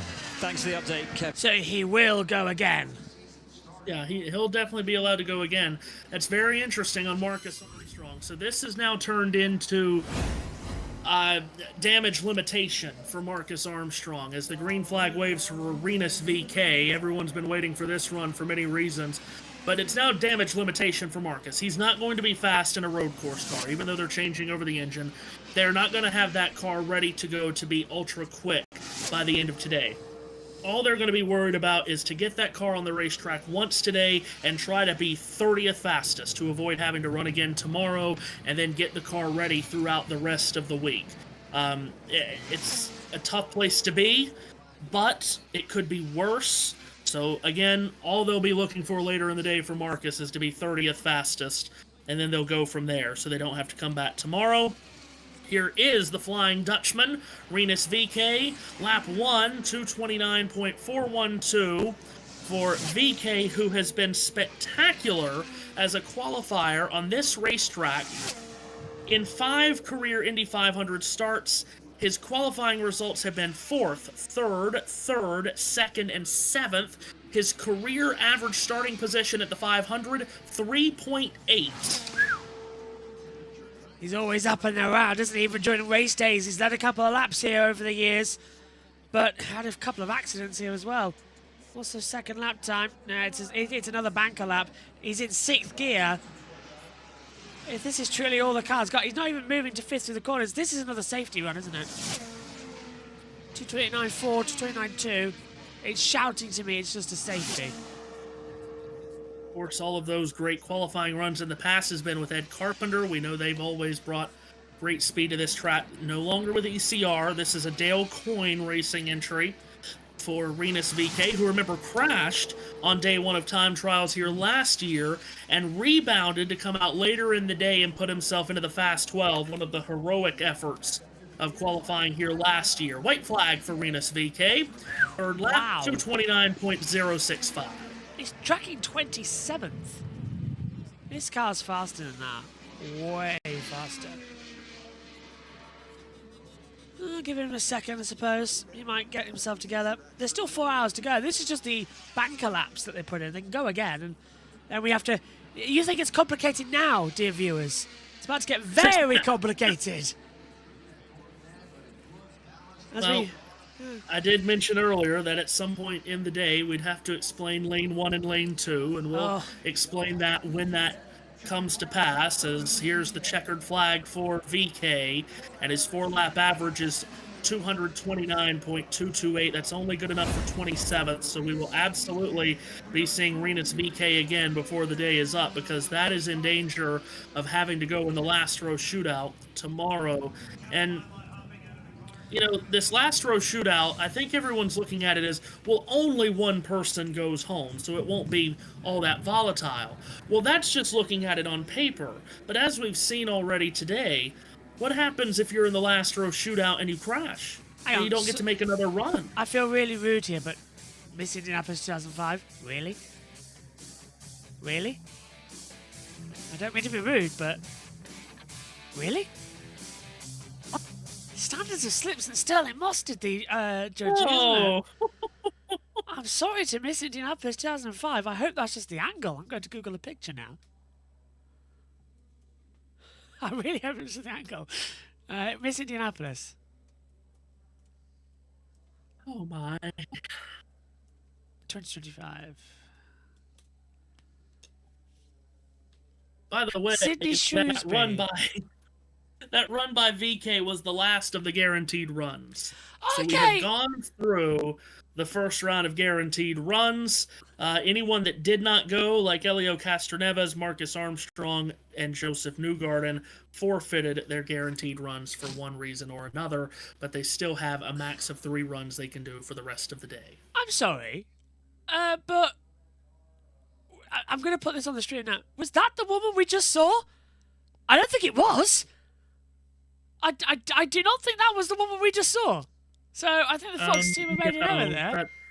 No, that's not who we just saw. That's definitely not. Yeah. That's not her. Either that or that's AI. Her name is Sydney Shrewsbury. Bury. Can't say Bury. Not. Well, there you are. Not the one we saw on the stream. Have we got a yellow? Yeah, track inspection. Yeah, first round of guaranteed runs complete, and Newgarden, Castroneves, and Armstrong have not presented themselves to the line, so therefore the track has gone silent, and we will enter our first waiting period of the day. I should really actually check her story on Instagram to see if she's at the circuit. That might be the way to go. Oh, actually, second thoughts, it might be her. Oh, it is her. Oh, jeez, she really does look like 2 different people at one time. JB is Trucks Live. When does Trucks Live? When does the Trucks race start? Engines fired. Wow! Yeah, they just fired the engines. Yeah. It was start 7:30. Total chaos sometimes. Anyway, catching up on comments. Elizabeth, is it Forney? Asks, for bump day, do they get 1 attempt to make it in? So the 4 drivers a part of that last row shootout are all guaranteed 1 attempt. We're back but at the they Indianapolis can make Motor more Speedway based on a blustery day. the time on the clock. Qualifying. Welcome to our coverage with me, Will Buxton, with Townsend Bell, with James Hinchcliffe, with Georgia Hennebury, and Kevin Lee down on pit lane. Wherever you are watching from, you are very welcome. This, then, the rundown of the fastest 4-lap averages for the day so far. Alex Palou. Well, we're still on cameras, but we can't actually do anything because we're not on control. And the real shock, rookie Robert Shwartzman with the 5th fastest average of the day so far. And big shout out to David Malukas as well. Not necessarily a car where you had that kind of top 10 pace, but how about the fact it's barely over a mile an hour covering the top 10 cars as we move back to the next 10. Great run from Kyffin Simpson after that crash yesterday in Fast Friday. Look at the Ed Carpenter teammates, Rossi, Rasmussen, and Ed Carpenter, 12th, 13th, and 14th. That's great consistency as a team. Then we get our boy Jack Harvey in 21st, Stingray Rob. Christian Lundgaard, I got to say somebody which I think has massive work to do for the rest of today. He will not be happy with that position as it stands. Kyle Larson, what about that? P25. Then Andretti, BK, Rahal and Abel. The guaranteed qualifying runs have been made. A number of drivers you won't see on there. This one of them, Marcus Armstrong, who had a huge crash in practice this morning and has not been able to run. The team trying to rebuild his car. And I'm very thankful to say that he's standing by with Kevin. Yeah, and I think he's feeling pretty good, but he said, let's not make this too serious. Let's have a little laugh, but we have to ask, how are you? I'm doing well. Obviously it was a rather large hit, but I'm feeling okay now. And the car is slowly being rebuilt, well, a different car, a road course car. So fingers crossed we'll get out for maybe an install or even a full run if we're lucky. Would you like to make a qualifying attempt today if they can get it ready? Absolutely. That was like one of my first reactions when I got to the hospital unit. I was like, I'm ready to go into T1 flat again. Maybe with a little bit more downforce this time, but like, I'm ready to go for it. So let's see, we want to check, everything, ride heights, aero balance, all that, make sure we're in a decent window before we go in, full gas again. And does that help your confidence level when you see what Felix did and you've got other teammates to lean on? What do you want to do different for the next run, other than the obvious? We have fast cars, fundamentally. Felix was really quick this morning. He did like a 2:34 in the practice, and that was after having watched me do what I did. So, as well as the CGR boys are pretty on it as well. So, let's see. We want to check that the cars are right first, and that the numbers are okay before we go and do anything special. Best case scenario is maybe a break in the line a little later on. They can get out, do some practice runs to shake it down. If not, no harm. They'll give it a qualifying attempt to make sure they're all sorted. Great to see him in such good spirits, and also the huge amount of work going on behind him. As we understand it, some of the gang from Chip Ganassi Racing, with their technical partnership with Maya Shank, are actually in the garage helping to rebuild that car and get it back on track later. I'm sorry about that. That was very thingy of me. Over to you guys. It was a very entertaining 5 minutes or so, as we're going to go back down to pit road and hear from Renus VK. With the pace we had, we ran less downforce than yesterday, but we are slower. So, yeah, I'm sure the next thing we're going to do is trim downforce off. I was flats all the way around 4 laps, so our focus will be getting the same balance, but just trimming downforce and going out when it gets a little bit cooler. Thanks, Renus. Yeah, you're welcome. You lot go.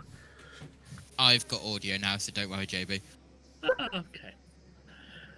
Very good. Yes, they are just about set to start the truck race at North Wilkesboro. The All-Star race tomorrow night, of course, 8 p.m. Eastern Time, following our coverage of Day 2 here at Indianapolis.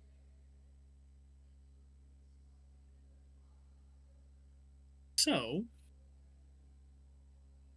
JT, what would we like to discuss here before JB gets back? Because once JB gets back, then I'm going to take my break.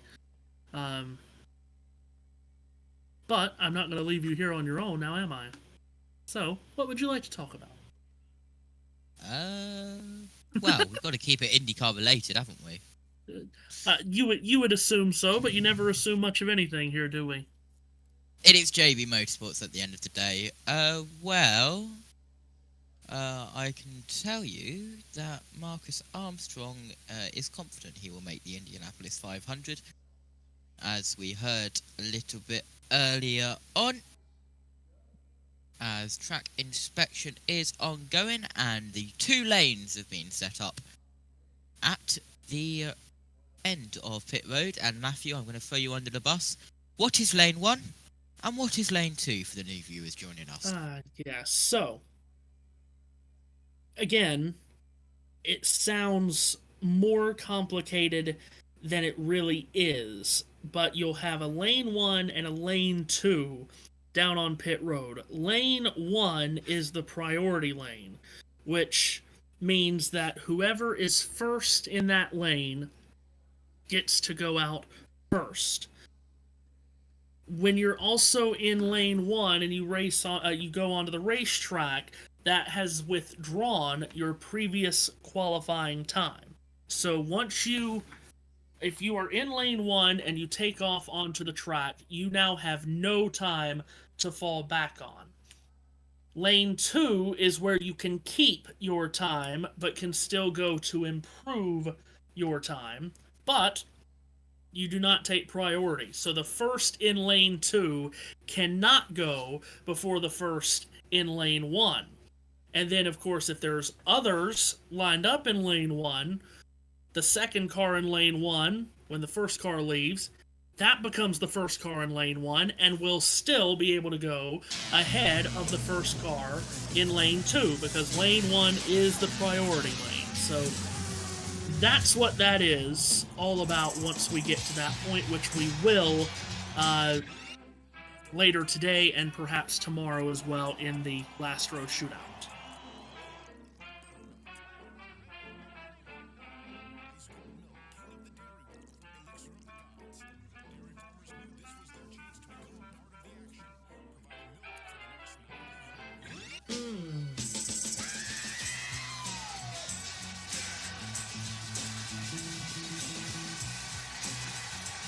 As we are getting ready, and well, there is every single driver's milk, because everyone has a preference, and well, if you can call orange juice milk, well then yeah, it's like saying my preference is orange juice, but it identifies as milk, as Joseph Newgarden takes his place, I'm assuming, in lane 1, because he's got no time.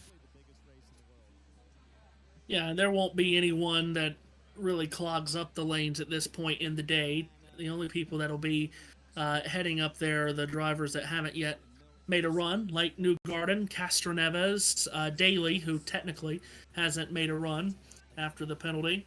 And then if they can get cars out there, Marcus Armstrong and Colton Herta. We're going to hear from Takuma Sato with Georgia Henneberry. Specifically made you give that extra effort to get you 6 on the board? Honestly, it was a big relief because including all the qualifying simulation, all the practice, I never completed 4 laps. I had to always lift, I had to come back, the balance issue, and then even this morning it was 2 laps and I had to come back. So completed on a very strong run like this, a huge credit to the engineers. And look at these boys, rebuilt this beautiful 75 cars in 2 weeks, and I'm so happy to get a good qualifying for them. 2-time Indianapolis 500, hunting for his 3rd, Takuma Sato. Dream rider McLaren, injured, non-racing incident. You weren't sure. We thought you'd drive, but you weren't sure. What's the significance of you getting back in the Indy 500? Oh, it feels amazing. I mean, I've been able to experience it from both sides now, and being on the stands, hearing the energy from the fans, there's nothing like it. I mean, I was in turn 1 at that race starting qualifying day, and it's just an experience unlike anything else. And now to be back in the car and know that from the outside perspective, I know what the fans are doing. I know that the cheer is there. I mean, there isn't a day like today. I mean, you walk down the stands, you see pit lane, everybody's honing on these computers. Every run matters. You're just constantly on eyes, and that pressure, that feeling today is honestly, it's my favorite day out of the entire 500. There's nothing like it. The amount of pressure you have beforehand, all the preparation, it all kind of leads up to this moment. And that, I think, pretty much sums. Can the little fatty now please sit down and not have to run around doing streams? I have been running up and down. I've just eaten fish, chips and mushy peas. It is not nice to have to run around explaining things. Who's here then? Who's with me still? Yes, there Hello. I am. Hello. Hello. JT's abandoned ship, I see. We were just explaining the lanes. We did want to get clarification on that because now that we've gone through the guaranteed runs, the lane conversation will start. Again, it sounds more complicated than it is. Lane 1 is the priority lane. If you go to lane 1, you have to withdraw your time if you have set one. Lane 2, you do not have to withdraw your time, but you do not get priority. It's as fairly simple as that. Yeah, it only sounds complicated. We promise it's not. Really, we promise. More than likely, here very shortly, once the track is open again, it's going through track inspection right now, but once the track is open again, we will see Joseph Newgarden and Helio Castroneves. That's what we assume, at least, to be the first couple of cars on the track. We would think Connor Daly will come out fairly soon, being that his run was taken away, failing inspection, and then we don't anticipate seeing Colton Herta or Marcus Armstrong immediately, so then we'll start to see the second runs of the day. The Truck Series is underway as well. That stream is on. Obviously, we stay with INDYCAR. What is lane? Hell. Just, lane 1, lane 2, 2 lanes on pit road. Lane is a character in Gilmore Girls who was horribly written and then was given a rubbish ending in season 7. Oh, look at you go. I still haven't finished that, by the way. I think I got on season 4. You haven't even got to the good bit. Yeah, but and then of course it became the busiest part of the year for That's me. true. So say goodbye to Daisy Miller. No, let's see, no other new comments. So yeah, it's been a very interesting day to this point. We've made it through the guaranteed runs part of the day, so that's why we're in a break. Once they get through all the guaranteed runs, track normally does go out for inspection. That's what we are doing now. I love how we've been testing here all week, and it was a week ago since the Indy race. You can still see the grip lines going into the infield section. It's ridiculous.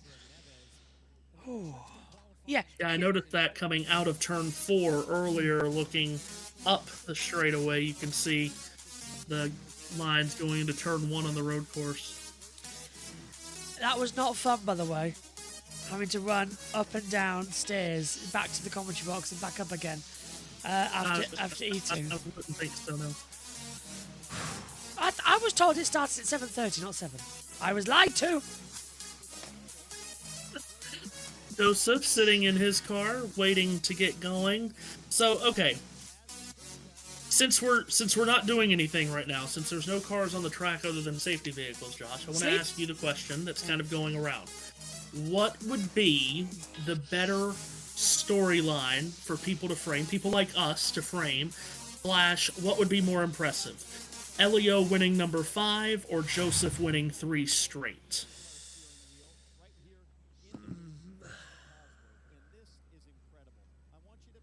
Both historic.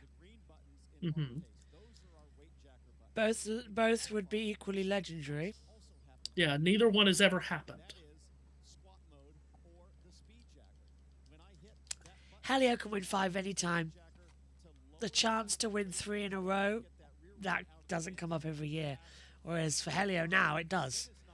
But his age is on his side. And of course, Elio went, was going for 3 straight after winning in 01 and 02, and he nearly did it in 2003. He was second to Jill DeFerrin by just a couple of car lengths at the finish. I'm going to say this. I don't think Newgarden's going to win 3 in a row. I don't. I think we're going to see either Alex Blow or Pato O'Ward take the win. And I'm even throwing Connor Daly into that mix until he got that penalty.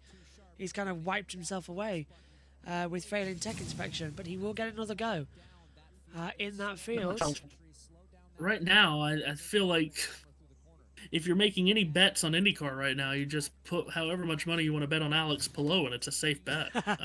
What, 5? I mean, was it 4 the opening 5? Yeah, and I mean, I get it. I get that Indianapolis is a totally different beast than Thermal Club or St. Pete or Long Beach, but I mean, here we've come to the oval here, and he's top of the board here too.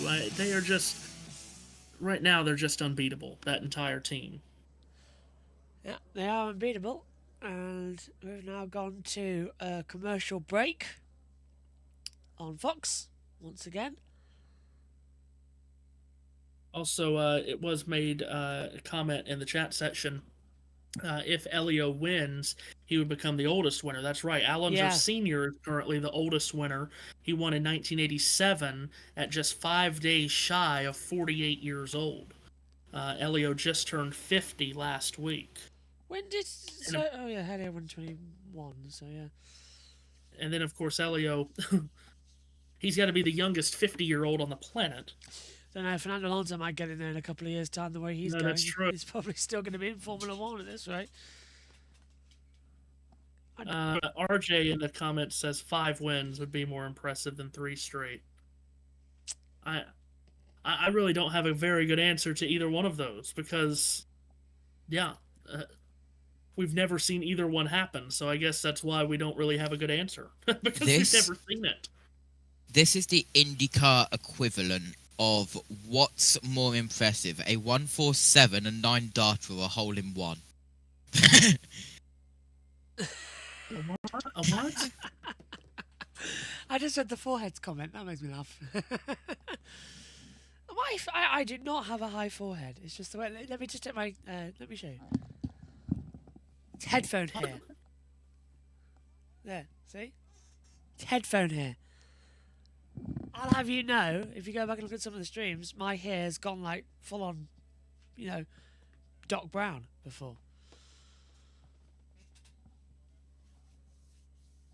I'm surprised you don't walk around with a headset on just all the time at this point. I've had this one the longest of any of the headsets. I'm surprised it's not glued to me. I get some funny looks at the supermarket. And it's go, and Doris is going for the meat aisle. Oh, she's pulled the ticket. Oh, and now she's hit the trolley. She's hit it into the 2-year-old toddler. Oh, and we're only going for a chocolate ice cream. Oh, it's pandemonium down the pastry aisle. Cataclysmic. Yeah. And it's into the pit stops. And who's going to get the first of the checkouts? Oh, my Lord. Oh, and it's gone self-service. No. That's brave. that is brave. I will never do that. Let me tell you something. It's a slow stop. It's not recognized in the bagging area. let me tell you one thing. Now, I may sound like a very old man here, very get off my lawn. I don't want any part of that stupid self-checkout. Listen to me and listen to me good. There are people that are employed there to do that, and God bless them, they are getting paid for that. I never had that job, therefore I am not a grocery bagger, and I don't want to be a grocery bagger because every time I put something down, the siren goes off, people are looking at me, they're saying that I've done something wrong, and all I did was just try to get the stupid code to scan. No, I will not go into self-checkout. It's not happening. Do you know, this proves how much I do. I've memorised the codes for like those little eggs and little chocolate bars that are always wrapped up. I just tap them in. There we go, done. Oh, and JT started a poll. Get your vote in, everybody. Do you prefer a self-check or a cashier? So far, I will be the first to vote. Thank you very much. We have Joseph Newgarden on a lap. He's yet to qualify. So that was a track inspection. We've still got Newgarden, Daly, Armstrong to run. Well, Armstrong probably won't run. We don't know what that 66 is up to yet after the crash this morning. It's still being built, the backup car, the road car, to come into it. And for the first time, green flag is back out. We are running again in Indianapolis. The build-up lap for Newgarden looking strong. Newgarden was second here in 2016, second starting position in 2016, I should say. Of course, he's won the last 2 500s. He takes the green flag. He's finished in the top 5 in 4 of the last 6 500s. And if he makes the field this year, which we would almost certainly expect, it would be his 14th career start in the 500 for now the 34-year-old from Hendersonville, Tennessee. If he crashes now, it's on you. It is, yes. Yeah. You put the commentator's curse on him. Here he comes. Right, yeah. I would take full responsibility as well. Out of the last corner. Little touch of hybrid power. He's using it and regenerating it. Mapping 3 across the yard of bricks. 2:33.069 to the top of the board for Newgarden. That's lap 1. Yeah, let's see what he can continue to do with this. Started on the front row, the outside of the front row on his way to victory last year. 2 years ago, he climbed up from the 17th starting spot to win this 500. As he goes into turn number 3, flyer of a first lap, and we'll see if he can keep it up here on lap 2. It doesn't look like he's used any of the hybrid power on this second lap. This is looking very good. Over the line. 2:33.009. Drops behind Palou. He's not going to imagine being 2:33.039 and being second, just to show you how impressive Palou was. But again, still Newgarden just about has the full hybrid energy to use. He is using some now here on the back straightaway as he heads towards turn 3. Still has a lot, though, to use over these next 5 corners that he has to make. Over they come then. Look how much he's steady with his hand. 5th gear. Lost a little speed. Had to use hybrid. He had to 2:32.997. Very consistent. Yeah, has been very consistent for the 2-time reigning champion. Joseph Newgarden back into turn number 2 through the southeast corner for the last time on this qualifying run. Twice on the front row here for the 500. 3 times he started in either row 1 or row 2. He was 4th on the grid in 2018. Races out of turn number 3. Looks towards turn 4. He's used all of the hybrid energy here. Let's see if he comes in 2nd or 3rd. It looks like it's going to be one of those 2 positions, JB. Runs it in at 3rd with a 2:33.004 as the average lap time as well. And the camera's gone from Fox. They call that the jerk cam. Well, I think you look at that top 3, well, really, actually look at that top 5 and say there are no surprises. At the top 5 is Palou, McLaughlin, Newgarden, O'Ward, and Dixon. Those are probably the 5 best cars here, and so far they have proved to be the 5 fastest. Now, just to go back to our conversation here at the moment of self-checkout or cashier, Adam is, of course, he can do both. His job as a grocery store, he can do both. Right. Run self-service checkout and be a cashier. So, again, God bless you, Adam, and God bless everyone that does that, because it's, for the most part, a thankless job that's very difficult. That's part of the reason I don't want to do it myself. It's not an easy job, and it's not a job that I've ever been trained to do. So, again, self-checkout, not for me. What's the voting look? It's 50-50 now. There are 50% of the people that's voted in this that are insane. I checked on your website and it said in stock. Why is it not in stock? Oh dear. I get it. It can be quicker, maybe, but do we have to be flying through life? Do we have to go through life having to do everything in 2.7 seconds? I say no, we do not. Do you have to do everything at 233 miles per hour? No, you do not, unless you're an INDYCAR driver. Exactly right. And here comes one of the greatest INDYCAR drivers of all time on the racetrack. And one more win at this speedway would make him the greatest driver in the history of the greatest race course. It is Helio Castroneves, one of 4 men to win the Indianapolis 500 4 times, and the green flag waves over the top of it. Don't stuff it up, Helio. That's all we've got to tell you. You are 4 times a winner here. You should breathe bricks. Which would be a cool thing to do if you needed to build a quick house. Matthew, do not look at the poll if you want to be happy. Do not look at the poll. He's not even looking. He's got up and he's looked around. Here we go. Elio Castroneves, 4-time winner, milk, jar of milk. Prize possession of mine. Let's see what lap 1 shows us for Elio. It's 2:29.588. So, like that milk you've got there, gone off. Let's see. I have Elio. I have an Elio, an Allenzer Senior, and an AJ Foyt. Oh. How do you get them? Oh, at the Indianapolis Museum, which has been redone, by the way, and I have to get back there soon. Burglary. Is that an orange Lap juice 2. carton? Lap 2, no, that's for Emerson Fittipaldi. Lap 2, he's gone faster, 2:30.584. I do prefer orange juice over milk myself, but not in this month. So he has gone faster on lap 2. You start your day with a pint of milk, if I'm not very mistaken, on the 500 day. You've got to do your barrel duties. Either start or finish. I might pop in Discord and drink it live on the air during pre-race. Who knows? Matthew Owens, do you have a Macau Grand Prix trophy in your collection? No? No, absolutely not. Here's Elio facing the white flag.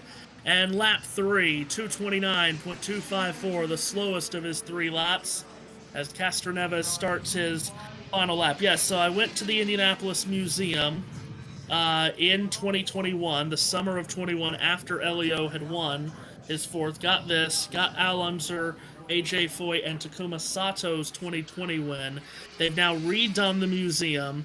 And I have to get back because the redo looks absolutely spectacular. Yeah. But it is one of the greatest places on earth. The history of that speedway on full display there. I would suggest it to absolutely anyone.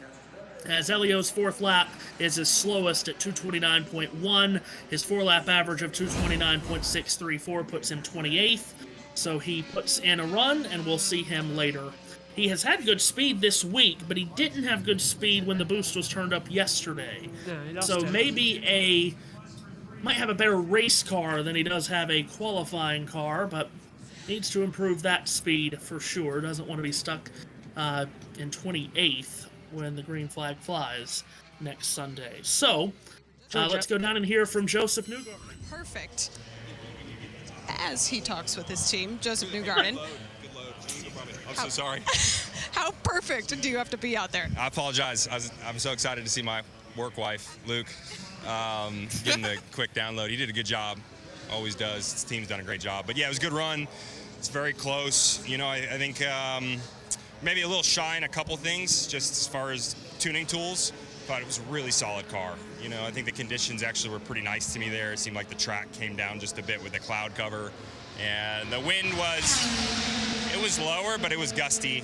So, you know, some corners it felt totally fine. Some corners it just starts to, you know, make you fly. But a good first run. Hopefully, you know, we don't have to do much more today and we can fight tomorrow. Joseph Newgarden been confident all week long, guys.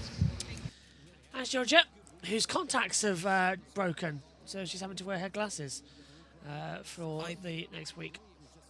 Am I correct in saying Alexander Rossi? Sorry, say that again? Wow. Yeah. The answer to that is yes. Rossi was in lane 2 because no one was in lane 1, so he was in lane 2, so he does not have to withdraw his time. And Alexander Rossi is on the racetrack for his 2nd run. Does not have to withdraw his time, which was good enough for 12th through the first runs of the day. Yep, basically don't stuff it up now because you're in. Just don't make a mistake. Down we go. The 2016 winner, our rookie winner on the centenary edition of the Indianapolis 500. Running on fumes when he came across that line. That was our first. You know, that was the first race I ever first Indy 500 I ever called. Same was here. that one in 2016, and it was just, oh Lord, it was not on Mixler. Prior to our Mixler days, we were on a platform that no longer exists called Rahal. Boy, long time ago now. I'm getting old. That was my first one I covered as well. I thought, well, I've got to do the 100th. I have to do the 100th. And started rambling ever since. And then we expanded it in the over the years. And now, kind of everything's just exploded here onto YouTube. It's become our Because someone decided to do over 30 series in a year. Yes, when we make our move to YouTube, which we're hoping is soon, we're not doing that much. No. Breaking news. Or has We're that not already doing been released? No, that's been known by many people. Maybe not everybody, but it's been known by at least a handful of people that need to know. I mean, I'm already creating the OBS files. I think so is Tom. Dylan knows. Who's vanished off the face of the earth again. He does this and then he'll message one random day. Cricket? I'm like, sure, I've got nothing on today, let's do cricket. Good lap times here, but he's not improving on position. Still in 13th. Of course, if he doesn't improve, he stays where he is. He's currently improving just a little bit, but not by much. So it's all dependent on this fourth lap. Speed, not position.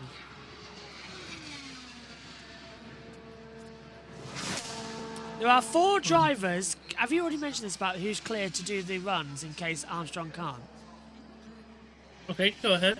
Linus Lundqvist, Romain Grosjean, Catherine Legg, and Pietro Fittipaldi. They are the ones who are cleared. Not Tony Kanaan. Okay, that's... Okay.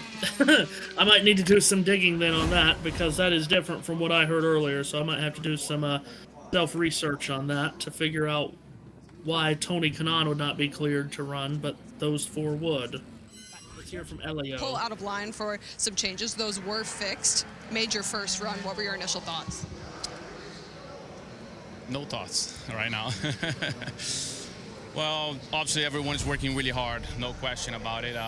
This is not the situation that we want to be, and we are. Here we go. But yep, we got. Hopefully, we have enough time for us to go out there and try again, and yeah, trying to get out of this situation for sure. Has some work ahead of us. Back to the drawing board for Helio Castroneves. He is. Yep. Helio, interesting situation what he's having right now. Okay, so here we go. Reasoning for that is because all 4 of those drivers do not need to do the refresher course because they were either full-time last year or did most/all of the ovals. Well, I don't recall Catherine Legg or Pietro Fittipaldi doing most/all of the ovals last year, do you? I remember Catherine doing ovals backwards, but I think that was just earlier on this year. Ooh, ooh, we're skating a very fine line right there now, aren't we?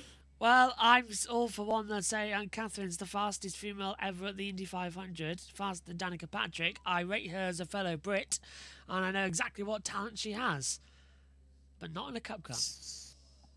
Silence. So that is, I heard the F1 app notification and I can't find it. So that is the reason that Lundqvist, Grosjean, Legg, and Fittipaldi would be cleared if Armstrong can't go. But we've already heard from Armstrong, and he's hopeful to not only be able to go, but to possibly make one run today. Who's being even. pushed? Someone was being pushed down there. I couldn't see who it was. We'll see. But we have, we've just about struck 2:30, and we've gotten through all the guaranteed runs. So I am going to sign off for now. For those of you listening on USRN, thank you. For those of you listening on USRN, I will leave you in the very capable hands of Josh and Josh. Josh Squared will take you through here. And I will return on USRN and JBM after I take my pre-planned break. This is my PTO time that I have been approved for. How long did we give him? 30 seconds. Very good. Lovely. Well, here is... Enjoy, gentlemen. Thank you very much, Matthew Owens, who will depart the commentary box as we continue with qualifying day. JT, pretty much back to normal now. It's just a normal test day in many respects. Yeah, and here is the number 76 getting a refueled. Yeah, not too bad out there, is it? He'll go in lane 2, which is the non-losing lap time lane, which... He can go in lane 1 because he got DQ'd. Oh, he can go in lane 1, can't he? Already better. There you go. I'm just changing the... We're back at the Indianapolis Motor Speedway. Hello, Will. Will Buxton there. I can hear in the background I Don't Care Anymore by Phil Collins. A wonderful, wonderful song. One of my all-time favourites as well. Yes, thanks to Grand Theft Auto 5. But that's many people in the generation say it. I, however, love it because it was one of my originals I first ever listened to. It's on an album that was on an iPod back in the day. And it is absolutely incredible. Right now, though, JT, the racing action and the racing gods giving us no running on the circuit just yet. What have you made of the opener of this test practice qualifying day 1? It's been alright. Not been bad, is it? Couple of big crashes, but that's just the nature of Indy. If you get it wrong, you get it wrong in a big way. Do you reckon we could see any other reds come out today? Like, is anyone going to risk it too hard and then have an accident? I mean, it is easy to push it hard, isn't it? But here comes the 76 down in towards lane 1, and will get outgoing whenever he is able to. And I can just see in the background, is that the Verizon car full power who's being seated into his cockpit? I think so, yeah. And there's the 60-second clock. New rule this year that you only get 60 seconds to leave the pit lane once that starts counting down. If you miss it, you go back to the back of the queue. So while we do that, let's check in ourselves with Fox Sports and see what they are making of today's action. Fire their engines, make sure everything looks good, get a little temperature, and then decide the optimal time to send their driver. What I like about this as well is the idea of history as the stop clock starts for Conor Daly. If you want to go into the priority lane and you have set a time, you have to hand Kyle Novak a piece of paper officially withdrawing your time. You give him your time. You give him your place on the grid. You hand it over. And it's important that it's a piece of paper, like a signed paper contract, because you are saying, I'm willing to remove my time from the Indy 500 and take a chance that I can go better, or the risk is I don't go better, I go slower and too slow to even make the top 30, and now I'm in a hole on Sunday trying to go through the last chance qualifier. And that's the whole thing, isn't it? You're not just removing your time, you're taking yourself out of the Indy 500. It's a huge gamble. This is where it gets fun. This is where it gets exciting. Conor Daly had set actually a pretty great run when he went out for his original run earlier in the day. His front wing, as we understand it, found to be just a shade too low. So he failed technical inspection after his run. So there we have it then, JT. That's why... You weren't listening, were you? They I said wasn't that in the an room. hour ago. I wasn't in the room, remember? Not then. I only got told that he got disqualified. I was the one who broke the news that he got disqualified, thanks to a tip-off in the chat. But we didn't know why. So, Conor Daly will get a run. It got said in like an interview like 45 minutes ago. Where was I 45 minutes ago, JT? In this commentary box. No, I was running because you told me engines had fired, and I was running up, down, and... That was 26 minutes ago. Anyway, green flag for Conor Daly for his second run, first run. You told me at 1840. You told me at 1846 because I saw it on the screen. Because I looked at the clock and thought, that's a bit weird. So I left the booth at that point. You can't get out of it. So Graham Rahal what's that on the bubble, it's been said, coming through on our timing tower. First lap time, though, for Connor Daly. Out of turn 4, he used 4% of hybrid power. He's even regenning at the last corner. Over the line, first lap, 231.365. Much better lap. And that's going to put him 16th as things stand. But this very much will be just another banker lap. And then you'll see the push laps to try and get in to the Firestone Fast 12 session shortly later on. Yep, as he heads down the backstretch for the second time of asking. And if you're keeping an eye on how long we have left of this qualifying session, 3 hours and 22 minutes and 28 seconds as we head through turn 4 towards the yard of Vix for the halfway point of this run. Over the line, it's 231.376, so averages out to 231.370. So Daly remaining consistent to go 16th fastest in these sessions. That's more like it. That's what we need to keep doing. Connor should focus on the fast 32, forget about the fast 12. I think he should. I agree with you there, Tony. He needs to just hold his nerve as he fly past quite close to turn 3. Into 4. Really looked a little loose. Lap 3 average time is a 231.173. So averaging out so far 231.305, still 16th. Okay, so he'll get through and he'll qualify crucially for the 500. That's what he just needs to do here. Then focus on going faster. White flag in the air that time by as we head down the backstretch for the last time. 235, 36, 37 just as he goes in towards turn 3 as we head down in 5th gear.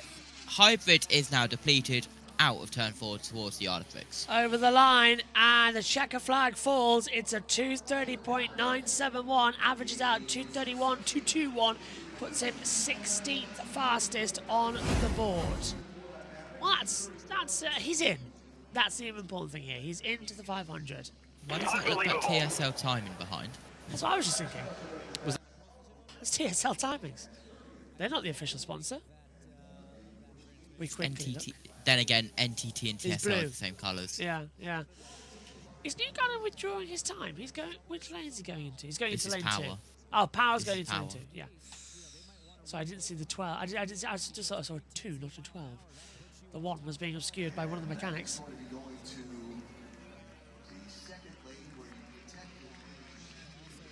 I don't think there's anyone in lane 1. That's why he's gone lane 2. FIA have just released a analysis of that red flag call in Formula 1 about Behrman. Apparently there's a 5-second delay from race control issuing a red flag to it coming up on the light panels. Well, that can't happen. So there's somebody telling fibs as the session continues to go on.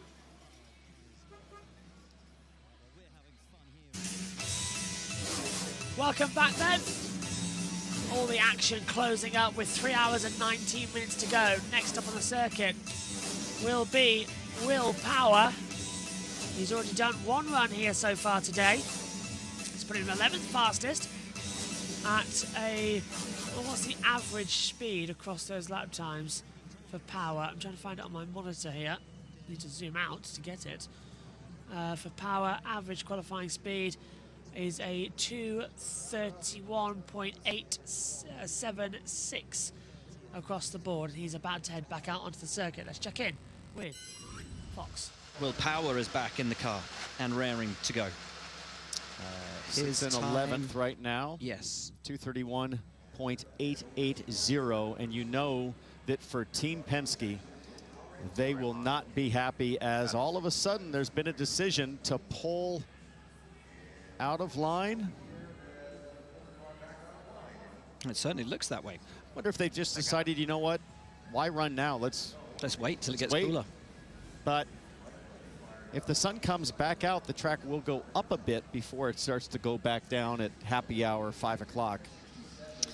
So the drivers being pushed back. Will Power being pushed back to the garage area. And so we will take the opportunity to have a short break, and we will be back.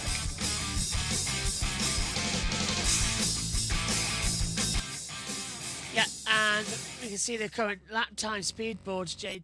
This basically becomes the waiting game. The track conditions aren't exactly great, and we know that they can go better. So we're sort of just hanging out the wind and the sun, basically, for the next at least hour. Surely someone's got to risk it. Yeah, absolutely. I can see a big group of cars. Now, is Will Power coming back down lane 2? What is going on here? Are they putting him back into lane 1, perhaps? Is that what they're thinking here? Just like, well, we're this far down, we may as well go. But he could have just gone anyway and secured his time. So, I don't know what they're thinking here at the moment. They're pushing him back. He hasn't got out of the car, which tells me they're just waiting for something. Maybe they wanted to reset the 60-second clock if that had already started. Possibly, yeah. And that's what they didn't want to go just yet, and the time's wrong. Matthew Owens has tweeted in saying as well, absolutely no reason for Power to run right now. No, there isn't. The windsock at the top of the pagoda is blowing, and you can see how big the sun is setting across the circuit. It looks like a shadow just literally draping across turn 1. There's no point in running at this point in time. So we'll just hold it back. We will hand over in the lull period to Fox and their commentary, because they'll be having some interviews, and I believe they're even going to the museum today. And Jamie Little is going to be back tomorrow. No, she's back Monday, ready to go for the penultimate practice session. Carb Day, of course, will be on the Friday, and that's going to be fun. We're being told we might even get a race on Carb Day. That's how competitive it might be. So we might just get people actually passing for overtakes and seeing what it's going to be like. So Friday after Monaco, you know where to come. Right here on JB Motorsports for the action.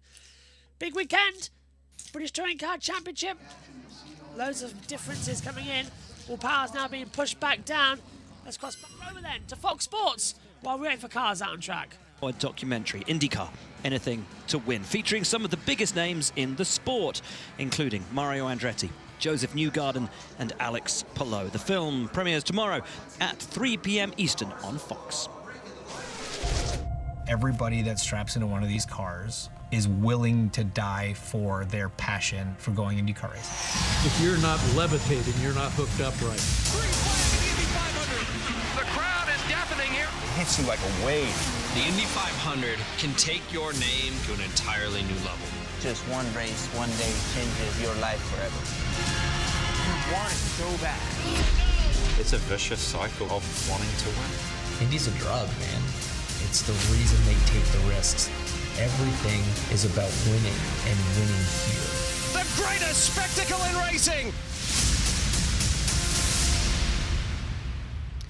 Well, I'll be tuning in, and I hope you all will too. It looks fantastic. So this is the current state of play here at the Indianapolis Motor Speedway. Palou, McLaughlin, Newgarden, O'Ward, Dixon, Shwartzman, Rosenqvist, Malukas, Sato, Ericsson, Power and Kyffin Simpson are currently in line to fight it out as the fastest 12 drivers so far tomorrow. Those fighting to make their way in: Graham Rahal, Jacob Abel, Marcus Armstrong and Colton Herta. A lot more water to pass before then. Yellow's still out then. But that is not a usual yellow, if you're just joining us for the first time here. This yellow flag is because there is no car ready to head out onto the circuit.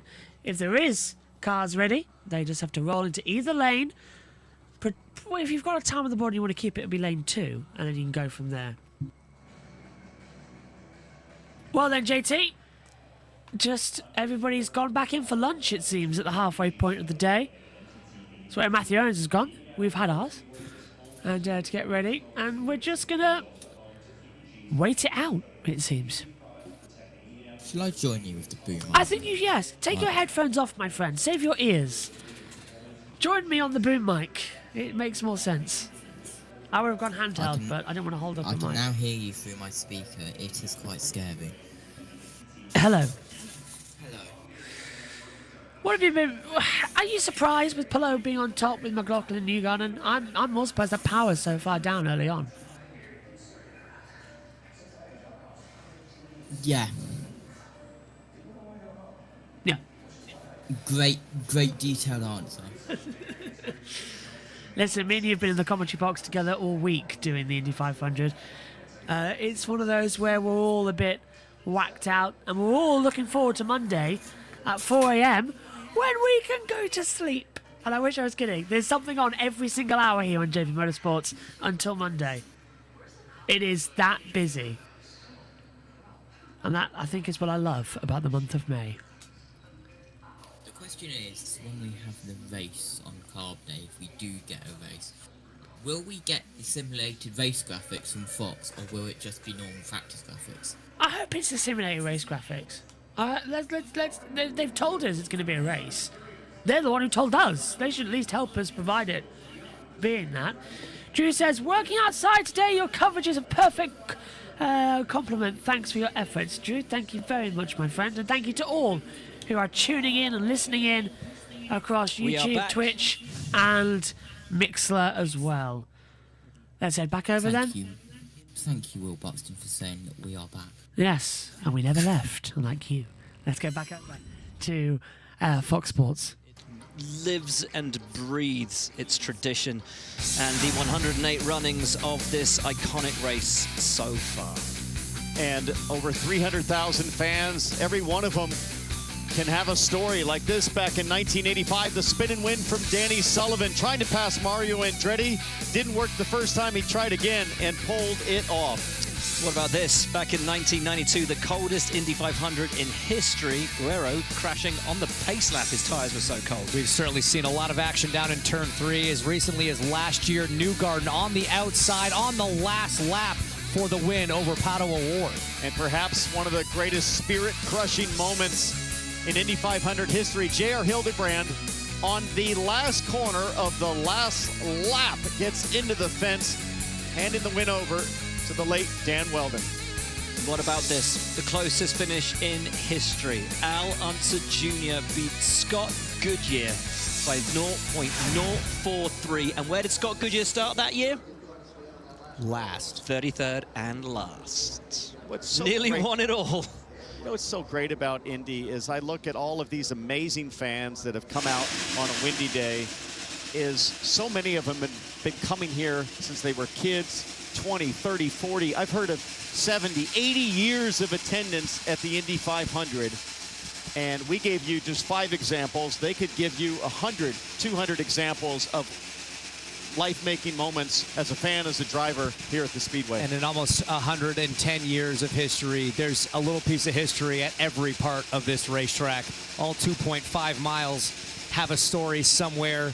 And you know what? Not just on the racetrack, like you say, in the grandstands, in the infield, in the parking lots, outside, in the snake pit. There's, well, not many people have a great memory of what happened in the snake pit by the next day, but that first sip of a cold beverage as a young man. How about a birdie putt from Kevin Lee on the 13th hole of this championship golf course the other day? So many moments. Birdie putt to celebrate. That was quite a way off a birdie putt from what I remember. That was a different time. We played last week. He legitimately birdied a hole here, and I was there to see it. A par 4, no less. Good effort, Kevin Lee.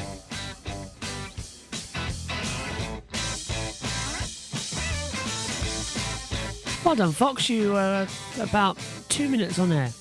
That's a big improvement. And I mean that most sincerely. I kind of do, I kind of don't. The track is silent. Very silent, actually. There we go. There's something in the background, at least. It's one of these days where Matthew times the perfect time to go and have lunch. This is why he's the mayor of Indianapolis, everybody. He leaves us... Power, do you feel like this is good enough that you can maybe sit on it, or how aggressive do you... What the hell was that? The start of the very X-rated sounding interview with Will Power. We apologise for that. We guess we know that Kevin Lee is coming through. Oh, that's what my phone. Yeah, even Mr. Goddamn Awful was agreeing. Sit on what? Well, that is new. That is a big surprise. I'm just trying to work out tomorrow how much sleep I get. Looking at it. This is the level of chat we've got to during lunch break, everybody. I now get to sleep from 12:45 until 2:15. 4 o'clock till 6:30. And then I get to have to be fair, I do get to have a sleep. From 10:45 till 12:45. So I get a nap then, if I'm not very much mistaken. Or am I having to cover the Porsche race? No, I'm having to cover the Porsche race, producing it with Amy. So that's me. So 11:30 till 11. Wasn't Omi producing the Porsche race? Yeah, and I thought you were going to leave your stream on that before. No. To be fair, he could produce it. I can leave my TV pics on, but there won't be any audio. Why? There can be track audio, but not... That's what we were on about. Yeah. I thought I'm having to leave... I'm now having to leave, like, directly after F3. Yeah. I thought that's what you were going to do. So that Omi could do it. Oh, right. I thought that was the plan. Then I do get a couple of hours sleep. Yay. Then I do World Superbike Race 2, followed by Formula 1's Emilia Romagna Grand Prix. And then it's all go ready for the rest of the stuff. Which is after... Well, actually, I'm not covering the INDYCAR Practice 6. That's being taken with Indy Radio. Megan producing that. As well as... Are you back for that, JT? I don't know. Tonight? 6 p.m. tomorrow. No. Well, there we go then. And then I'm back because then I get 4 hours of blessed sleep. That's the life of running down. There's something every hour here on JB Motorsports. Let's cross back over. The 12 car of Will Power in the garage and firing it up. And Will, I think, he's still sitting in the car. Well, Georgia Henry can tell us exactly what's going on. Yeah, well, they were out in lane 2, Will sitting in the car about ready to go. When the 60-second shot clock happened, they just simply weren't ready. So they wheeled it back to the garage, and they're just warming up the 12 car right now. Will has stayed in the car the entire time. Nothing is wrong with it. They're just getting it nice and warm before going back out for another run. Well, interesting stuff, thank you. It's a custom-made seat, comfiest seat in the house for Will Power, but interesting strategy to stay strapped in. It's, obviously this day is a huge mental test for these drivers. Even just getting through one qualifying run without missing anything, checking all the boxes, executing all the commands that you have to do on one of these runs is mentally very taxing. And Power choosing to kind of stay in the zone. Helmet on, buckled into his car, as the team just kind of keeps this procedural effort of keeping the engine temperature, oil temperature, where they need it. So as things stand, who do you think we'll see run next? I mean, who do you think has the pace in hand or maybe didn't make the most of their pace? I would be surprised to see Rossi, Rasmussen, and Carpenter go again. Kirkwood's for sure going to go again. Wouldn't be surprised to see Ferrucci try to get into the top 12. But then you're also looking at the guys who are near the back. If I'm probably Harvey back, I'm thinking of running again just in case some of those cars start going quicker and you get another chance to try to move further up the grid. What's the pull the pin moment? Is it if an Andretti, a Larson, someone like that goes out and posts a 231 and jumps up the order so everybody else slides back as we actually now take a look at Marco Andretti. That was a good guess. Because then as soon as everyone else starts sliding back, well, then they've suddenly got to. Do you have to preempt it? That's the question. You see Carpenter now coming out. I think all these drivers are realizing with the cloud cover that we have, somewhere between 107, 108 degree track temp is kind of where it's been hovering. If it's going to stay consistent on that side of things, there's almost no reason not to run, because it doesn't really start cooling down until much later in the day. And as we get later in the day, what's going to happen is lane 1 is going to become very busy with all those drivers that are outside the top 30 looking in. And if there's cars in lane 1, they get priority, and the lane 2 cars just sit there. So if you mistime it by trying to go too late, it could go bad. And for the drivers, obviously, they have to be in the mindset of go time at any moment over the next almost 3 hours. Exactly right. So it's a difficult day for the drivers, because you kind of have to stay on and ready. The engineers are watching. If the first car that goes out, let's say it is Marco, if he goes out and posts a time that improves, it's going to cause a flurry of activity. People are going to say the track's in a good spot, let's go. Drivers have to be at their physical peak at all times. They train hard for this championship. They train hard for this week, something which I sadly discovered earlier on this week.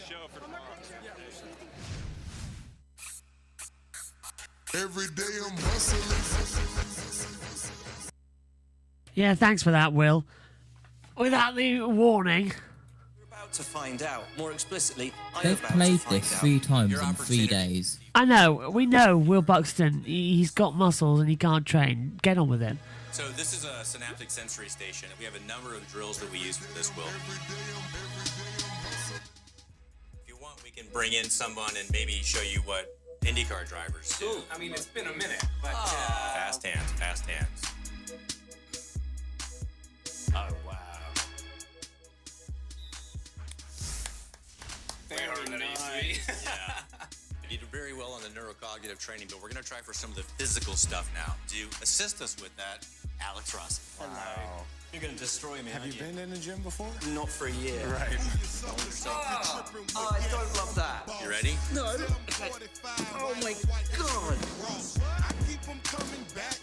Oh, my God. Everything hurts. Whip it real Go hard. Whip it real hard. Good. 25 feet. Here you go. How far have I gone? 60 feet. Almost there. Pull. Good. About 10 seconds slow. Go. Just to explain quickly, there's 2 lanes in this IndyCar qualifying. Lane 1 you go into, that's called the priority lane. You go into that lane if you have a pre-existing time on the board. You physically hand in that timesheet and it is ripped up. At that point, you are no longer qualified for the Indy 500. However, if you wish to keep your time and go for an additional run to try and better it, you go into lane 2. And lane 2 is not the priority, so you have to wait to go out on the circuit. And of course, Fox go to ad break because, you know, I know we're trying to fill time here as well, but that's because we're 3 hours to go and nobody's run anything on the board. Oh, Alex Pallot's top, and I think we might get some running in soon, though. Santino Ferrucci is belting himself up to go. So there is going to be improvements. Let's see what we're going to see. It's okay to have tennis elbow as a race car driver in the Indy 500. Arm pump. Well, they have no power steering in an Indy car, so they have to. They change the steering angle. Let me go up to the com cam and I'll explain it to you. So imagine my phone's the steering wheel. Some drivers like having the steering wheel at an angle, so that when they're on the straight, it's at an angle, and when they turn into the corner, they just strain it out. So instead of turning left and putting pressure downwards, all you're doing is straightening the wheel and then pulling it down. Straighten the wheel, pulling it down, which is a lot easier to do than pushing the wheel into the corner, which does cause the arm pump. So a lot of them rather have the wheel tilted down the straight with the toe link set like that, and then in the corner, they just push it up, and it's it's just an upwards instead of a push up. It helps. It's a trick that works, but some drivers like it, some don't. It's purely a preference between the two. Which one gets them round on that better, which they prefer. 2 hours and 58 minutes to go then here at the greatest spectacle in racing, the opening day of qualifying for the 109th running of the Indianapolis 500. No cars out on the track, but we are bubbling for 2 cars to potentially come through. Well, if I was Santino Ferrucci, I'd go into lane 2. There's nobody there, so you keep your time, and it's easy to run again and go for another setup. Let's go back over then to Fox as we await more cars. Now, one driver who started their qualifying run today but didn't complete it, Colton Herta, with a nasty accident on his first flying lap here. Going for the time, going for the speed, but a big spin. And a very nasty looking accident. Thankfully, Colton Herta is okay. He's been checked out. Will be ready to come back when or if his car is ready. Georgia has an update.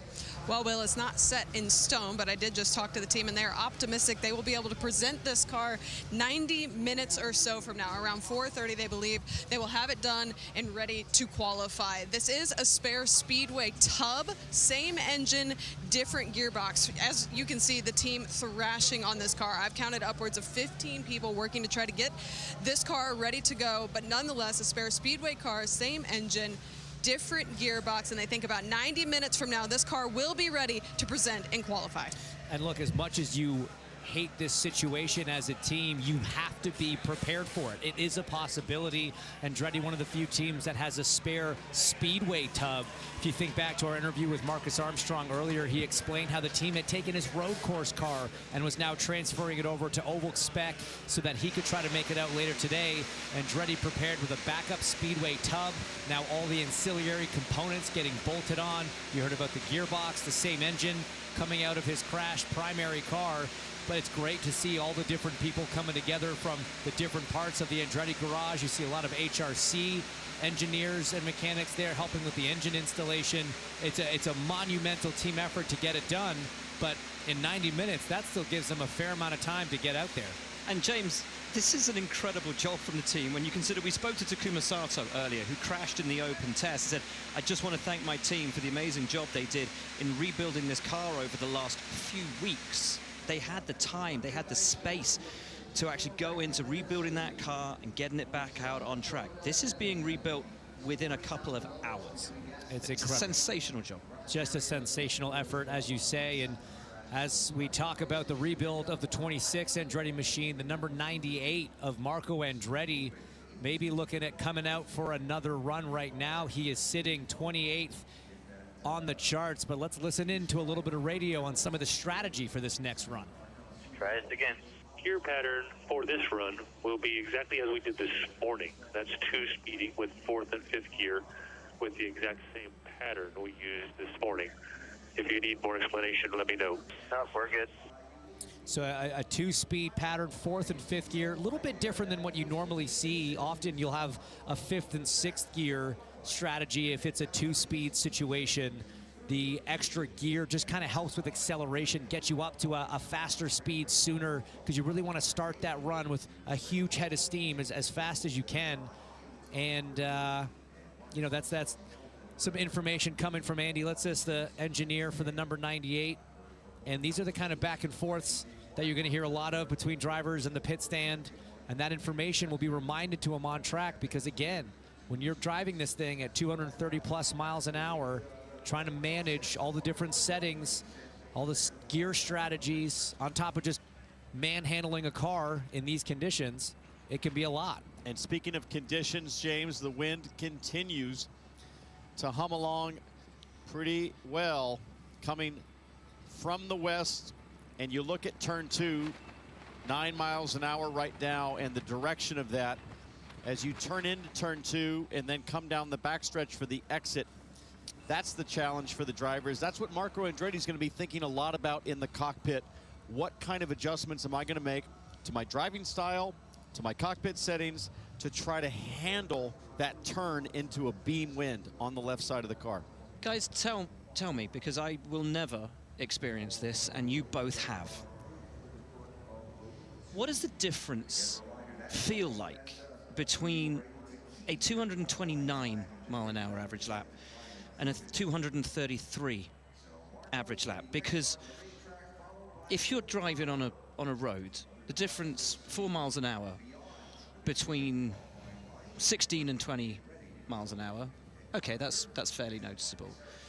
The faster you go, the less noticeable it is. 70 to 74 miles an hour doesn't feel like that much of a change. But the difference between 229 and 233 here is vast. The micro corrections, the micro changes that you're making in the car at those speeds are all important. How different is that 4 miles an hour? Well, I think James is a good person to ask because you've been on the pole here with the fastest time, and you've been at the back of the field trying to just make the race, and I'm guessing it probably didn't feel that different in the cockpit. Well, here's the thing. You are trying to tune these things to be on the absolute edge within a mile an hour of going over the limit and spinning out. So when that number moves 3, 4, 5 miles an hour, that can be a big difference. And one person who knows about that difference is standing by with Georgia. I was just going to say, someone who can give us the best insight on that would be Kyle Kirkwood. Kyle, what does this wind and the ever-changing conditions feel like from the cockpit? It's not fun.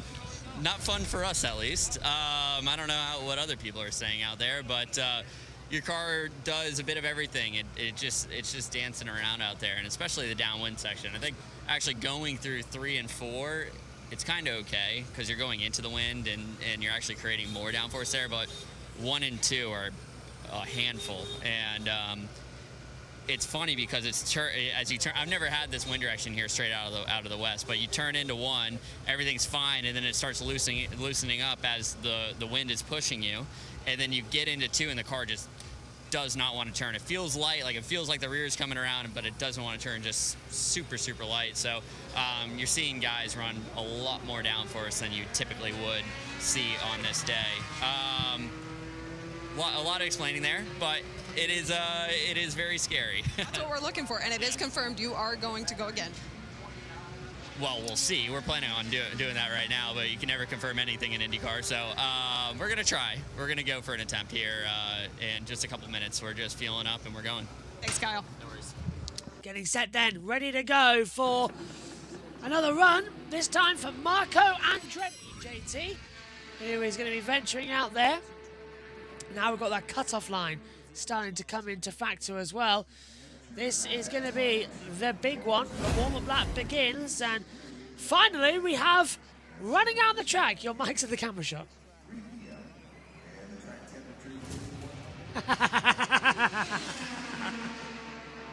Yeah, Marco Andretti coming from lane 2, so he does not forfeit his attempt, which was 28th place. He was, of course, the 2020 Indianapolis 500 pole sitter in the month of August. That does not sound... Is that any better for you? Yeah, that's fine. Here we go then. Green flag is out. Finally, let's go back to some qualifying action here at the Brickyard. Flag down, race on. Into turn 1. Flat out, 5th gear, doesn't lift. Small bit of hybrid deployment as well from Andretti. Now he's currently at 232 coming through the backstretch. 5% of hybrid used as we run down the backstretch. 33, 34, 235 miles per hour. As we go in towards turn 3, we've seen 238 miles per hour in towards turn 3 earlier on today, and I know that 98 is meant to fit on the screen, but it doesn't. Anyway, coming up towards the Isles of Wight for the first time, it is a 229.601, which is slower than his first lap on his first attempt by 63 thousandths of a mile per hour. So this will not improve his overall position, unfortunately. Yeah, Carl Kirkwood said about... He still has time to turn it around. He's got that hybrid power to do so. Kirkwood said about how turn 2 is so scary with the wind. We saw, and you saw, how about 229, 225, sorry, 229, 255 for Andretti. Still not quick enough.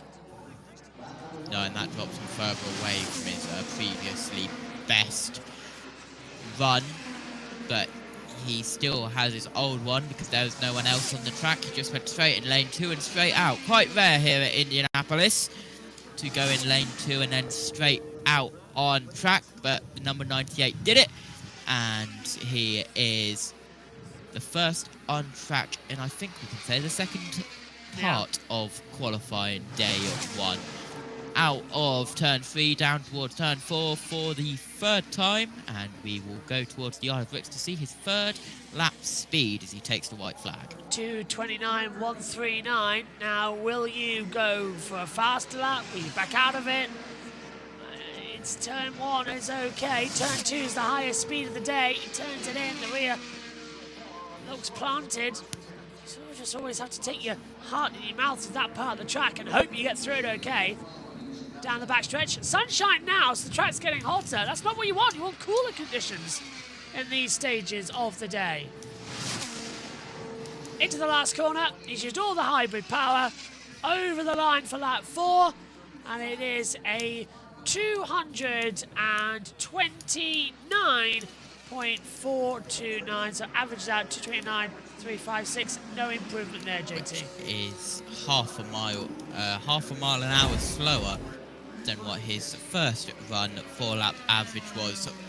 Marco Andretti's first run was a 2:19.569 warm-up lap, compared to a 2:20.851 warm-up lap. Lap 1 on run 1 was a 229.664 with a 229.601 second run. Lap 3 on the first one was a 229.783 and a 229.139 run 2, and then lap 4 on run 1 was a 230.143. Lap 4 on the second run was 229.429. Will Power out on track now for his second run of the day. He came from lane 2, so he does not forfeit his run. He continues on. And that's what we keep having to try and explain, that how they will change their overall lap times between the two. Over the line then for the warm-up lap to begin for Will Power. And he heads into turn 1 to build up the speed as slowly as you can. There's no need to go as flat out this early on in the race. Started second here 3 times, 2010, 2015 and 2024. He's won here, but that's a different story. I don't think his wife can take any more water bottles chewing. Her doctor, her dentist, actually told her to please stop chewing the water bottles because of how detrimental it would be for her teeth. Green flag in the air for Will Power and his second run of the day. And his warm-up lap speed was a 2:17.09. He's 11th at the moment. That's where his original run has put him. And considering his teammates are 2nd and 3rd with McLaughlin and Lundgaard, Power desperately needs to improve here as he heads down towards turn number 3, flicks the car in from 6th gear. A little bit of hybrid use and regeneration as a lift of the throttle, but he's kept it pinned down. Out of 4. First lap time, it's a good one. It's 2:32.175. That's more like it for Power. Half a mile slower than his first run, though. Half a mile an hour slower. It's put him 9th. Can he improve on that with the hybrid power, though? Half mile an hour doesn't sound a lot, but in the 500, it is rows and rows of grid that it could cost you. Miles and miles and miles of time. In we come again then. Throws it in.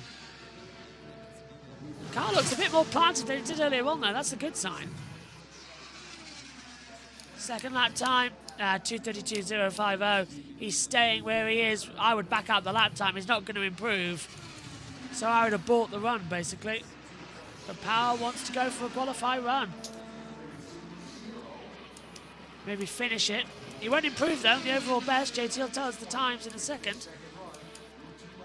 This is lap 3. He's still got all of his hybrid though, so he could. Where's he going to deploy it though? Out the last corner? He's using now. He's used 20% coming through 3 and 4. And then down the back stretch. This is only the penultimate lap, remember? He's down to 67. Keeps as consistent as he is, he will go faster. But stay in 11th place. Yes. We'll bring you the weather update shortly with what's going on. Power looks to be possibly the last runner for now in this qualifying stage. Oh, there's a McLaren coming out. Well, that's good news then as well. What's the 4th lap then for Will Power? He's found a lot of time. He's using all the hybrid power. Over the line then. 2:32.321. Average is out. 2:32.144 at the flag. And that puts him back up into 10th place. So he does actually improve on that final run around. Okay, I'll admit, didn't expect that to come up.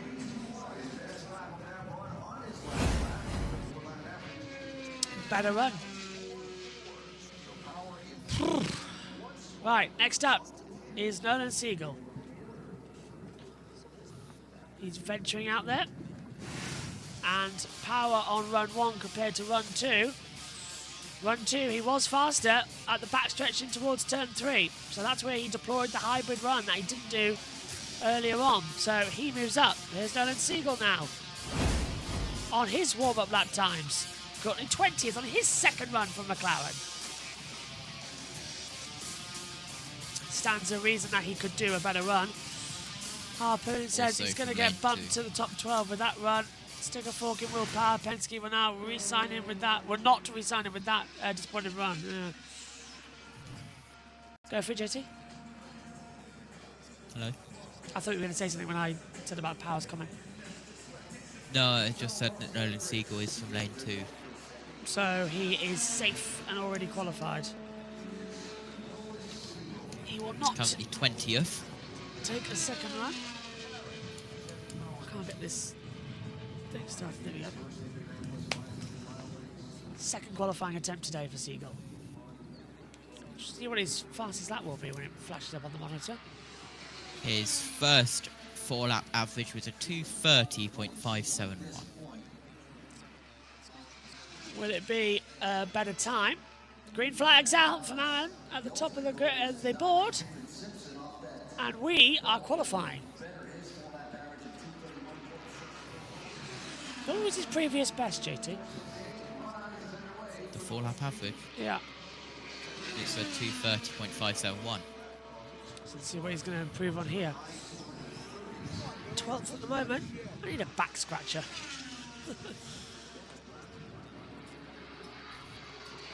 He's smooth through 2. Down the back stretch then. Tries to open up the speed. I think this is a better run. It's half a mile slower on his first lap. Yeah, but so is power. That's nothing we've found out. Hybrid gains your time back. So you've got to completely rework the way you think you know racing these days at qualifying for the 500.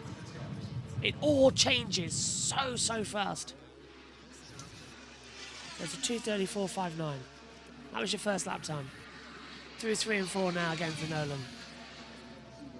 Brushing up against the barrier. Much slower than his last time. 2:30. Last attempt. 2:30.025, averaging out 2:30.242. At this point, you back out the lap. There's no point in risking the car, especially with the crosswinds we've now learned there are at turn 2. So yeah, lift back before you get lift off to that part of the track. It's still going.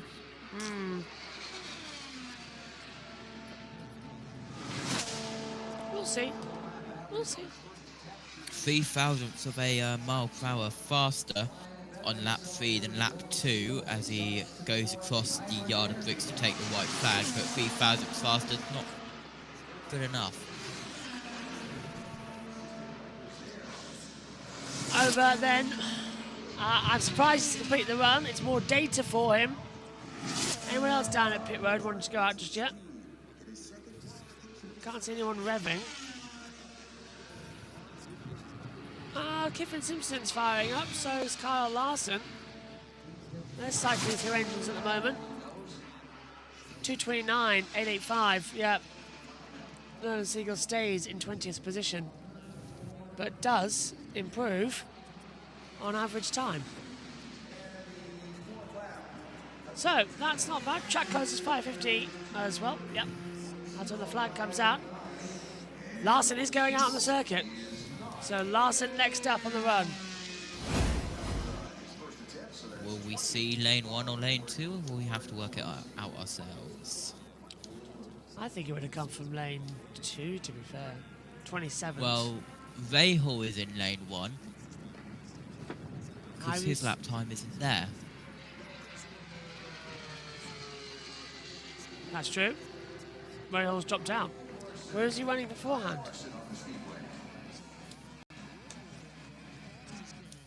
Oh, quickly down to pit road. For just a moment, I can tell you this, that they are going to go back out. So they want the engine to cool down a little bit, and they're going to make another attempt here in as soon as they can. Whether that's a half hour, an hour, it's one of the questions that Will didn't know the answer to at this point. So he got better, but he feels obviously, and the team does, that there's more that can be done. Kyle Larson is on track for the moment. So let's come back to Will, because I want to let them debrief, and I want to watch and see how Larson goes. Fair shout. Good stuff. Kyle Larson. Yeah, because Fox get the bigger bucks with Larson on the pay. As he starts his run now. Well, that time was...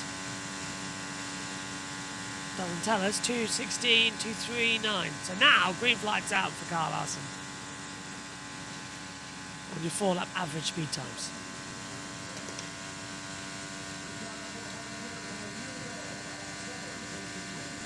Still a good time though. How this qualifying delta is going to work.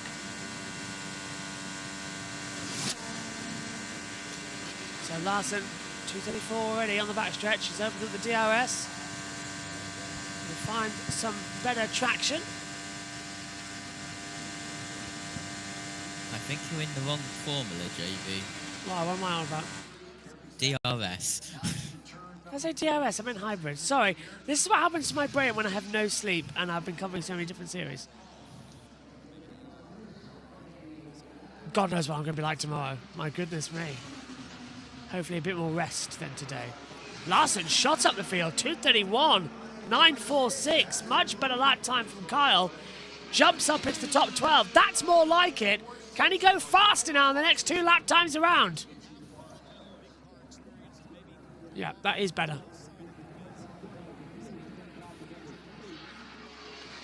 I was worried that we'd have to see Kyle go early to to North Wilkesboro tomorrow. He's not doing the races tonight. Over the line. And Larson, 2:31.4, still puts him 12th. This is remarkably consistent, JT. Yeah, half a mile an hour drop off between lap 1 and lap 2. He exits turn 2 now, keeps it out of the wall, and heads down the backstretch. Oof, you can hear that load of wind knocking things around in the background. That's the wind that we've got here at the Brickyard. Going to fight for control, left, right, and centre. Larson's not going to use all of his hybrid power yet. He's down to 85, 84, 83, 82, 81, 80. As he comes over the yard of bricks, lap 3, 2:31, 1:52. Shooting into 1 and 2. That low line still getting the grasp together. It's a better and better run, actually, from Larson here. Can he get into the fast 12? Currently, JT is tracking 14th fastest. He needs to find something big on this last lap. Yeah, he will, as he goes in towards turn 3 and turn 4, and he will head towards the yard of bricks for the final time. Over the line then for Kyle Larson. The checker flag will come out. Lap 4 time is a 2:30.779. Averages out to a 2:31.326. So that puts him 16th on the board at the moment. still better than his previous time. He's getting there. In his second year, he's getting there. Okay, so track 4 silent once again. We'll head down to Fox shortly. They're just going to commercial break. Yeah, okay. I think Larson's getting there, isn't he, JT? But we're going to see now the track needing to cool, the engines needing to cool. Not everybody wants to risk it just yet. But we're going to flow it at the end like we always do. And then it's going to be the question of which lane do you go into? Yeah, and in lane 1 at the moment is the 51. That's Jacob Abel, who's withdrawn his time then. Interesting. Larson was Rookie of the Year last year, but not Then again, it was this only year. a 226. Yep, and he's going to go out then on lane number 1. They're going to fire him up now and send him out. The 60-second clock will start soon. He's in the commitment lane. When that no, they've pulled him out, JT. They've pulled him out of the commitment lane. Don't want to go just yet. Not in these conditions. So that's going to allow... Is that again? The 98 going back out there again? There's another one for Marco? No. Who is it? I can't tell from the angle. Oh, it's Devlin Di Francesco. So it was the 98 from the way, but I didn't see the wonderful livery. No, it's Marcus Ericsson. Yeah. I'm knackered. See, this is why JT's here. I've been here all week, and I'm still not reading the numbers right. So Ericsson heads out to the circuit then in the 28. Winner here in 2023. Looking for a second reward, a second trophy. He has his Baby Borg here this weekend as well. The Baby Borg Warner trophy he got for winning. Traction looks good so far. Let's open up the telemetry. He starts his warm-up lap. He's smooth. Yeah, go on. Yeah, this is him coming across the line to start his warm-up lap. As this is Marcus Ericsson's second qualifying attempt of the day. His first was a 232.132 miles per hour, which has him currently 11th on the border of the fast 12. He has not withdrawn that time, as we are getting ready for the green flag for Marcus Ericsson. So Ericsson stays where he is and sees if he can improve from 11th position, gets himself trying further into the fast 12 to see if this might be his last run of the day. Green flag is out. What can the champion do from 2023 as we go green for quali? Nice 2-1. Low line again. Not too close up to the barriers. He's found the optimum line here, so I'm liking this again. I'll try and hold my opinion until we get the Delta times. That always plays a factor here. Haven't got the lap 1 time yet, have you? There we go. That's 2. easy. What? Yeah. He hadn't crossed the line yet. Yeah, his timing's going, taking a while. It's a 2-minute 31.430. Still puts him in P11. There's no big improvements coming from Ericsson. Well, power That's just 7 out of it. tenths of a mile per hour slower than his first attempt. Don't think we're going to see a run here. He'll finish it, but he might abort it. That's a shame. He's in the fast 12 though as things stand there. He's a little bit faster. 13 thousandths of a mile per hour faster as we reach the halfway point of the run. They get as many tries as they like. It's an open day. The only time you're singled out with 1 run is when we get to the fast 12 and the fast 6 and the last row shootout, if I'm not very much mistaken, JT. Last row shootout, everyone guaranteed at least 1 go. They can go again if they want. There we go. It's the fast 12 and the fast 6 where you're locked into 1 run only, isn't it? Fast 6 definitely. Yeah. Fast 12 you may get. Oracle! Need Matthew Owens back. Lap 2 was a 2:31.443. Lap 3, 2:31.398, averaging out still at the 11th position to come in. And we've got 2 days of this, remember? This is much slower than what he's done previously.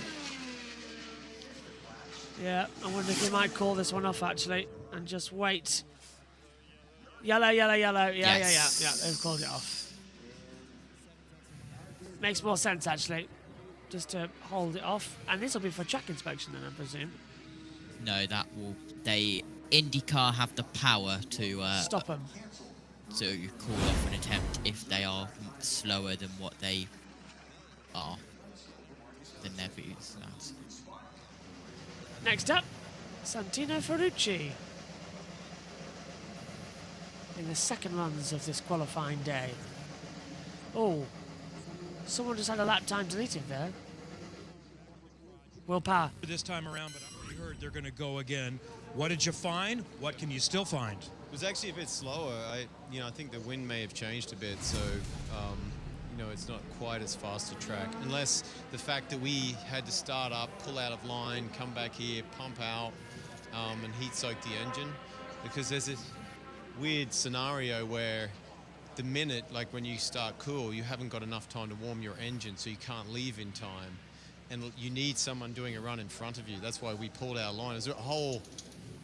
It was a bit of a shambles, like the guys got all ready, cooled down, had to start it, turn it off, come back here, start again. Obviously that heat soaks the engine, so not ideal for that run. But yeah, we're probably gonna have to clean the floor off, as they say, take the strokes out and run again. Yeah, once you get to the front of the line, you've got 60 seconds to release, even if there's no one behind you. Thanks, Will. Thank you, guys. Here is Santino Ferrucci out on track. He is 19th fastest at the moment. If he is to improve in the top 12, he needs to find 1 mile an hour, pretty much, give or take. 2:30.837, his average over the 4 laps on his first run. Kyffin Simpson, 2:31.6, so he needs a 2:31.7, 2:31.8, something around there. If Santino's hitting the 2:32s for his opening lap, that will put him in exactly the right place. It's interesting, you go out of the pits in what they call a cool map, and sort of running it around 200 miles an hour, just keeping the engine cool for the first half of that out lap, and then there's a designated point on the track. You switch the map. Yeah, and here we go then for Devlin's lap time, JT. Let's see what we're going to get here. Santino Ferrucci back in and going for a run. I can confirm that Abel's car was pulled out of lane 1 due to a telemetry issue. And is being taken back to the garage. Yeah, that explains it. 2:20 though. That's a good lap time from Santino for a warm-up lap. Warm-up, yeah. Over lap 1 then, over the yard of bricks. 2:31.737. He is faster, and he's used 14%, 24% of his hybrid power. Just changed, just came over the line. So he's used a bit more than that opening lap. To try. Oh, and here's the barrier coming out of 2 on that run as well. My goodness me. He's flirting with it like crazy. Who do we think is going to get bumped? Could be Marcus Armstrong at this rate. Herta might just get through. Of course, he's going to try and qualify with 90 minutes to go. That's when Georgia said the car might be out. 2:31.736. That is going to be the two most consistent. That's unbelievable. Look at that. It's matched. That is going to be the most perfect 2 back-to-back laps we've ever seen at Indy. They are 1,000th of a mile per hour separate of each other. What a consistent run from Ferrucci. And he's used up all the hybrid there, JT. Is that going to cost him? It doesn't matter because he's faster. 2:31.749. Lap 3 is the fastest time. So lap 4 will drop this massively. He has no hybrid left to run.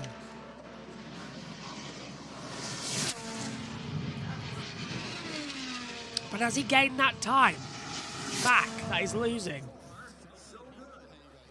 Over the back stretch. Yeah, I think he might have this one. Into the last one. Over the line we come. 231.150. Averages out 231.593. That puts him 13th fastest. So different runs there for Santino Ferrucci, but he's just missing out on that 12th position. The crucial 12th position as well. Do we know what's going on yet with Marcus Armstrong's car?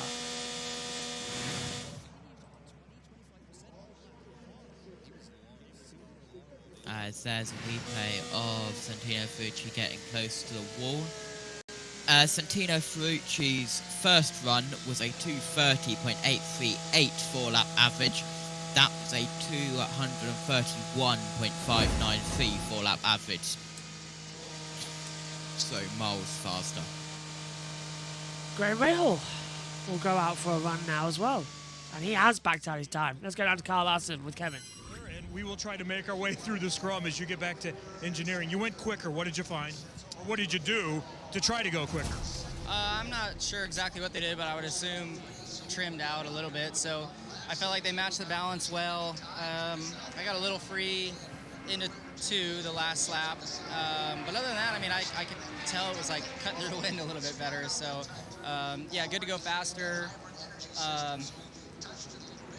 I don't like qualifying here, so I feel like we have to qualify again because they're going to want to make the fast 12, but it just gets sketchier every time you go out. So, yeah, we'll see. We'll talk to them, debrief, and, yeah, I'm sure we'll probably make another run later. Maybe the conditions will get a little bit better. Okay, we may see Kyle Larson again. Thank you. I find that so interesting, guys, because you're basically racing an airplane around here. When they asked him, what did you guys change? He said, well, I don't really know, but it went faster. Man, I would want to know exactly what has been adjusted. I don't want to know anything. That's the engineer's days. I tell you, you just hold it flat, man. You just hold it flat. Here we go again then for Rahal. He gets the green flag, and now this is effectively his first run. He's not in the 500 yet, JT. He took out his lap time. This is a biggie. Yeah, and it's a warm-up lap speed of 218.173. Complained on Thursday, he doesn't know why he can't run 4 straight laps together. He's really frustrated him. He's in his livery now for the 500, different to what we saw over the test week. Are we going to see Graham Rahal in or out of the 500 for Rahal Letterman Lanigan Racing? After such highs at the Indy GP, we're seeing such lows at the 500. First lap time over the board. We're waiting. 2:35.91. 6 tenths quicker. 6 tenths of a mile per hour quicker that time round compared to his withdrawn run. We go again then. Lap 2 time coming up. He's used a little bit of hybrid power, not too much. Over the line, and it's a 2:29.953 on the second run. Okay, now start worrying.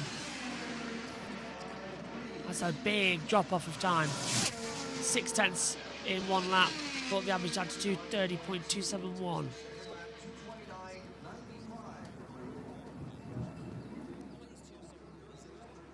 I think Rahal, the car looks unsteady, and the lines he's taking, it's not fast at all. He's struggling too much. Well, he's dropped significantly again, another 6 tenths of a mile per hour. White flag in the air. Would they wave him off? They can't, because he withdrew. That's true. They're not allowed to. That's true.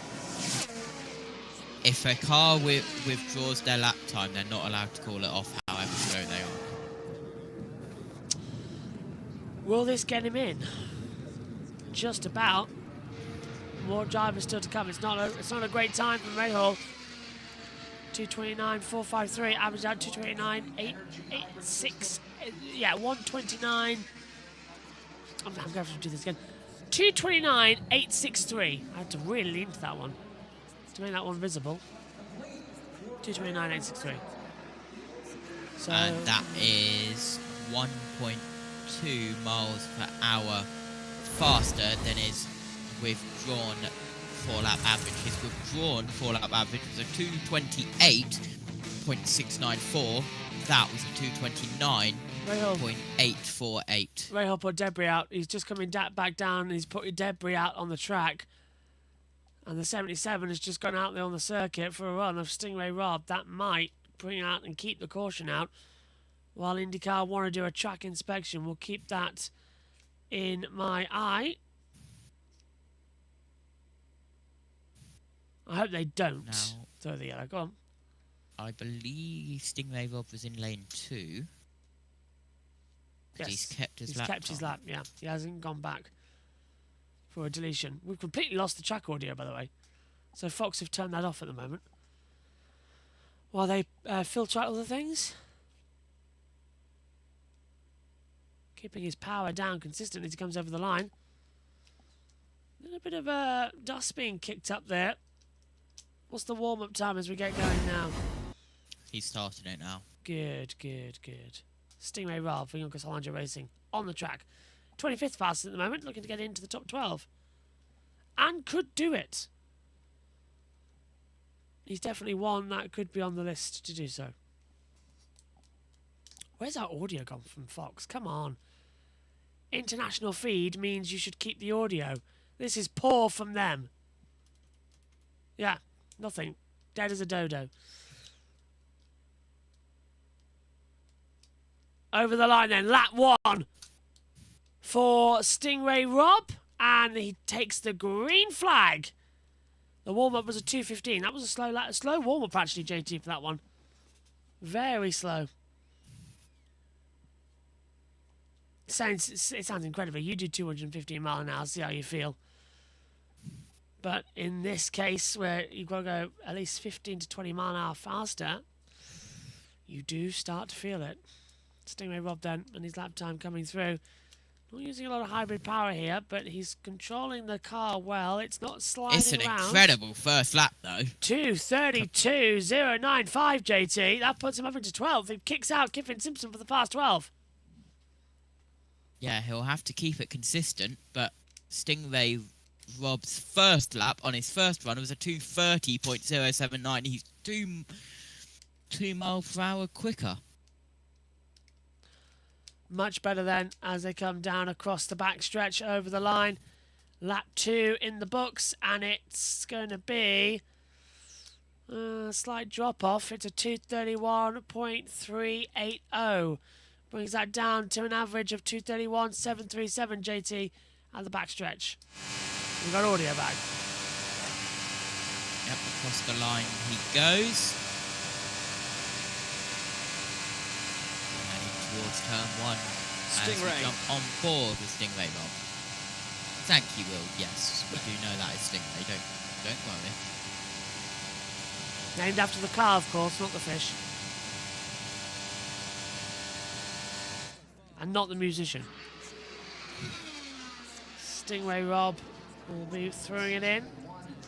SRR. JT, I've got to ask you a question. How's the truck race going? Is it nearly finished? I don't know. I'm not watching it. Oh, I'll keep a look at it. That 3, 2:31.049. He's dropped down now to 15th, JT, in that average time.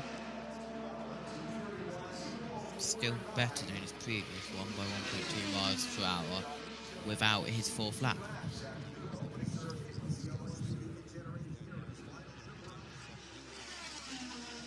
Better run, better series. 4th lap time at a 2:31.324. Much faster that time, actually. Going 3:10 with using all the hybrid power.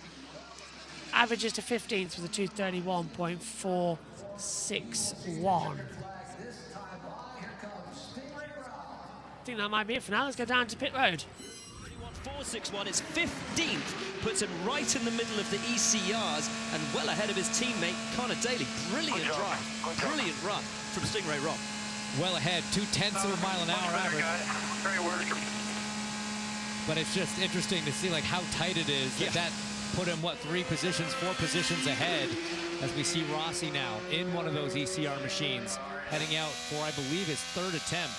Don't you feel that Rossi and Carpenter Racing are going to keep sending him out until they get in to the top 12. Till they get in or run out of tires. Yeah. One of those two things. You have to be careful, right? You still got to think about the race and make sure you leave yourself enough sets and the practice on Monday and carb day practice on Friday.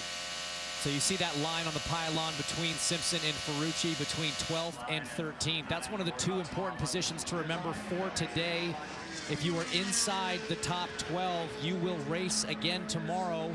You will attempt to qualify again tomorrow and set the first 12 positions. If you're 13th through 30th at the end of the day today, that's where you're going to start the race next Sunday. And if you're 31st through 34th, you're also going to come back tomorrow for what we call the last chance qualifier, the LCQ, where 3 drivers will set the final row and 1 team will be sent home. Lots of drama tomorrow. Today's about getting in, whether it's into the race or into the top 12. Tomorrow's all about setting the final stage. And Rossi here, no stranger to the top 12. ECR, no stranger to the top 12. This combo, there's a lot of expectation on these guys coming into this month. Scott McLaughlin from Team Penske, still a guest up here in the booth with us. Scott, you've been racing against Rossi the last several years. He's known for some pretty fierce, bold moves on the ovals. What's he like to race against? I really enjoy racing Alex. He's hard, but fair, and that's all you can ask. You know what you give Alex is what you're going to get back, and one of the best guys I've ever seen on a restart. He's incredible with that, and he just gets it done. So, you know, he's done a really good job this year with ECR. I think he's great for that team. And, you know, obviously looking a little bit better in this run. And Townsend, as you were telling us earlier today, you used to be teammates with him when he turned up in INDYCAR back in 2016. He didn't like ovals, didn't understand ovals, promptly went and won the 500 on debut. And won in shock, frankly, because it came with impossible odds, using a brilliant fuel strategy from his strategist Brian Herta back there. And then you can see now, look at the ghost car, look at how close it is for Rossi to his previous time. This is a bit of a bummer for him because he wants to advance. He needs another 0.2 of a mile an hour average to break into that top 12, but he still has time and he still has hybrid. And it shows you that his last run started well and fell off halfway through. A 2:32.7 is easily enough to get him through and into the top 12. Just has to hope that the speed doesn't bleed off over the next 3 laps. What does lap 2 look like for Rossi? He'll hope it's still around that 2:32 mark. It's not. It's dropped massively.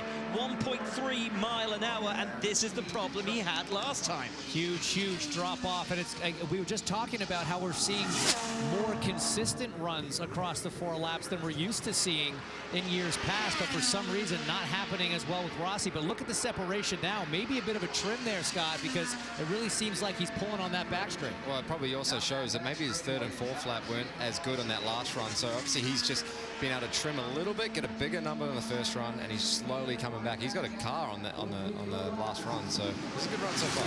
Yeah, it's not too bad, is it, JT? It's getting faster and faster as they continue to try and push it through. Absolutely, as he's taken the white flag and he's out of turn 2 and headed down the backstretch to the final time. Lap 1 was 2:32.733, lap 2 a 231.486, lap 3 a 231.777, and as he heads up to the yard of Blix for the final time, checker flag in the air, and it's a 230.817 lap 4, which puts his average speed over 4 laps 231.703, and that puts him 12th on the border of the fast 12. It's the fastest run of the day from Alexander Rossi, and it comes in the third run of the day. Is Alexander Rossi's 3rd run of the day? As here we come. Finally. Jacob Abel from lane 1. Finally, we're going to get him out there on the circuit then. That's going to be a bit of improvement. Apparently the trucks race might have just ended. I'm not entirely sure. I'm not getting any checkers are out. Yeah, it's just ended. Lovely. So I need Matthew Owens to come and relieve me in the commentary box so I can go and deal with that for a time. So what time is the actual heat races starting then, JT? I don't know the green flag times. I've not been on NASCAR at all this week. I've not looked at NASCAR at all. That's how busy we've been with the month of May. and everything else. It's one of those weekends. NASCAR.com. Well, Heat race 5:10 Eastern. Is Has he aborted his run because he's continuing slow? He is continuing slow. And are we going to release Carl Kirkwood because he's aborted his run? I've got 5:10 JT for the first one Eastern, so that is what time here? 10 past 10. 10:10. Cowboy time.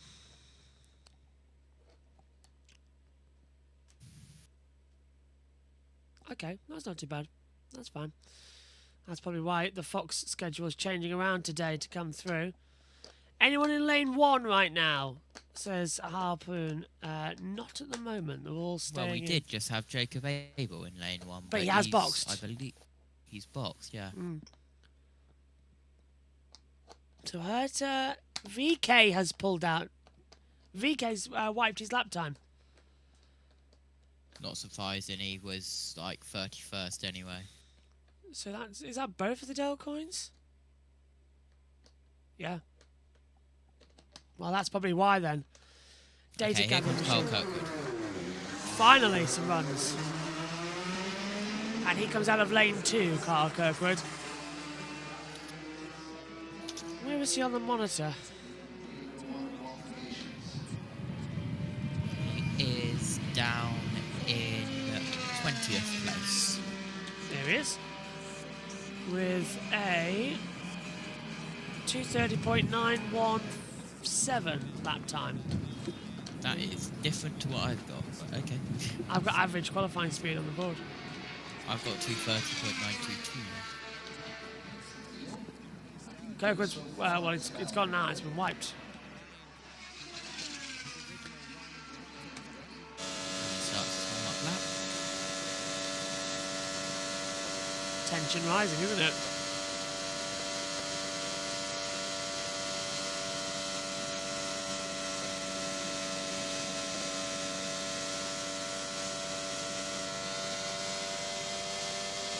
After this, yeah, wait, is Matthew coming back? I don't know.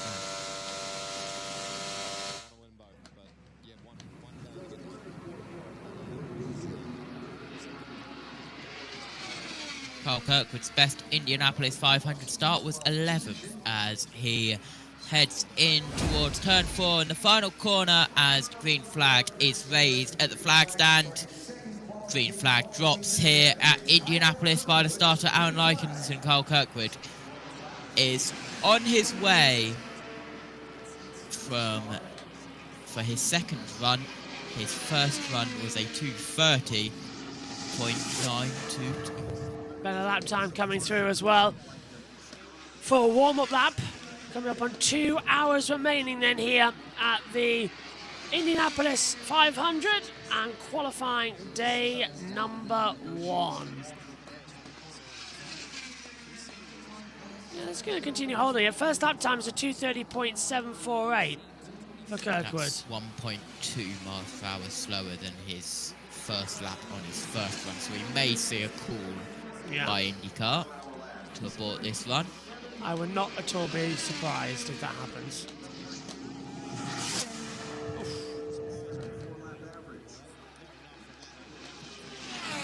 Yeah, I expect the yellow out soon, to be fair. 2:30.737. He's remaining consistent, but not in the way he wants to be. Well, we'll see what his third lap is. They normally call it on the final lap if they are going to call it. Yeah, well, lap 3 begins now. No yellow out from the race control. Would hear yellow. Sort out NASCAR. I will in a minute. Because I've got audio, so if I need to, I'll just throw down to that. Georgia. The news there, Alex Palou and the 10 team, they are rolling out right now. I asked Ricky Davis, I said, you guys are sitting in a pretty good spot. Why is that happening? He said, they told me to do it. We're going out, so Alex Palou heading pit It's an lane. engineer's day. Exactly. Your wheels turning it on. Yeah, absolutely, as here comes Carl Kirkwood up to the white flag. and it is a third lap of a 2:30.802. It's faster than his previous 2 laps. He's got 70% and a pleat in hybrid, 62, 61, 60 as he heads down the backstretch. It's a 3-lap average speed of 2:30.762 as he heads in towards turn 3 and turn 4, up towards the checkered flag of this qualifying attempt. Out of turn 4, up towards the checkered flag. Checkered flag is waved, and Carl Kirkwood's fourth lap was a 2:31.184, fastest lap of the run, but average speed was a 230.868, which is not fast enough. His first run was a 2:30.922 compared to his second run being a 2:30.867. As Alex Palou, the number 10, is on pit road and fastest car of the day. We will wait for him to go down in towards lane 2. Next out on track, it is the 06 of Helio Castroneves. The race for 5 is on, and he is on his build-up lap, heading towards the warm-up lap before the start. Second run of the day for the 06 for Castroneves as he heads in towards turn 3 now, getting ready to start his warm-up lap.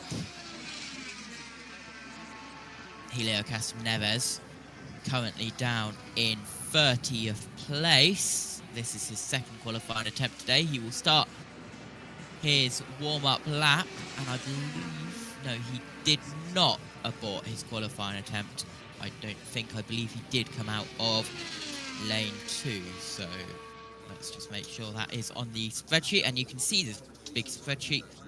It is linked in the pinned comments. That is every single qualifying run we've seen today, and you can compare them throughout, and it'll also have all of the Fast 12 bump day and Fast 6 tomorrow. That's the massive mega sheet for the qualifying laps in the pinned comment. Green flag drops on Helio Castroneves, and his second qualifying attempt of the day is underway, and it is a 2:16.927 warm-up lap speed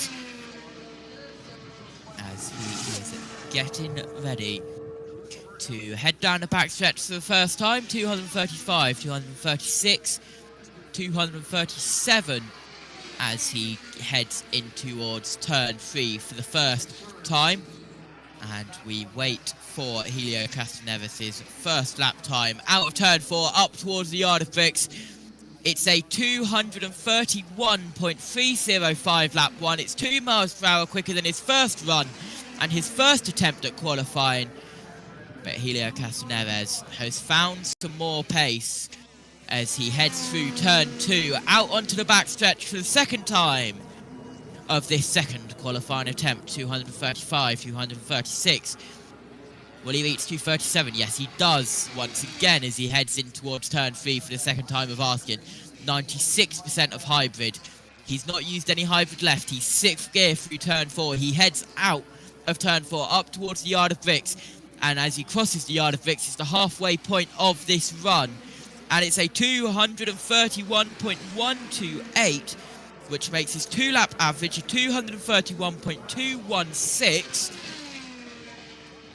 This is a good run from Helio Castroneves. He's currently ranked 20th with 2 laps left as we look from the drone cam on the backstretch heading down towards turn 3, and he goes through turn 3 now, still in 6th gear, still not used any of his hybrid as he heads out of turn 4, and he will head towards the flag stand and the yard of bricks to receive the white flag on this qualifying run. In his third lap was a 2:30.749 with his 3-lap average qualifying being a 230.060. As down the backstretch to the final time, Helio Castroneves still in 6th gear. He's using his hybrid. He's down to 30%, 29%, 237 miles per hour once again as he heads down in towards turn 3. Down in towards turn 4 we go. And the checkered flag is waiting for Helio Castroneves. And he crosses the line. And his 4th lap is a 230.730 miles per hour with an average speed of 230.978, and that means Helio Castroneves moves up to 20th with that qualifying run. Gets out on track. It's another McLaren, and that McLaren is heading in towards turn 2 now.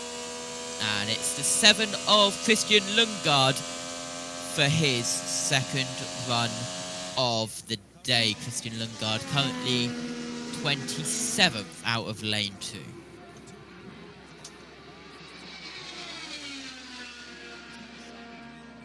On his build-up lap now, currently Christian Lundgaard, his 2nd qualifying attempt today. Of course, he's from Denmark as he heads up towards the line to start his warm-up lap as he's building speed around the speedway. But it's still Palou, McLaughlin and Newgarden at the top of the timing screens and the speed charts.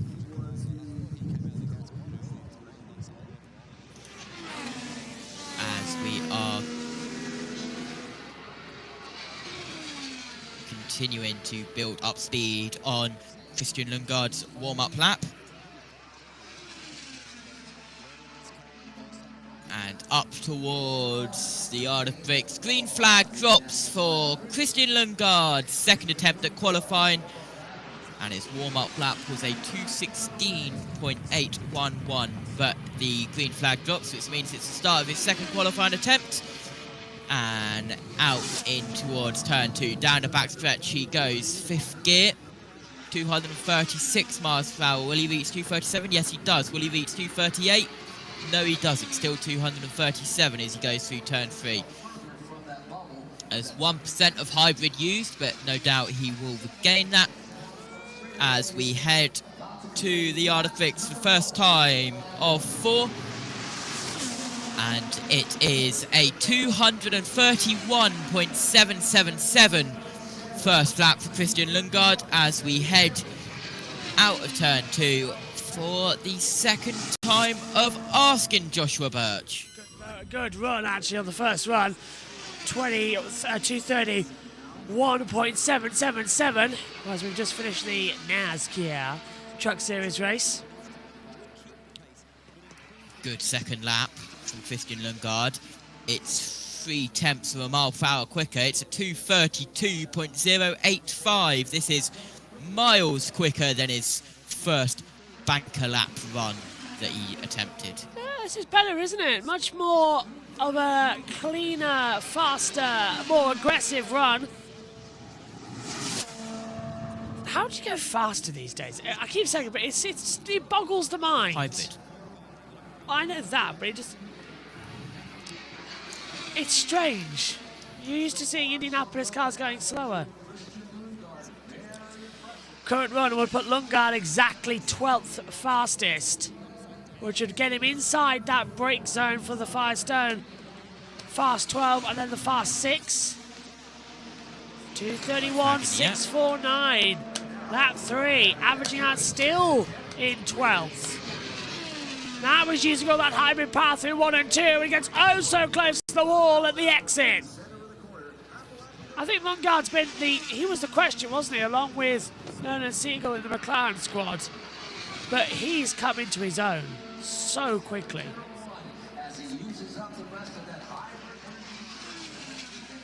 And out of turn 4 for the final time. Checkered flag in the air.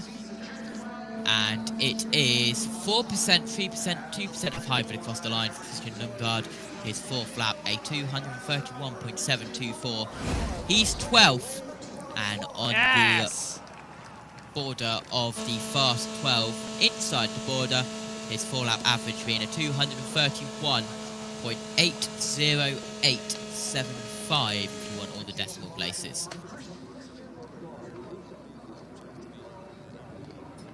His first run was a 230.31 4-lap average, so a 1.5 mile per hour increase from his first run to his second run for the number 7 of Christian Lundgaard as he heads down into pit road. When's 4:30 Eastern? Pardon? 4:30 Eastern. 9:30. Oh, that's when Matthew's back.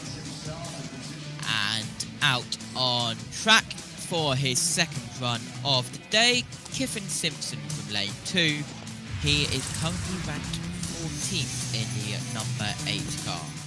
That's better then, as we lose track audio once more.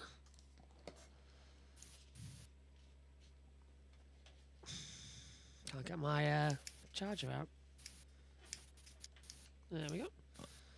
Kyffin Simpson exits turn 4 and he will start his warm-up lap as he heads across the yard of bricks. See what it's going to be this time around then. Hopefully it's not too bad. Need to sort of keep some energy going.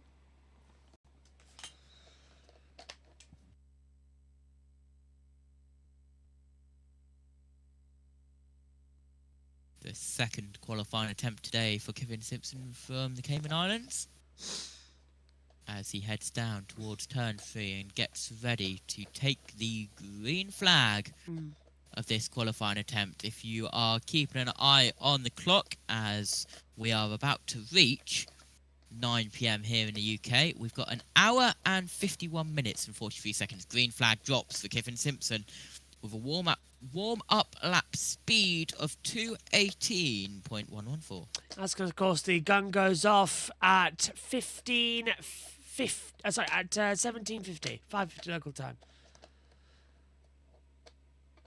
Brain is not in gear today. The commentator says the first thing that you blurt out, not a great idea when you have been awake as long as I have today. As the action continues on. Seriously considering just allowing Megan to run the Formula E practice 2 stream. She knows how. Let it go and go from there. Hopefully. What's his first lap one time? speed. Wow. 2:31.759. Is that faster than what he did earlier on? It must have been for Kyffin Simpson. He was inside. Oh, he's slower. Right. By 0.2 of a mile per hour, but you can still claw it back. Yeah, the hybrid power is a bigger boost around this circuit than you might believe. Lap 2 coming through. You're never going to not spot the 8 car. Simpson did have a crash here. He's in his chassis he ran at the open test. And he's still got the speed. 231.509. Averaging out 231.634 as things currently stand as we start the third lap. Much better run. Speed needs to start increasing. He's got the hybrid. Yeah, he's got that hybrid part. What have you got for us this time? He's in there. He's there or thereabouts, isn't he? He has to improve on this final lap. I don't think he will. I don't see that as an improvement. White flag in the air. He starts to use his hybrid. Something tells me they might abandon this lap time. It's not faster. It's still slower. He's losing time.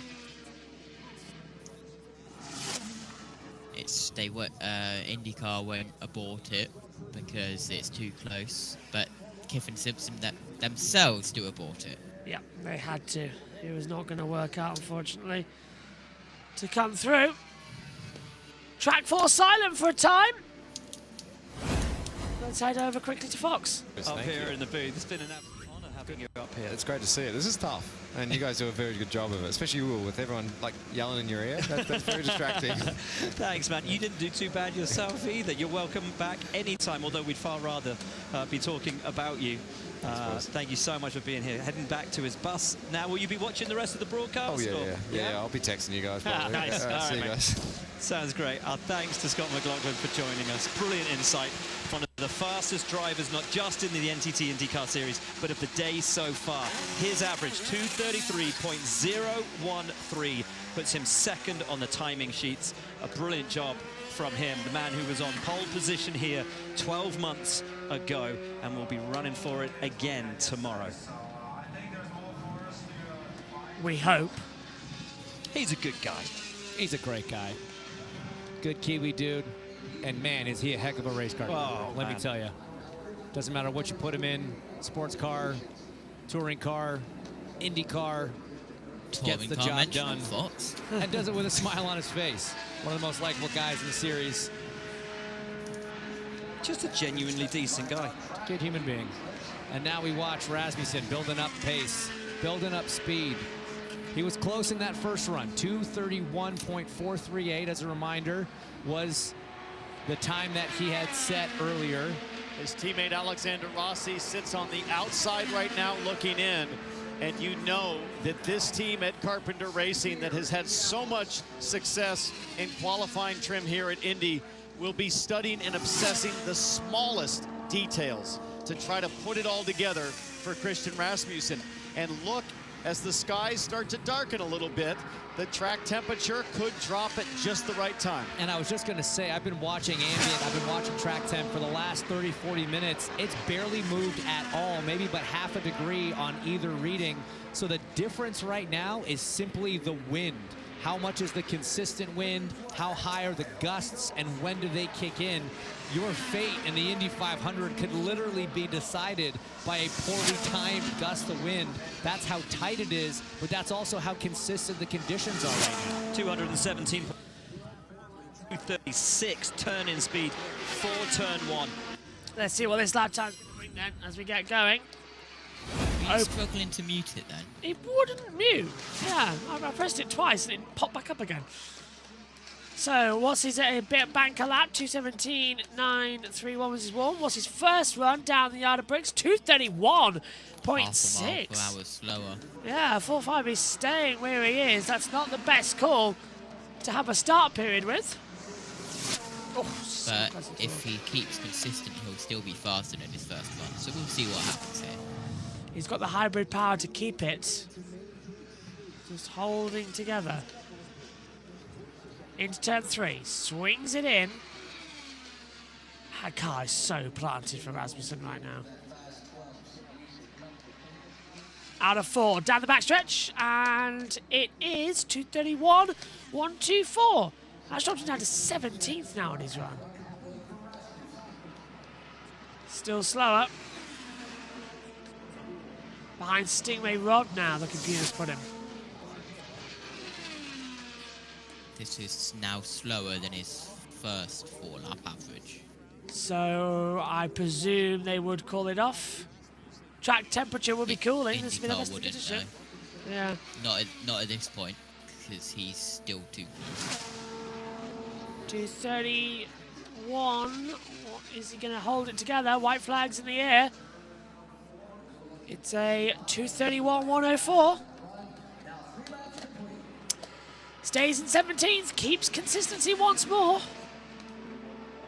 He needs to improve quite a lot to nudge this average up. Yeah, but he's nearly out of hybrid. Look, already at the exit of 2, he's used 70% of it. He's only got 30 left. He's decreasing that dramatically now as well. Yeah, this might not be... He's going to go for the whole lap, though, JT. He's going to finish it. Get another run under his belt. Yeah, finish the lap. Finish, stay out. Over the line with no hybrid. It's a 2:39.50.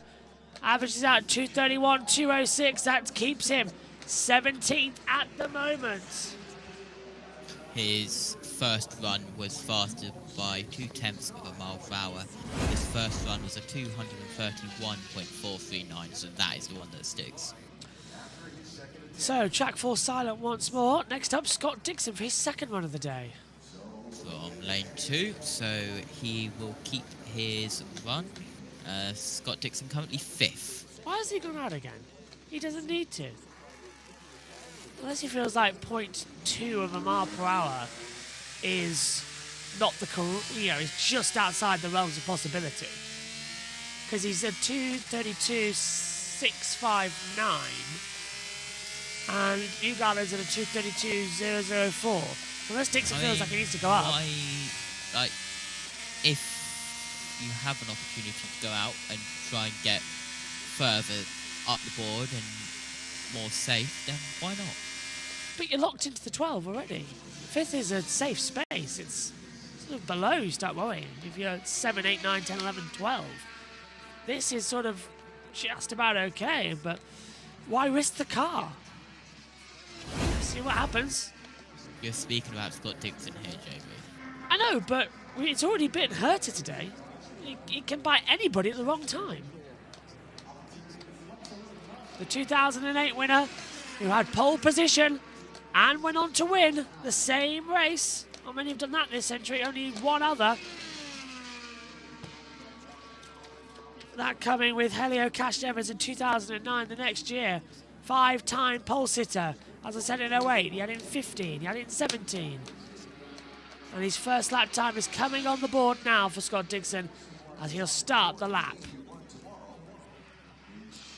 Green flag for Scott Dixon's second qualifying run here at the Brickyard. Immediately down low as, paper bag falls off the side of the car there with the aerostrip. 233 mile an hour, the car fighting him through turn 1 as we're on board. Just trying to hug that inside line. He's gone flat out 6th gear as we get the magic boost. That Honda all getting new engines. What's your first run then? Scotty Mac is quaking. He's not going back out again today. What can the fellow countryman do? Dixon out of the last corner, over the line. It's a 2:32.137. So exactly where he stands at the moment. Half a mile an hour slower than his first lap in run 1.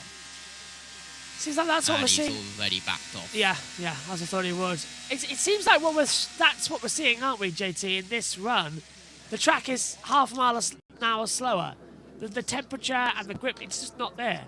It's half a mile an hour slower out there. Why risk it? As Dixon abandons his lap time. Well, while we work that out, let's head back to Fox. The pole position, and you want to talk about risk. We saw what's possible when it goes wrong earlier today. Colton Herta in the Andretti Honda, down in turn 1 on his first flying lap, loses it big time. Went around so quick on him, the young Californian.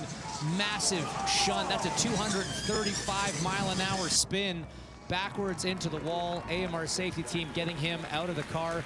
He's been released from the medical center and cleared to drive.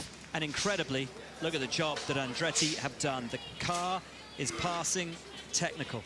Georgia is down there for us. But that is exactly it. The team went to work on that car. That is a backup Speedway tub with components of the damaged car. They took it over, they went to work. 15 plus crew members pulling in from other cars working on that car. They got it together. They're going through technical inspection right now. When they do get out to pit lane, they will hit the priority lane and make a full 4-lap run. So when you see Colton hit the track, he will be making a full 4-lap run. Rob Edwards told me when they come back, they will be able to look at that and make adjustments based off that run, but expect Colton to be full steam ahead when he makes it out there. Great news.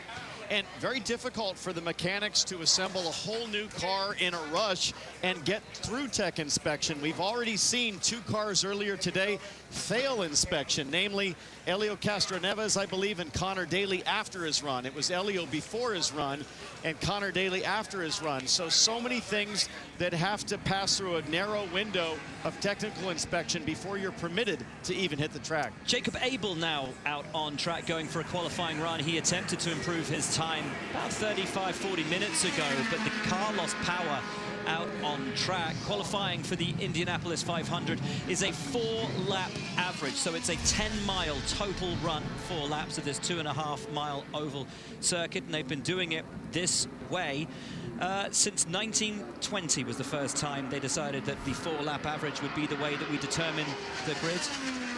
Before that, it was quite simply the order in which your entry was received by the Indianapolis Motor Speedway? Don't like that as much. This format's much more fun, though much more terrifying for the drivers. T-Bell, you've done it, I've done it. Any driver here will tell you that this is one of the most high-stress days of the entire year.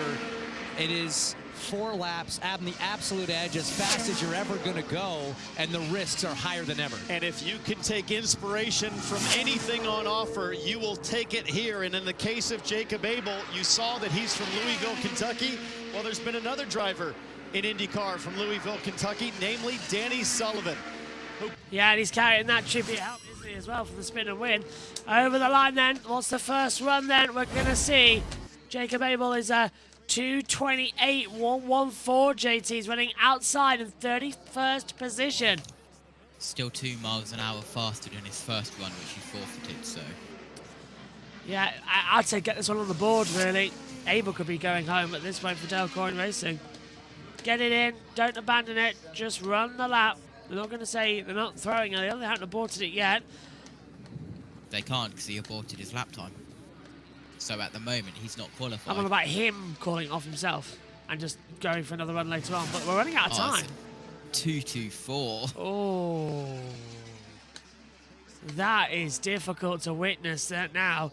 4 miles an hour slower than the previous lap time. And he's aborted it, JT. He's aborted it. So I don't think he has a lap time at the moment. He does not. Jacob Abel is at the moment last. Because he aborted. Well, we do know we're going to see some other drivers throughout the field, though. So that is still going to be a factor. Oh. Actually. That was earlier on with the 66 squad. Let's see what Fox have got for us. Practice this morning for qualifying. Marcus Armstrong hitting almost 240 miles an hour before losing control. You can see him grabbing the back of his head, but we can get an update on the status of Armstrong and Meyershank Racing from Kevin Lee. And let's first start with the driver. We were happy to hear around 1:30 this afternoon that Marcus was cleared. He was released first, and then it took another 2 or 3 hours to learn that the driver is okay. We've talked to him. He's ready to go. And the car, this is a backup car. It was a road course car. As we see Mike Shank, the team owner, they had to prepare this from scratch. Same engine transferred over from the car that crashed. They are 5 minutes away from rolling to tech. They will go out, they will do basically an install as a qualifying attempt, and then they'll try to put a real attempt to get it in the show before 5:50 today. I've got to say, the flashes of orange on the front of that car makes me think that that tub was saved for Felix Rosenqvist, because that's more his livery than it is Marcus Armstrong's. It is really hard to build two that are identical. So the question is, how good is a backup car for Marcus Armstrong and for Colton Herta? Look, we saw this last year with, unfortunately for them, another Andretti Global car where Marcus Ericsson had a pre-qualifying crash, had to go to the backup car, and what was previously a pretty rapid entry, all struggled to make the race, qualified on the last row of the grid, and ended up getting collected in a first turn accident. So crashes hurt, there's no doubt about it. They put so much love and attention into building these speedway cars. It's almost impossible to have a backup that's anywhere near the same level of performance as the primary. They do the best they can, and we'll see how it shakes out. Devlin DiFrancesco racing for Rahal, Letterman, Lanigan Racing. His teammate Takuma Sato is up in the top 12. And I know that you were really impressed with his run the last time, Townsend, because he had a wobble, he had to lift out of it, but he stuck with it and improved his lap times thereafter. Yeah, brave young driver, 25 years old, out of Toronto, Canada. Just a hint of a lift there in turn 2, but he is courageous. And this car, colorful, I call it the Astro Pop. They celebrate Dogecoin on the side pod. Hard to miss this one, the multicolors of the number 30, and Devlin DiFrancesco stays wide open to close out this first lap. He's at 26 in the lineup at an average of 2:30.4. Let's see how he does. This particular livery chosen by the fans, he gave them a number of options, And this was the one they picked, and the time is a 2:32.277, and that is exactly what DeFrancesco needs, not just to get himself up the order, but critically into the 12th. James, he does not need it to steer like a forklift, though, off of turn 1. That was a huge... Yeah, several nearly accidents, JT, to come through. It was quite hard between them. That was almost great lap, then bin it. Still 2 miles per hour above his first run lap average. Yeah, it's going to put him 12th. Lap 2 is a 2:31.726. Didn't miss much. Over we come then.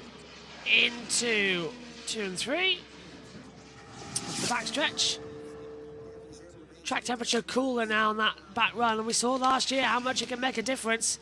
This is doing better and better and better.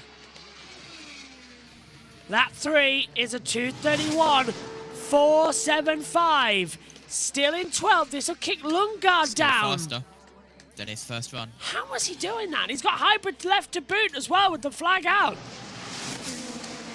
Oh, he could just get ahead of Ericsson here for 11th. 2:32. Yeah, he could.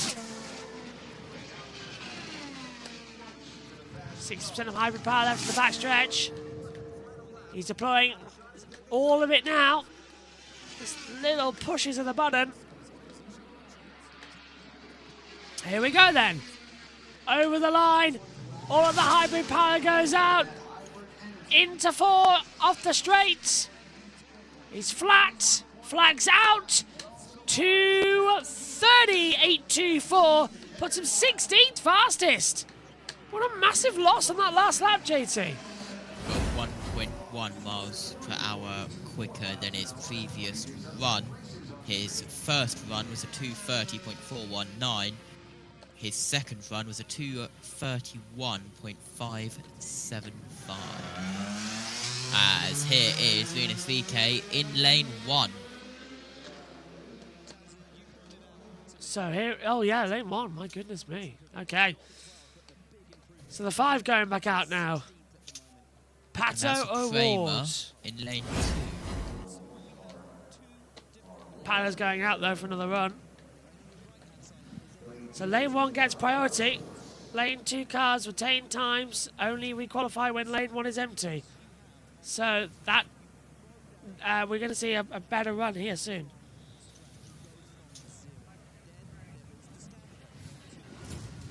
That is, I believe, I want to say that's the number 90. It does look like the 19, yeah. 18. No, I'm talking about the Primo in the left-hand side. 90. Oh, yeah, so I thought you were about the other one. It's the 90, yes.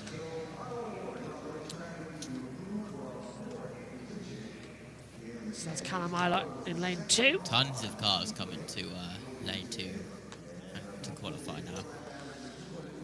I don't know if the chat is talking about if Daniel's messaging us directly about saying we're on Sky Mix. So we are they changing, by the way? Do I have to change channel? Are they on Sky Mix the whole day today? They're on Sky Mix the whole day today, I believe. Green flag in the air for Pato O'Ward's second attempt. 90 minutes to go then. 1.5 hours of running. Let's see what we've got. Well, they were meant to cut to PGA Championship Round 2 highlights at 9 PM, but they haven't.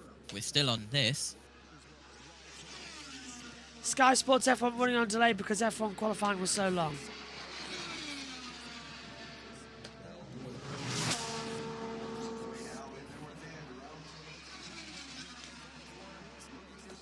As it's a 2:32.58 from Pato O'Ward. He is he's slower than his first lap on run 1, but still decent from Pato O'Ward. In this time of day, he's backed off. Yeah. And he's backed off. Proving that the track can do a 2:32 though. Right, let's head back to Fox. Year in a row, put himself in the best possible position to fight for the win at the end of the race next Sunday. Yeah, those runs from Scott Dixon and now Pato O'Ward, all about winning pole position tomorrow for the 109th running of the Indy 500. Pato O'Ward, who's running a special helmet for the Indy 500 and for qualifying here. It has an Aztec deity on it who devoured all before it. And that is his mindset, his MO, coming in to this year's Indy 500. You see the name there, Dale Coyne Racing. In fact, team owner Dale Coyne sitting right there on the pit wall next to his car, and young driver Rinus VeeKay. And there you see on the pylon the red line, that is the cut line, the bump line. You have to do a time, a 4-lap average, above that line. Marco Andretti, grandson of Mario Andretti, sits on that bubble. That's the target for Rinus VeeKay right now. You stay above that line, you're guaranteed a spot in the race. If you're below it, you come back tomorrow to sort it out. 33 drivers start the Indy 500, 11 rows of 3. But one driver, one team will be going home. We have 34 entrants this year, and that's just a devastating thought for any one of these teams. To give you an idea of the struggles for this team at this track in this year, Rinus VeeKay has started from the front row of the Indianapolis 500 3 times. In the 5 races that he's contested here, he's been in the Fast 6 4 times. His worst qualifying performance is 7th. At the moment, he's just trying to get into the show. Boy, that is a situation that VeeKay has never found himself in. This is a different kind of deal. And look how busy pit road is. Was added to the Dale Coyne roster at the last second to start this season. I was surprised that he sat on the sidelines because of his talent, but he has quickly reminded everybody that he might be the most sought-after free agent for the 2026 season. A lot of the race teams talking about this guy as maybe worthy of a big investment for a big future with their race team. This young Dutchman who grew up in the wheel tracks of multiple Formula One world champion Max Verstappen. A couple of years younger than him, he followed in his footsteps, saw what Verstappen was doing, and really used him as something of an inspiration. His actual name is Rinus van Kalmthout, which, as you can hear, was a bit of a mouthful, so he decided to change it to Rinus VeeKay to make life a little bit easier for commentators. Hey, you first on the pronunciation there, Will. You know what's interesting about VeeKay is we talked about his incredible qualifying here. Never worse than 7th, but never better than 8th on race finish. JP. Ironically, even if Rinus VeeKay doesn't start up. Hello, what? Rinus VeeKay going for a completely different approach here. His warm-up lap 6 miles per hour quicker than what it was on his first run. So going for a completely different approach. Has it paid off? Yes, it has. His first lap speed, a 2:30.175 compared to a 2:29.412. So he's going faster and faster, seeing that's going to improve some deltas. Okay, we're with it, we're working, seeing what VeeKay can do. He's withdrawn his time, so he's racing his way in at the moment. He'll kick out Andretti on the bubble. Yeah, and while we've got Rinus VeeKay going across the line, and it's a 2:30.282. He's quicker in his first lap. If you do go onto the spreadsheet, which is on the pinned comment, a black time means that the run was either aborted, if it's got abort above it, but a black time with nothing means that they have taken away that lap time for their lane 1, which you can see in the top as well. The green time is the personal best, and I think you can work out what crash means and what abort means just by looking at it. It's a wonderful graphic. Also, Daly's DQ run is blacked out as well. Anyway, lap 3, a 2:29, so a little bit of a drop-off, 2:29.736. I am printing that out after we're done. Such an amazing graphic. You might need to print out a lot of pages for it, though. Well, we've got a printer that needs to be finished off anyway. So Rinus VeeKay needs to be careful here. Yeah. Because if this lap 4 is a major drop-off, this time could be slower than the one he withdrew. Which is a big no-no. And he could face that bump day. So close. It's a 2:27.897. So his 4-lap average was a 2:29.519 compared to a 2:29.228, so he is faster. But it puts him 31st. Yeah. It says failed on our monitors, JT. It's come up as failed. VK failed to do a lap time to qualify, so it's been stripped. He's done the lap time, but he won't start inside the field. So he's done the lap, but he's failed to qualify, so it's been scrapped. So that won't officially count as a time, apparently. Interesting. Who's next out? The 90. So it's all non-stop now, isn't it? I could do with Matthew Owens for a break in a few moments.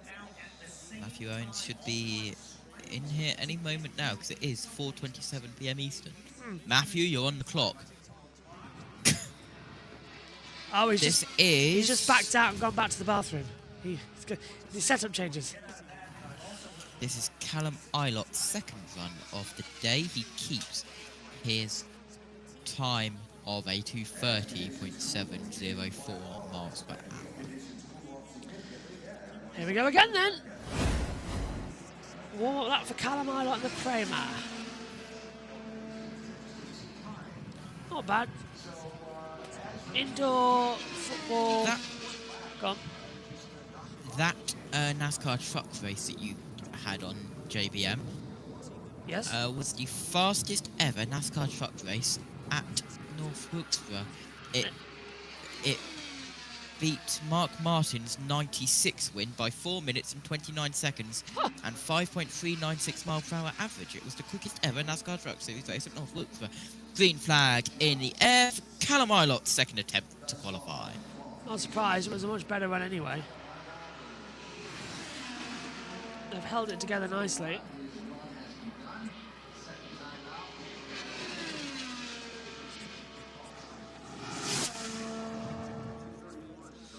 Holding the run down. Fox going to break mid-run. That's unprofessional. Are they actually? Approximately 90 seconds. They are! They're swapping over to a different channel. So that's what's going on there. Yep, and as Harpoon says, first time someone shows a high speed, you can be assured a bunch of cars will be out there. Lap 1 for Callum Ilott, 2:31.278. Now the track is getting in the working atmosphere that we like. He's quicker than his first run. He's still got that first run to fall back on, but his first lap was quicker than that. So here we come then. We're on a run right now. Fox have gone to a break. They'll be back shortly. So we're the only people broadcasting this to you right now. Over the line. And what's that middle run? It's a 2:30.984 for Callum Ilott on that run around. They're getting decent. They're getting quick times. He's 22nd at the moment. This will lock Prema in. I think that's all they want to do, JT, isn't it? They've got no eyes for the fast 12 or the fast 6. Prema just want to get in the race and run.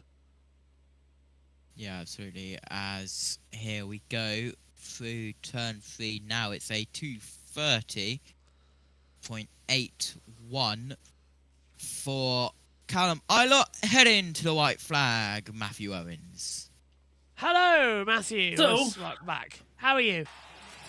Yes, very good. Thank you, everyone. White flag to Callum Ilott as he tries to get Prema locked into the field both ways here for the 500.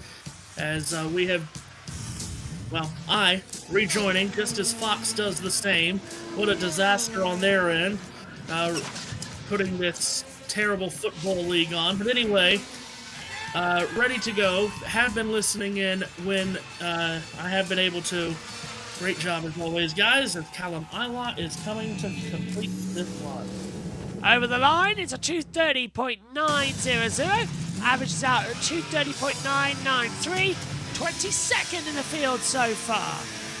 Quicker than his first run, so run 2 now. Run 2 was better.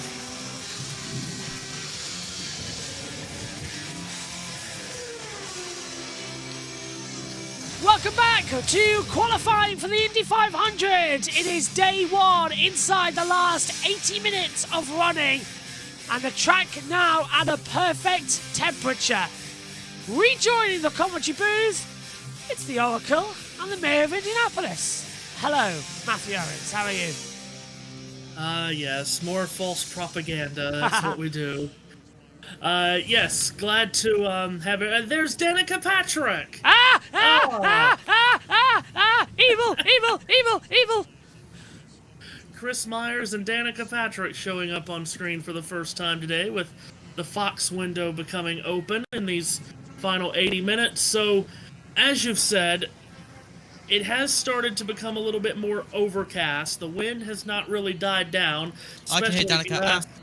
The likes of Danica and Chris Myers down there, papers flying everywhere on their desk. But the wind has not calmed down, but it is starting to get a little bit more overcast. It's cooling down just a little bit. Again, hasn't been hot really all day long. But you're right, Josh, as you've said, the speeds are starting to pick up, and now we're starting to get into crunch time on who's going to risk it to get into that top 12 and who's going to risk it to try to get into the top 30 and just into the field. We're not quite into happy hour, but we're awfully close. You might want to tie Danica Patrick down to the Fox studio so that she don't fly away on her broomstick. Anyway, green flag for Marcus Ericsson. His warm-up lap speed was a 2:18.051. This is his third qualifying attempt here. His first run was a 232.132. His second run, he aborted on lap 4. He's still got that 232 to fall back on, and I think he might need it because his first lap is a 231.393. Comparing it to his first run, his first lap on his first run was a 232.123. So, yeah, big drop off. 8 tenths. So, here we come again then. And I think Ericsson now, second run, he's running in 11th, he could be safe, but how ironic, Matthew, if he has to start outside the fast 12, a man who's been so competitive here the last couple of years. He's just happy he's not dealing with the issues that he dealt with here last year when he started 32nd and finished 33rd, as Marcus Ericsson straightens out here on the main stretch. Completes his second lap this time around, 231.451. Very consistent first 5 miles. Good smooth runs. Now just another 5 to go as they come round on the outside. I can hear Danica. It's putting me off already. Oh, he's backed out. Oh, okay. So Marcus Ericsson has aborted this run. Didn't like something in there, so doesn't want to use up one of his 3 runs, does Marcus. Yeah, Danica was on the call. Second run in that they've aborted.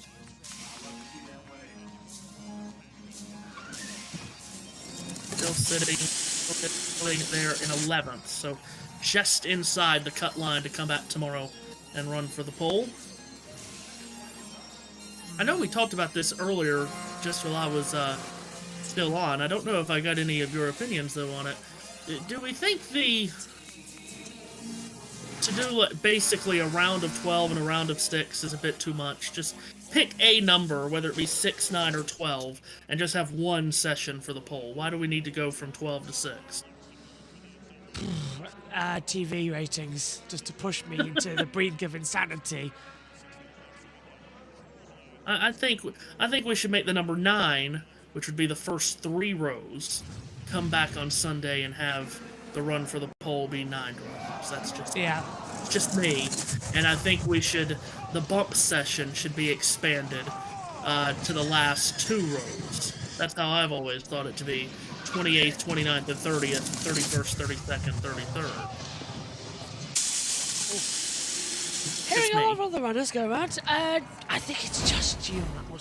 Ryan Hunter-Reay's going to start it. No, to be fair, I'm with you, Matthew. Let's have some proper qualifying runs. Squeezing into 2 days just doesn't work anymore. Look how busy it is in pit road now. Yeah, very busy. And the more shade that comes over, especially at turn 1, more and more that shade creeps in, the more and more it's going to, business is going to pick up. Still Chris Myers and Danica Patrick hosting here, which I have to say, I know this won't be agreed upon everyone else, but Chris Myers and Danica Patrick probably better to listen to than Will Buxton, Townsend Bell, and James Hinchcliffe. Just me. Definitely Chris. Chris, yes. Danica? Will Buxton, I haven't loved what I've heard. Not convinced. No. Well, I will say he has just as much energy as my big toe. Oh, I tell you what, I could do with even just half that energy right now. Gee, excuse me, I couldn't stop that one yawning. Yeah. Are they qualifying right now? They are qualifying right now. Lap 1 on Ryan Hunter-Reay's first run was a 2:30.338. His second run, which he's just completed his first lap on, it's 0.3 of a mile per hour quicker than his first attempt. It's a 2:30.646. I wonder why the average... Daring move. Bit weird. Daring move heading into turn 3 to win in 2014. Nearly clipping the grass to beat Helio Castroneves that year for Hunter-Reay, and still getting the job done here as he gets more and more advanced in age. But, you know, we have a number of drivers that keep going as the age gets higher for them. We've got Helio, of course, racing this weekend at the age of 50, as Hunter-Reay's second lap sits at 2:30.510. Consistent first 5 miles for Ryan Hunter-Reay. Yeah, much better lap time as Fox have handed back over to Billy Buxton. As, you must be so happy, Matthew. Yeah. Look, the thing is, he's providing the commentary, so... Shall we throw down to Will just for Matthew's sake? No. That's okay. No, because he's already passed it to Townsend. He's already passed it to Townsend, and as we know, once Townsend starts talking, he barely stops. 2:30.010, the third lap for Hunter-Reay, so he is averaging 2:30.388 here on this second run of his. Apparently Fox Sports aren't even showing the runs right now, so at least we're seeing better. No, they're not. It was solely centered on Chris and Danica out in the elements. Then they went up to the pagoda with Will, Townsend, and James. Now they've just gone to Gasoline Alley and Kevin Lee, who is following the progress of Christian Rasmussen's car, as Hunter-Reay finishes his run with a 230.286 fourth lap, 230.363 the 4-lap average, Hunter-Reay 27th. Yeah, which is 10th of a mile per hour quicker than his previous 4-lap average, so run 2 is his quickest. Still no one in lane 1. The next car up to go out from lane 2 is Ed Carpenter, but no one has moved up into lane 1, which is the priority line. That looks like Ed Carpenter that's first in lane 2. Jack Harvey is second in lane 2, in the only lane that's populated right now. So we're going to see Carpenter shortly, then we'll see Harvey. Carpenter right now at 19th. Pleasure to bring you coverage. Thanks for all the love in the chats. Every year. It's our favourite day of the year, this one. There's been a ton of people in there all day long. The comments have been flying in. Amazing to have everyone with us. You're right, it is one of... everybody looks at me so weird when I say this is one of my favorite weekends of the year, and it's just qualifying. But as we know, it's qualifying for the greatest race in the world. And... we get more viewers for qualifying than we do the race. It's weird. Well, and, you know, it's...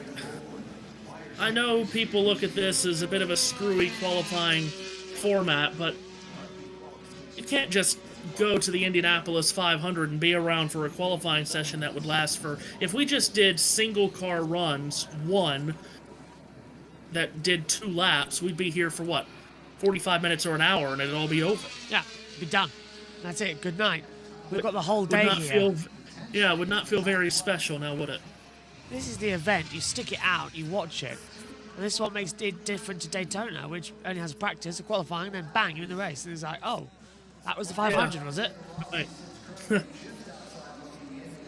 Yeah, would you like to know the total number watching right now? Oh, what was that? Would you like to know the total number of people who've watched this stream so far? Oh, absolutely. 12,634. My goodness. There you go. Hello to the 375 people who are currently watching us now. Hi.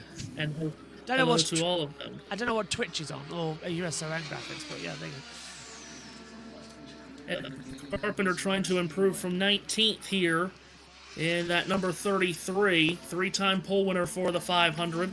Comes up out of turn number 4, and the green flag is displayed to him with an hour and 8 minutes left here on the clock on day 1 of time trials. Now, we heard from Ed earlier on pit road. He said there was something going on with the hybrid use. Either the button wasn't working properly or he wasn't using it properly. So we'll see, because remember, he had the first 2 or 3 laps was actually very good for Ed and fell off a lot on that final lap. Let's see, his first lap was a 2:32.3, then had a 2:39, then a 2:31.2, down to a 2:31 flat. So it was kind of all over the place.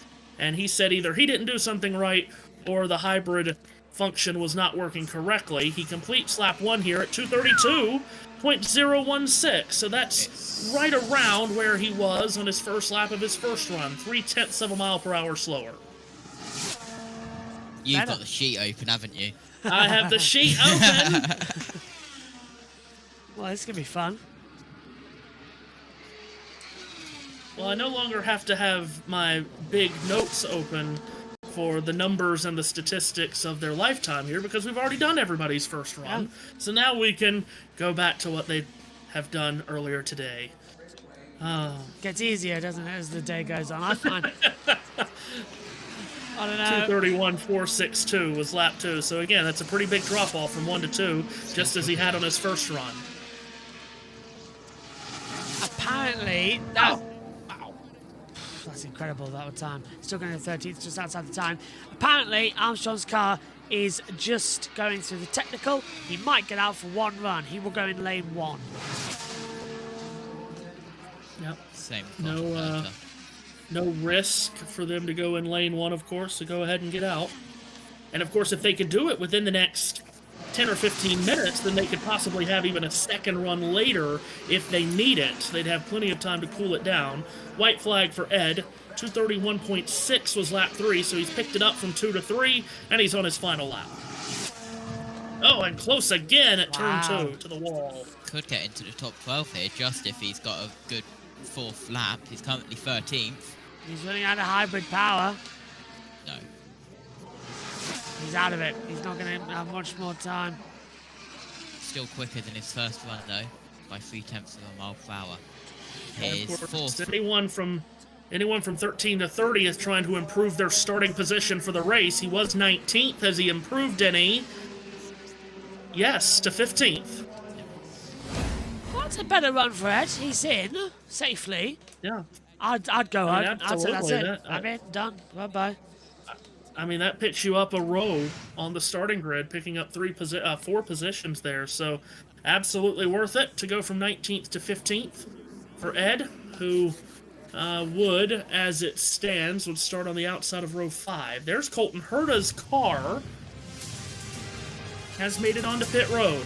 And of course, if you haven't been with us all day and you haven't been on social media all day, Colton's crash at turn 1 and then ending in turn 2, absolutely massive. We had it here earlier in the day, and of course it was a dramatic sight. And he is back. Colton Herta out on the circuit now. Let's see what he's got to give. Now, what car is this? Yeah, that's a good question. So we heard that Marcus Armstrong's team would be rolling out their Indy GP car. So would not be shocked if this is the same same kind of idea from the 26 team in Andretti Global. If they've rolled out the Indy GP car, put the oval engine in it. But we saw this last year with Renus VK, crashed early in the day in time trials, came back out and had a terrific run for redemption. Yeah. Colton Herta tries to do the same right here, right now. The thing is, the problem is, this is warm-up lap time. He needs to have a strong run to see if they go through. Keep pushing hard. 2:18.971 was his warm-up time. Okay, we're green now. For Colton Herta, don't make a mistake this time by. We'll go. Well, guys, this is what Indianapolis is all about. There's no other sport in the world and no other place in the world where a driver would crash, hit the wall, go upside down, flying through the air, and then come back only hours later in a new car and choose to go 240 miles an hour again. This is what separates the warriors of this sport from the mortals.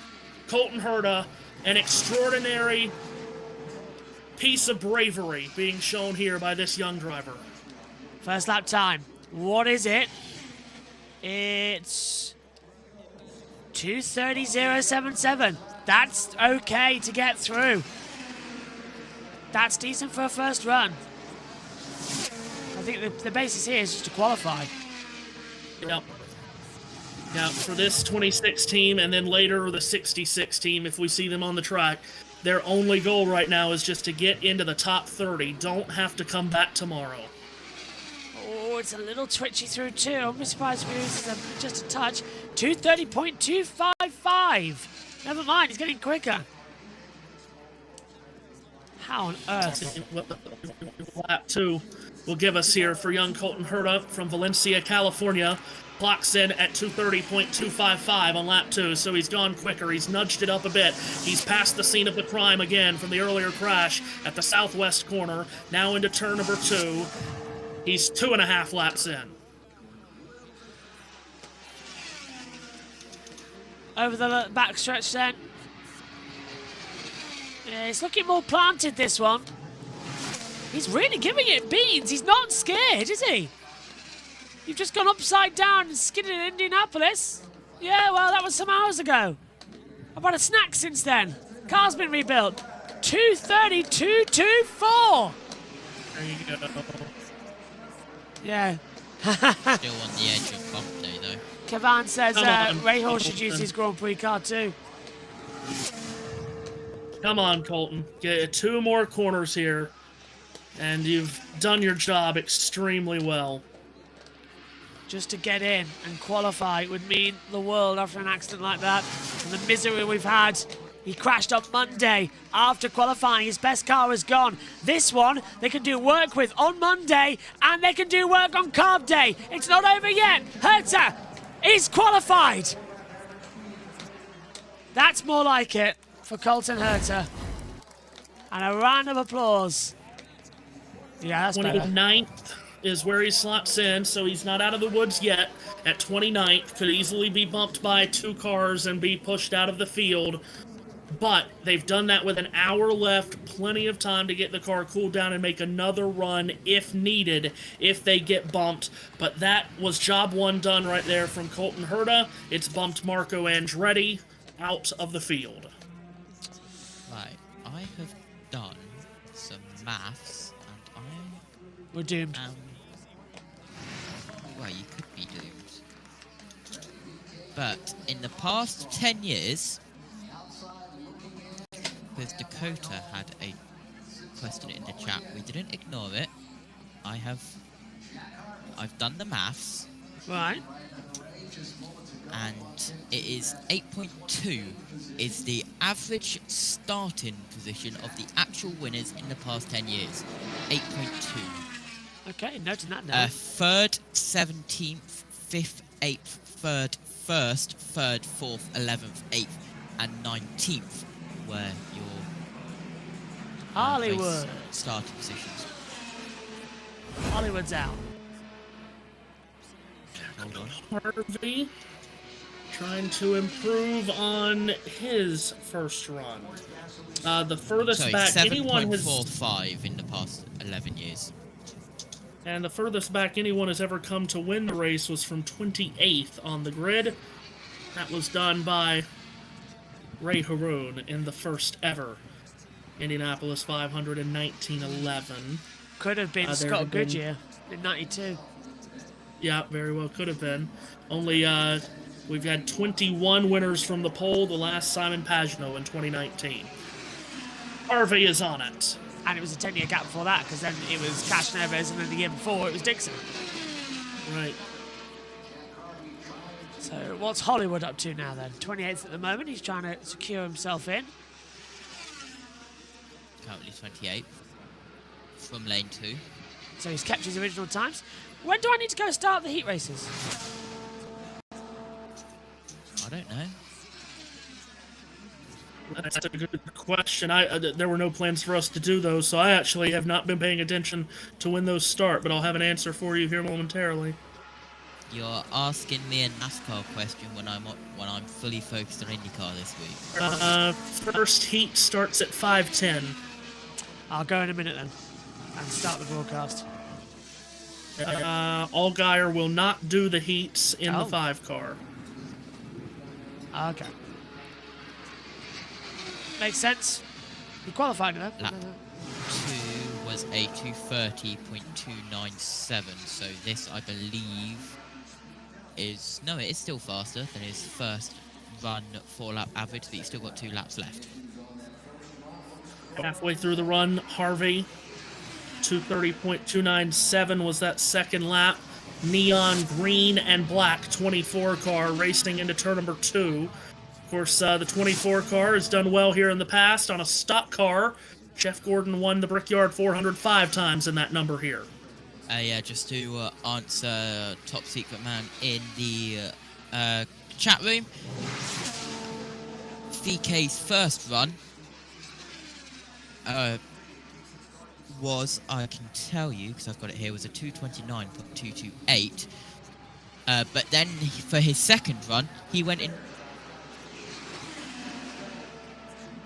to lane 1, which then got rid of that run.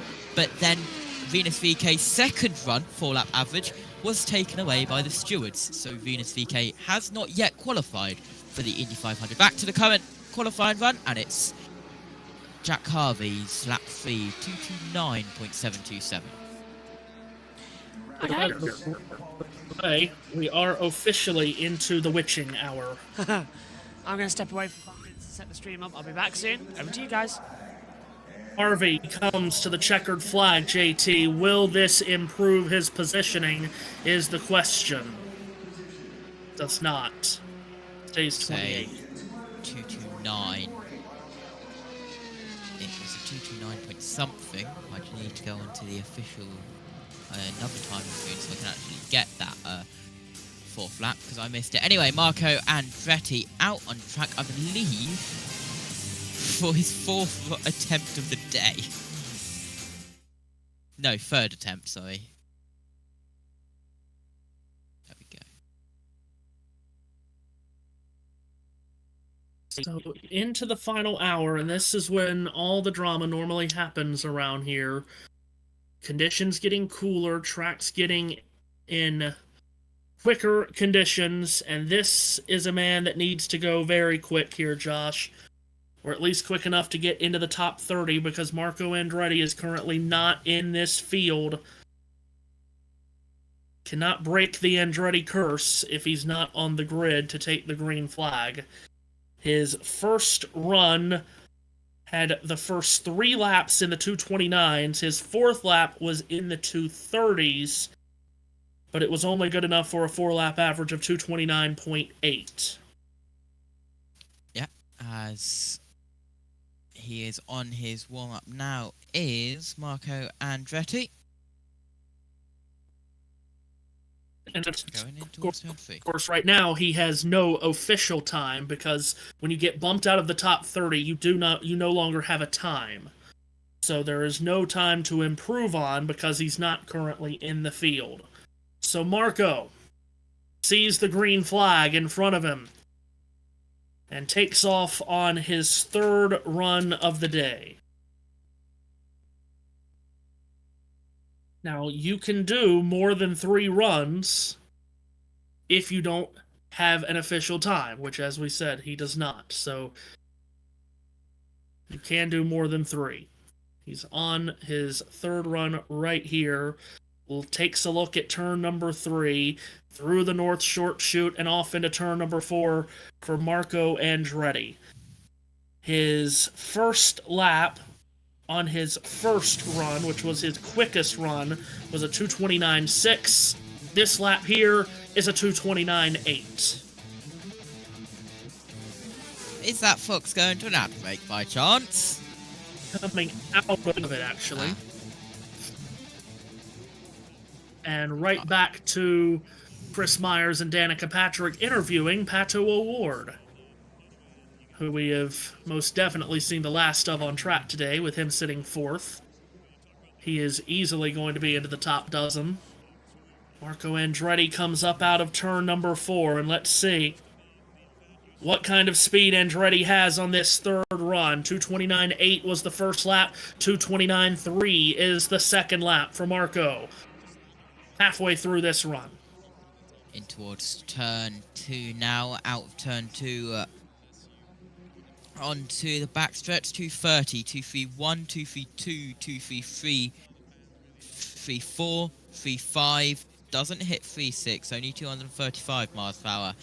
In towards turn 3, in towards turn 4, and it's 227 miles per hour. Drops all the way down to 225 at the exit. White flag in the air. Right flag shown to Marco Andretti, and lap number 3 comes in at 229.285 miles an hour, so it's another consistent lap, but same problem as he's had all day. It's consistently in the 229s, and that's just not going to do it. Yeah, absolutely. So he comes down the backstretch for the final time with 52 minutes left on the clock for day 1 of qualifying in towards turn 3. The dog is losing its mind back here. I did not have him in here for the first hours of the day, as here comes Marco Andretti, peeking through the sunlight on the main straightaway, comes to the checkered flag. 229.357 was the final lap, the 4-lap average of 229.475, and still Marco Andretti has not found the speed to bump his way into the Indianapolis 500 field.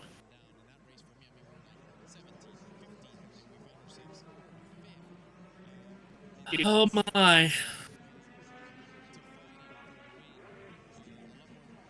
Who do we have next here? Takuma Sato. Takuma Sato, really? Now I'm going to just make the assumption here that he did not withdraw his time, because if he did, he's a madman, because he's sitting 9th. He did not. Very good. So, Sato at 9th. They must feel as if, in these next 50 minutes, that they are not safe, that there are 3 or 4 drivers that could still bump him down. So they're going to send Sato out for his second run. His first run, a 4-lap average of 232.169. Good enough for 9th. I mean, it's risky. I know he didn't have to withdraw his time, but we know how quickly these things can get out of control on someone, JT. They must feel like they can at least get a couple of positions worth of gain, which would be worth it to get into a safe zone that they feel at least safe in. Yeah, absolutely. He's on his warm-up lap now, out of turn 4, and the green flag is in the air from the flag stand. Green flag is waved by Aaron Likens, and the second attempt for Takuma Sato is underway. Warm-up lap speed, 219.421 miles per hour, 235 at the apex of turn 2. Two-time winner of the Indianapolis 500 is Takuma Sato, driving for Rahal Letterman Lanigan Racing, who of course has Graham Rahal on the bubble right now. as he has been for the last couple of years. It's faster. It's much faster. It's 0.4 of a mile per hour faster. Wow. So Takuma Sato coming out to make a second run, and it's paying off right now. 232.89 miles an hour for the only Japanese-born winner in the history of this race. Okay, Oracle, calm down. Down the backstretch for the second time of asking. 237. Does he reach 238? Yes, he does as he goes in towards turn 3. It's a very consistent second lap, but we'll get to that as he goes through turn 2. I'm getting very annoyed because my timing and scoring of the INDYCAR app just is not wanting to work. It says that the app is not working. Anyway, Sato's second lap, 232.893. Blistering this 2.5-mile oval right now is Takuma Sato, and if he stays on this average, he would bump his way all the way up to 4th. Still got 2 laps to go. He's halfway through his second attempt at qualifying. 237 once again going in towards turn 3. White flag is getting readied by Aaron Likens on the flag stand. As through turn 4 we go, out of turn 4, up towards the yard of bricks, white flag in the air. Final lap for Takuma Sato, trying to improve his standing, which was 9th. His third lap comes in at 231.7, so he's had a big drop-off of a full mile an hour and change from lap 2 to lap 3. That takes his average down to 232.4. He gets very close to the turn 2 wall. He is now tracking 7th. to be 7th. Again, any kind of positional gain that he can get out of this would be worth it. He does clear the final corner, so it's been a clean run. And Takuma Sato comes towards the checkered flag. Aaron Likens puts it in the air. Sato moves up 1 position to 8th. The final lap was 232.226. The 4-lap average was 232.415. So, okay. It could have been better. At least it was trending better on those first 2 laps, JT. But they will take moving up 1 position of safety. Yeah, absolutely. As Takuma Sato is travelling down the back stretch. And let's go down to Georgia. You have never driven before. Mentally, how do you push that car to its limits? I mean, today really isn't about me. I tried all I could to probably ruin our day, and the guys did all they could to make it. I'm amazed that they were able to get a car put together in this amount of time. It's not like we had chassis pre-loomed, ready to go. Like, that was a lot of work. And not just for my guys, but from the sister cars as well. Anybody who is willing and able to help out hopped on. And built a safe race car.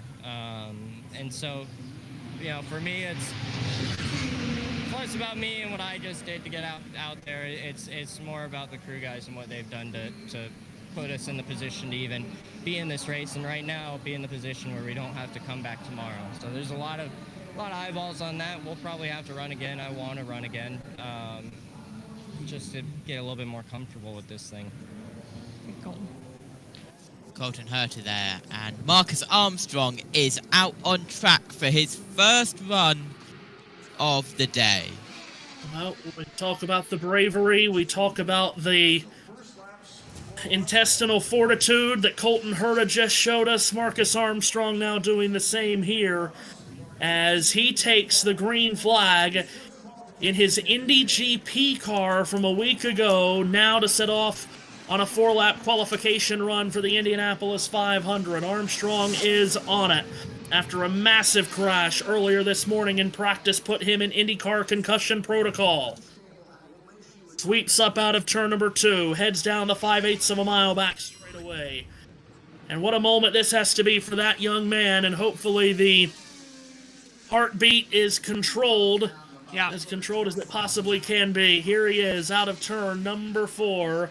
And Marcus Armstrong set to complete his first qualification lap, and he's clocked it in at only 225.904 miles per hour, and I'm not really sure if there's any sense, JB, in continuing on with this run. No, I think you've got 45 minutes to go. Best to abort it and then actually get a proper run in as well when the car is feeling a little bit different, because then you've got your data now in order to adjust the car and see how it goes. But 31st, it's a little bit better, but it's not. It's in, but it's not as in as you want to be.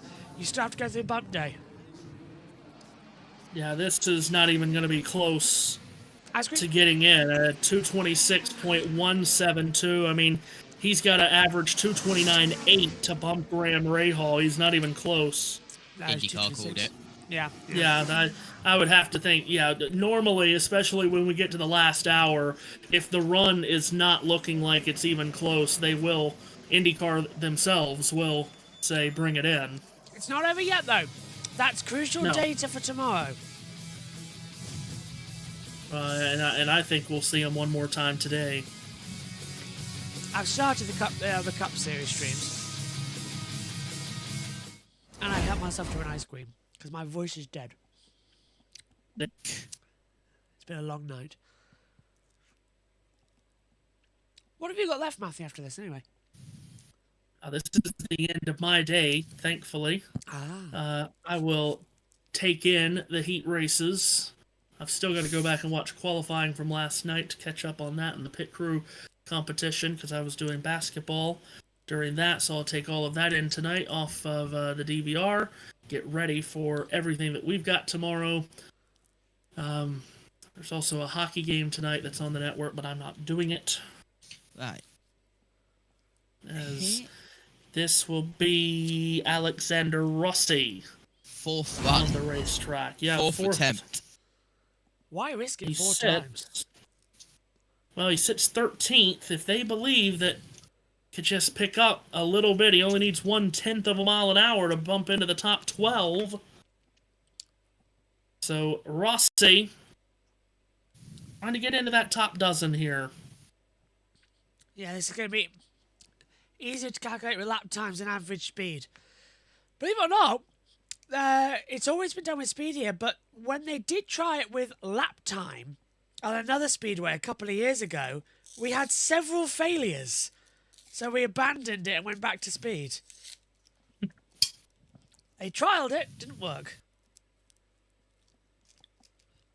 Again, right now, Marco Andretti, Rinus VK, Jacob Abel, and Marcus Armstrong are the 4 that would have to come back tomorrow to do the last row shootout. I don't think we're done seeing at least 3 of those guys for the rest of the day. Green is out for Rossi. Here we go. Warm-up lap at a 217.679. What was his original runs, JT, on his earlier setups? First attempt, 4-lap average, 231.512.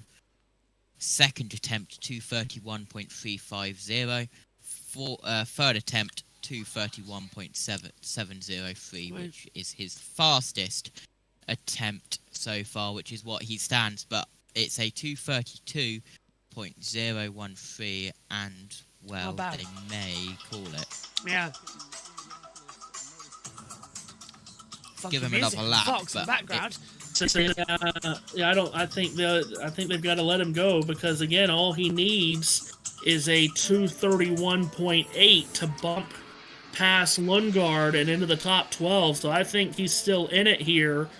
Computer's putting in 12th, Can't scrub off a ton of speed from lap to lap, but I do think he's still in it. This will tell us a lot right here, the lap 2 speed. Over the line it comes. 231.8. 1-3. He's in the mix here. He's absolutely in the mix to bump his way into the top 12. Still got 90% hybrid. Yeah, and he's tracking 1/10 of a mile an hour ahead of Lundgaard. And to answer Dakota, yes, it is Cornetto. Just one. So this could be a better run here.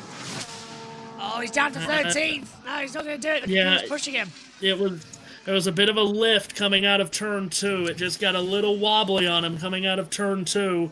So he had to lift there. He's got one more lap. Lap 3 was 231.5. If he could do a 231.8 or 9 on this lap, he could still bump his way up past Lundgaard. He's pushing all of his hybrid power to be used down the back stretch. The flag stands ready for him. Is he actually going to be able to make it through or not? This is a big run now for Alexander Rossi as he comes out of the last corner, up towards the line of bricks. And he didn't do it. He just missed it by 0.2 of a mile an hour. He needed a 231.8. He got a 231.6. Wow. Day's 13th. Right. Out we go again then. Time for the 45. Louis Foster Only his second goes. attempt. Yeah, well, he's Now, first. Louis Foster here now. He's at 26th right now. I don't think he's in danger of getting bumped. I think they believe that they've made enough adjustments to this car where he can pick up a couple of places for starting position. Because at 26th, he's not in any danger of getting bumped right now. So they must think that they have trimmed the car out enough to pick up some starting spots here to leap past Nolan Siegel, Kyle Kirkwood, Elio Castroneves, and maybe Callum Ilott. Hello, right. An announcement of who we are. I'm Joshua Birch. Directly below me, Matthew Owens. Directly below him is Josh Turner. There you are. Hello. There are 3 announcers here. Louis Foster starting his second flag time. Let's open up that graphic for his warm-up lap. Motorsport journalist and commentator of 20-odd years. Yes, I started very young. And media pass holder in NASCAR, INDYCAR, Formula E, British touring cars. Show off. Yeah. I know. Matthew Owens, voice of USON and several thousand sports and a brain bigger than the British Library. And JT, who produces every stream we do. JT, just a random guy who just comes along for the ride, but JB, a commentary box holder at Donington Park. Yeah. Yes. Oh, if you're here, Matthew, in April, we've got to get you in the booth at Donington. Oh, wow, yes. Would love that. I would be totally out of place, but would still like it. Yeah. As Foster is off and running. Again, at 26, again, he's not in any danger of getting bumped from 26th, guys, so they must really, really think that they can make a big Half a mile leap. faster, though. Oh, he is, yeah, wow. So lap 1, 231.560, that is a big leap. That would put him from 26th to 18th if he stays on that average. that's better. OLL are getting better lap times coming through. They just needed time with this Speedway chassis that they didn't have yesterday. Well, they need to get Graham Rahal out there next then and get him off the bubble, if that's the case. But don't forget, if Rahal fails to qualify, we've seen it before, I'm sure he might get somebody else to vacate their seat. Lap 2, 231.271 for Louis Foster. Still in position to make a good positional gain here. Remember, positions 13 through 30 are set in stone today. So if you're in that window, you need to go now if you think you can improve your starting position. And Louis Foster of Great Britain is doing that right now. I mean, not saying England, you've sort of adapted to our methods here as they come through. Come on, Louis. Oh, he's hugging the curb a bit out the last corner there, turn 4. Just below on the white lines. What's that lap time? 230.698. Big drop off of speed. A lot of hybrid left for this last lap.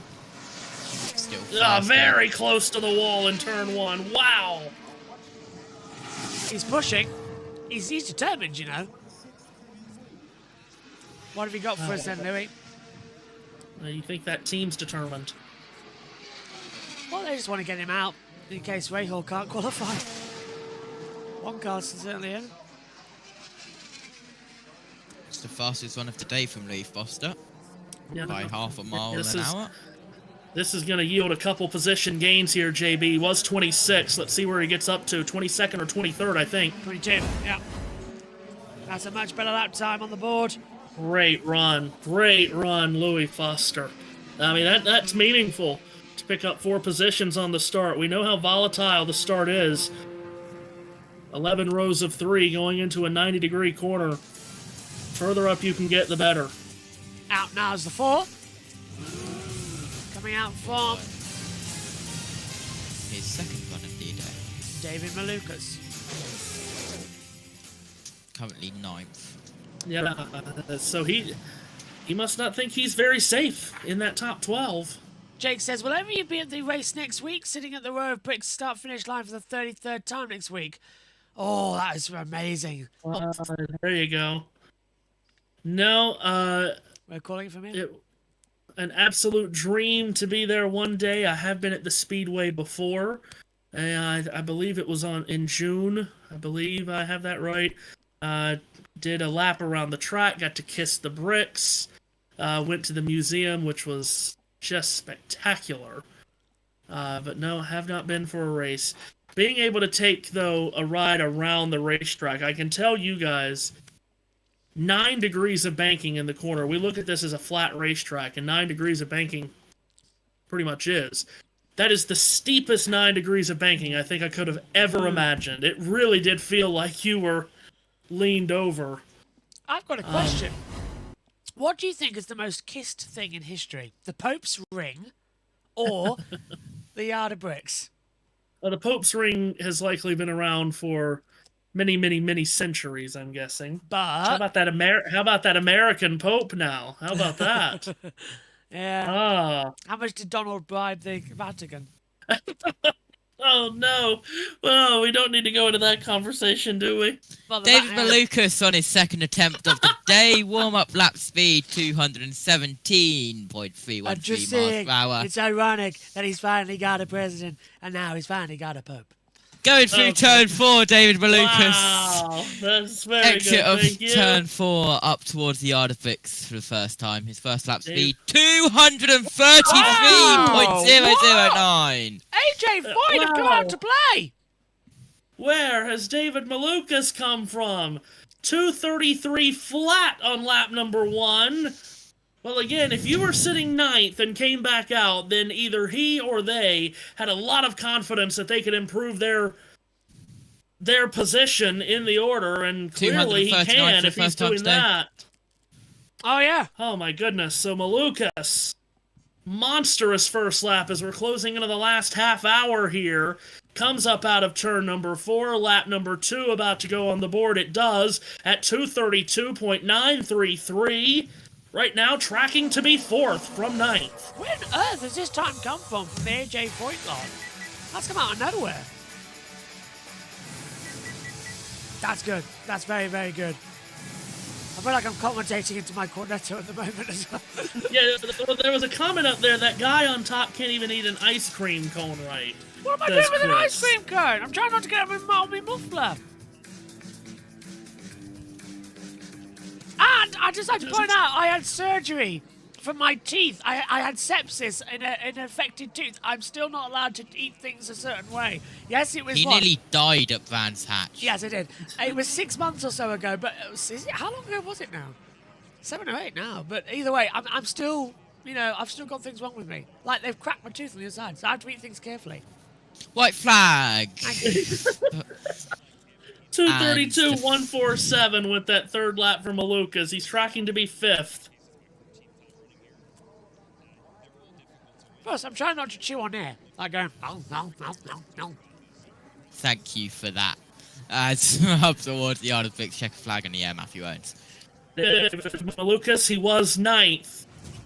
He comes across the line and now is 7th. With a 4-lap average of 232.546. That final lap was 232.099, so he dropped a full mile an hour down from lap 1 to lap 4, but has still improved his position. now much safer in the top 12 as he moves from 9th to 7th. And that will now open up the track for Will Power, who is 10th. His 4-lap average on his first run, putting him 10th fastest at 232.144. He's trying to get in safer position as we move into the final 30 minutes here. Let's see, Jake in the comment section says it's a great seat and a great party. I'll be honest, though, you see more of the race on TV. It's really too big to take it all in from one seat. And I will say, when you drive underneath that tunnel, as I did, underneath turns 1 and 2, when you finally get to the museum, and you look out, you can't even see turns 1 and 2. I don't think you can properly take in the size of the thing until you're there. And I've been to Daytona too, and generally speaking, you can see most of the racetrack at Daytona from one area, generally speaking. You cannot do that in Indianapolis. It's so wide and sprawling. It's truly mind-blowing. It's just the greatest place on earth. Well, I'm not going to wax poetically about the Brickyard because you two are probably tired of me doing just that.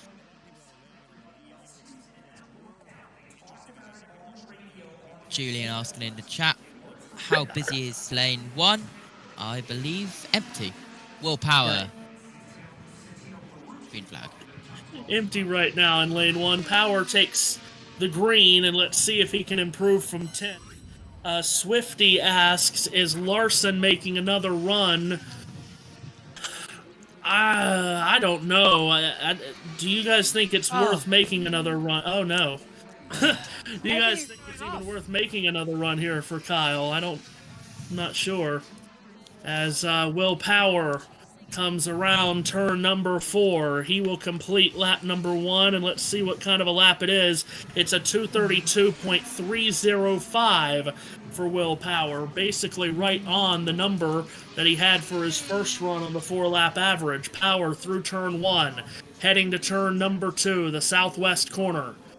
Exits turn 2, swings it back down the back straightaway. Bright cherry red number 12 for Team Penske makes his way to 3, takes a look at turn 4 now. Does the winner of the 2018 Indianapolis 500 from Toowoomba, Australia, guides his way back towards the yard of bricks. JT, lap 2 is in at 231.979. With a 2-lap average currently 232.142. He is currently 2,000 mile per hour slower than his second run with 2 laps to go. So he needs to improve his speed in these final 2 laps. He's still got 93% left of hybrid, which he's using now. Paradox 80 makes a good point. Indy is so big, each turn has its own weather system. Exactly right. As here's Power heading towards the white flag. Lap 3 is complete at 231.607 miles per hour. He's still tracking at 10th. He would need a big 4th lap here to improve his positioning. 43%, 40% now left of hybrid. That is depleting as he goes down the backstretch. Only 233, 234, 235, only 235 miles per hour into turn 3. We've seen 239 today. The greatest qualifier in IndyCar history comes out of turn 4. The checkered flag is shown to him. This will not improve his standing. He completes lap 4 at 230.594 miles an hour. The 4-lap average of 231.420. He stays in 10th. With 25 minutes left, JT, I think we can confidently say as Santino Ferrucci is about to wheel his way back out, I think we can confidently say, Josh, that not only is Robert Shwartzman going to be in the Fast 12, he's going to be solidly in the Fast 12, and that is one of the stories of the week for that rookie driver for Prema. One of the stories of the week that doesn't include a crash. Is Robert Shwartzman up in 6th, the only rookie in the top 12. The next rookie down, well, Louis Foster's in 22nd. Nolan Siegel further back. Abel not even got a time on the board as we jump on board with Santino Ferrucci, who starts his warm-up lap now. Third qualifying attempt today for Ferrucci.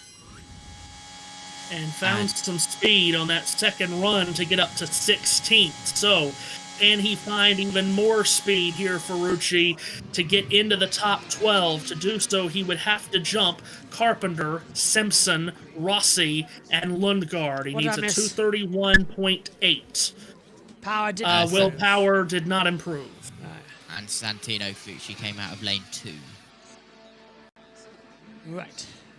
221, he's warm-up lap there.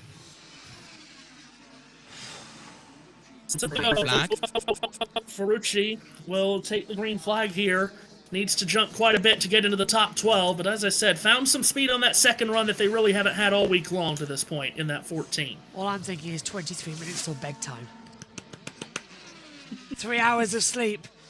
Who's finishing the heat races then?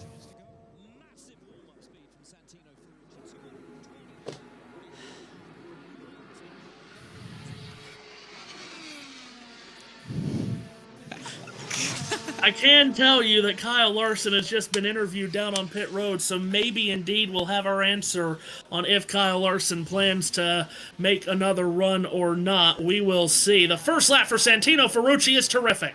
232.532. That's better. That kicks out Lundgaard, though, from the fast 12, so came out of nowhere, but Ferrucci finally, after a week of being miserable, he's found the pace in that car. All the way down to 213 at the exit of turn 2. On mile per hour? Yeah, 213 mile per hour. He lifted off massively to keep out of the wall, and you can see that in his lap time. And he's used a lot of hybrid, too. He's used a ton of hybrid on this lap. That's him done then. So we'll see how much it drops off. Yeah, 228.163. Marco, so yeah, it's dropped off massively there. Santino's down to 16 now. Marco Andretti is in the first lane for a qualifying attempt. The first lane. Yeah, doesn't have a time to withdraw, so no penalty there for Marco. No reason to not get in lane 1. Santino... INDYCAR called it. Yeah, I was going to say, I don't think there's a path back to it getting at least up to Lundgaard, so that run has been aborted for Santino Ferrucci. Stays 16th, which would not be a terrible starting position.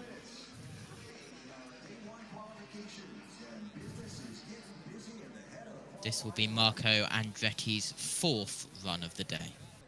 Gotta find some speed. Got to find some speed. And what a story we could be having here on this run, and maybe in the next 20 minutes, guys. It could be Andretti versus Rahal to make the 500 field. 2 historic names. You would not just trying to make the race. Let's go down. We had a lot of time to able to kind of fine-tune everything, but I think conditions were actually still very similar to when we ran in the morning, which was good for us, at least from a driving perspective. I was able to anticipate all the same feedback with the crosswind going in from 1 and 2. So it's very similar, but man, there was some big gusts that really it pushed it a little bit out of 2. I had some big moments, but I think a different hybrid strategy, getting that second run in feels very good. We were able to learn a lot of stuff going into Fast 12 tomorrow, so we're in a good spot with the team. Thanks, David. Thank you.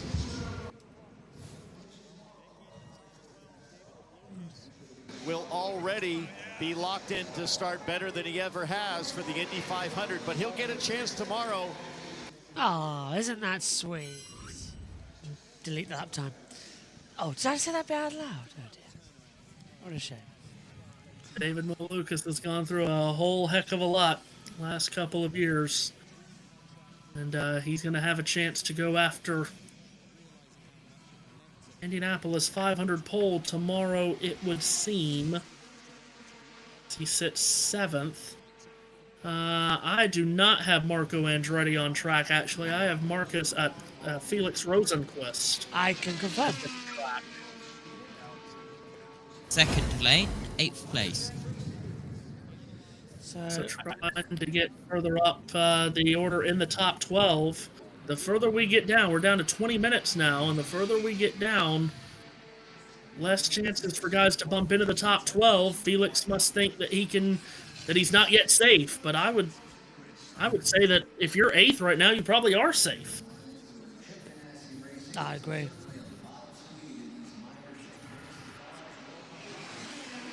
Green is out.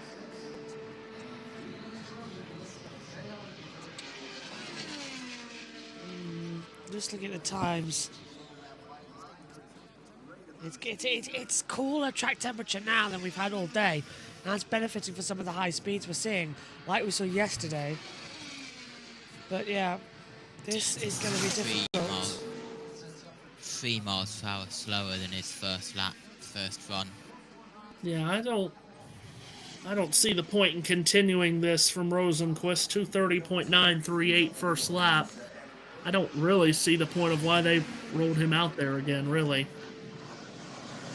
2:33.334 first lap on his first attempt to 2:30.938 on his first lap for his second attempt. I'm surprised Indy haven't yellowed it yet. Really, that just felt strange to send him out there again. We'll hold them through.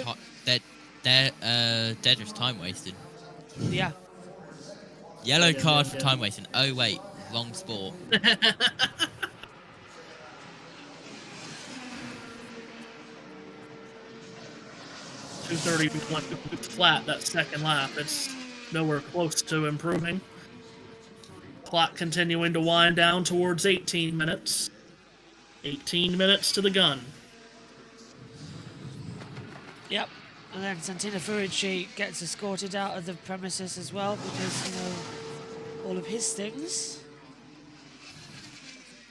It was a very poor joke about about how critical he was and wanting to keep bare arms, whatever. Why he would want to keep bare arms in, I don't know. Surely the bear would rather have.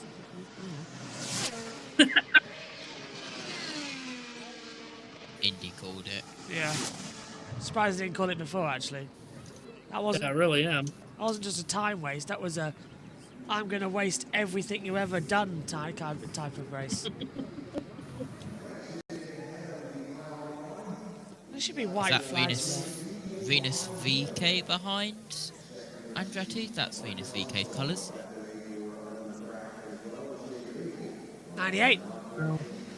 Yeah, we're gonna start getting really desperate here with VK, Andretti, Armstrong, Abel.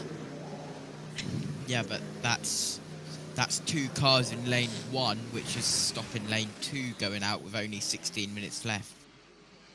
We're just measuring the rear wing on Marco's car.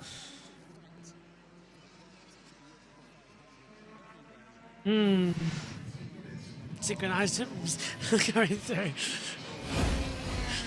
I don't know if this is the same for everybody else, but you can just feel the intensity starting to pick up and the nervous energy starting to pick up here, because now this is making or not making the biggest race in the world here in the next 15 minutes.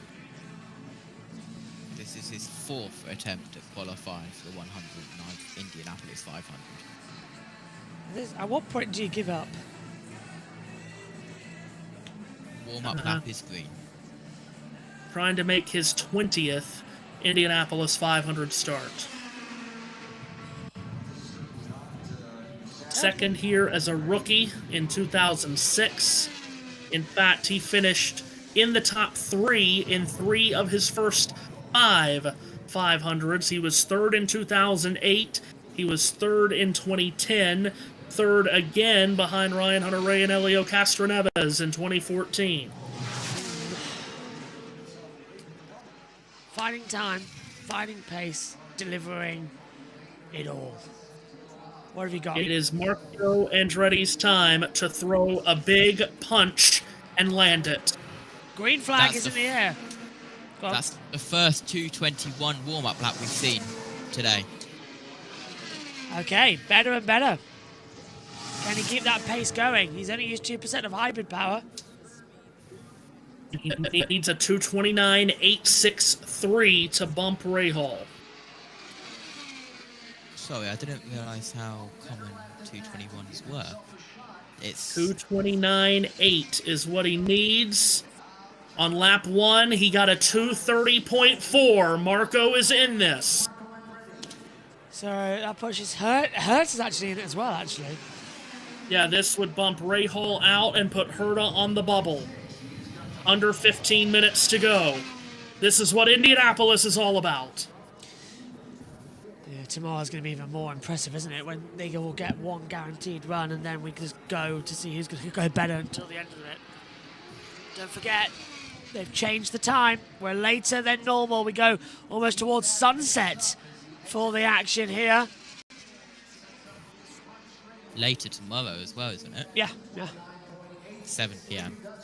Way later. Why are we qualifying so late tomorrow?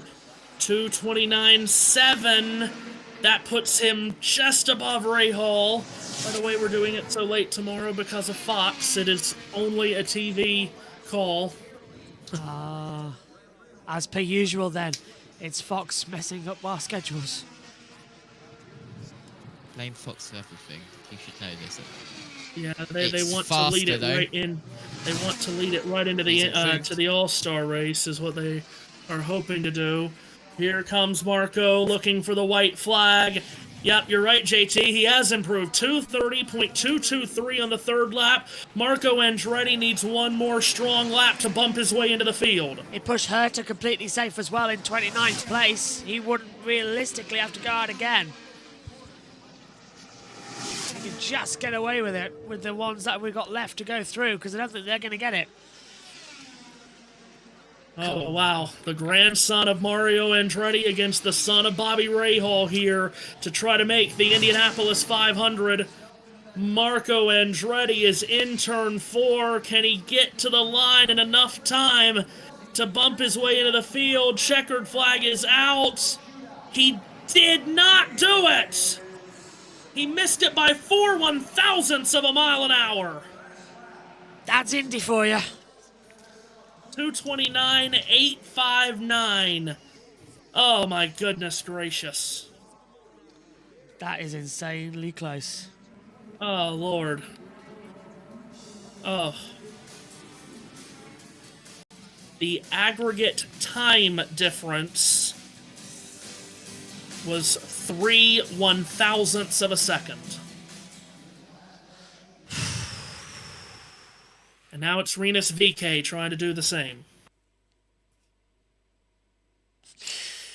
Verructa's back. She's saying, you guys give me chills with your calls. Join us tomorrow for all the action with qualifying as well. I know you will. 12 minutes to go. There is just so much on the line here. You don't want that pressure of having to go through bump Who's day. that in lane 1? Rahal, by the way, is in his car. So they have Graham in his car in case he needs to go out. He's just dodged the bullet of Andretti. Now he's got to dodge VK, who has, been amazing on qualifying day around here in the past, while with Ed Carpenter, needs to find some speed right here, however, does the Dutchman for Dale Coyne Racing. He has started on the front row in this race 3 times in 5 starts. Now he's just trying to avoid the last row shootout. I think it's Armstrong who's in the... First lane. That's it, yeah. Green flag for Rinus VK, the Flying Dutchman.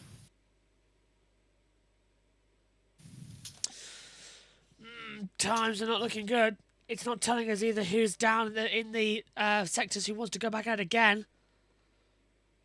Marco Andretti missing out. That's taking it. Heat 1's 10 underway. minutes to go. And here's VK. First lap was a 2:18.128 in his warm-up. Here he is for the end of lap 1. What is it across the line? It's a 2:29.686. Puts him That won't do it. 31st. Yeah. Problem is, You gotta have a 2:29.86 to bump Rahal. Here comes Fox again.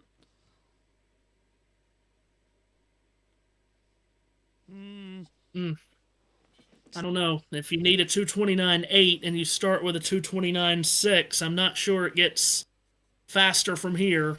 Nah, We have seen we have seen the speeds go up as the run's going on today, but we'll see. He needs a big second lap. And he didn't get it. It's 2:29.0. We have to alter our brain chemistry now. It doesn't go like your first lap's your fastest and you get slower. Yeah. It's your first lap's that. You could get faster, you could get slower. It's gone completely the other way. The addition of the hybrid has sort of re-energized qualifying day to sort of like every single lap there could be a surprise. That's the best thing about it, to be fair. It's given us, I think, one of the most exciting days we've had, even without the threat of multiple cars being bumped. So VK, this isn't going to happen. Lap 3 just came in at 2:28.6. So this isn't going to happen for VK on this run, and more than likely it's not going to happen for him today. I don't think he's got enough time to get back in line. He's backed off. I won't be surprised if this is IndyCar calling it. No, he has backed off himself. Now, they're rushing. Fox is just showing us they're rushing to get Marco back in line. They are sprinting the 98 car back up pit road to try to get Marco in line. He would be the second car in the priority lane. Marcus Armstrong's the car right now at the head of lane 1, and they're trying to push Marco there to get there quickly. 8 to go. You can get there. Connor Daly who is first in lane 2, but I don't think he's going to get out. And if you get on the track before the gun sounds, you can still complete your run. One 4-lap run normally lasts about 2.5 minutes. Here goes Marcus Armstrong. So, here we go again. Has that car cooled down enough? That's another question. Don't want it overheating. Well, we sat here, 2 years ago, 3 years ago, the three of us, when we didn't think Jack Harvey stood a chance. How he did that, I don't know. It was baking in the sun as well. Absolutely impossible what he did that day. That's what Marco's going to have a chance to do here, because they are getting Marco's car at the head of lane 1. Armstrong on the track again needs a 2:29.863. That's the speed he needs to better to beat Graham Rahal and bump Rahal out of the field. Rahal has been in the last row shootout each of the last 2 years. Armstrong begins his warm-up lap, 7 minutes to go. You know, I'm going to say it, Fox's studio was better than the pit lane studio 10 that NBC had. It looks a bit more professional to host a TV broadcast. The good thing is, though... Go on. Just going to say Christian Lundgaard seems to be safe to make it into the Fast 12. Doesn't look like we'll get a run from anyone else today that's not trying to bump their way into the field. So Lundgaard at 12th would seem to be safe. Armstrong takes the green flag. So, 2 more runs left for in the day? Could get a third. That would be right at the buzzer, if you will. Gotta take the. But I haven't even seen Jacob Abel's team wheel his car back to the head of the line. So he was so far off the pace. I don't think they're even going to try to make a run. So you've got VK just finished one. Armstrong's on one now, and Andretti's going to try to do one more. I don't think there might not be another run. This might be just it. So 229.599. Yeah, it's still not there. That's the Indy GP car for that team. It's just not there. Now, would he abandon it or just qualify?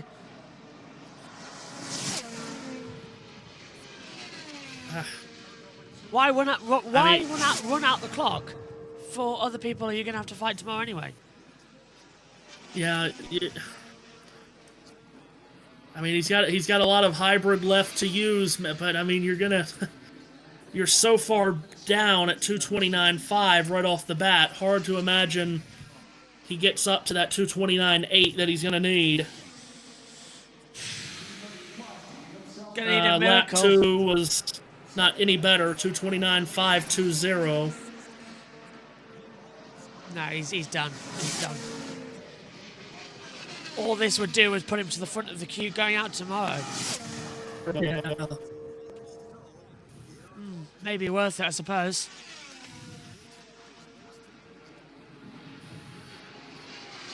Such calamity, though, coming through. It's 222. Oh, my God. Yeah, it's done now. Yeah. 220. 2 on the third lap.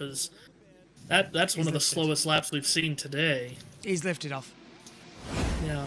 So now, so you're going to get Marco. Marco's going to be back to the head of the line. He's going to have plenty of time to do a run, and then there should be time to do one more, whoever wants to try it. Looked away at the monitor for a second. I thought it was live.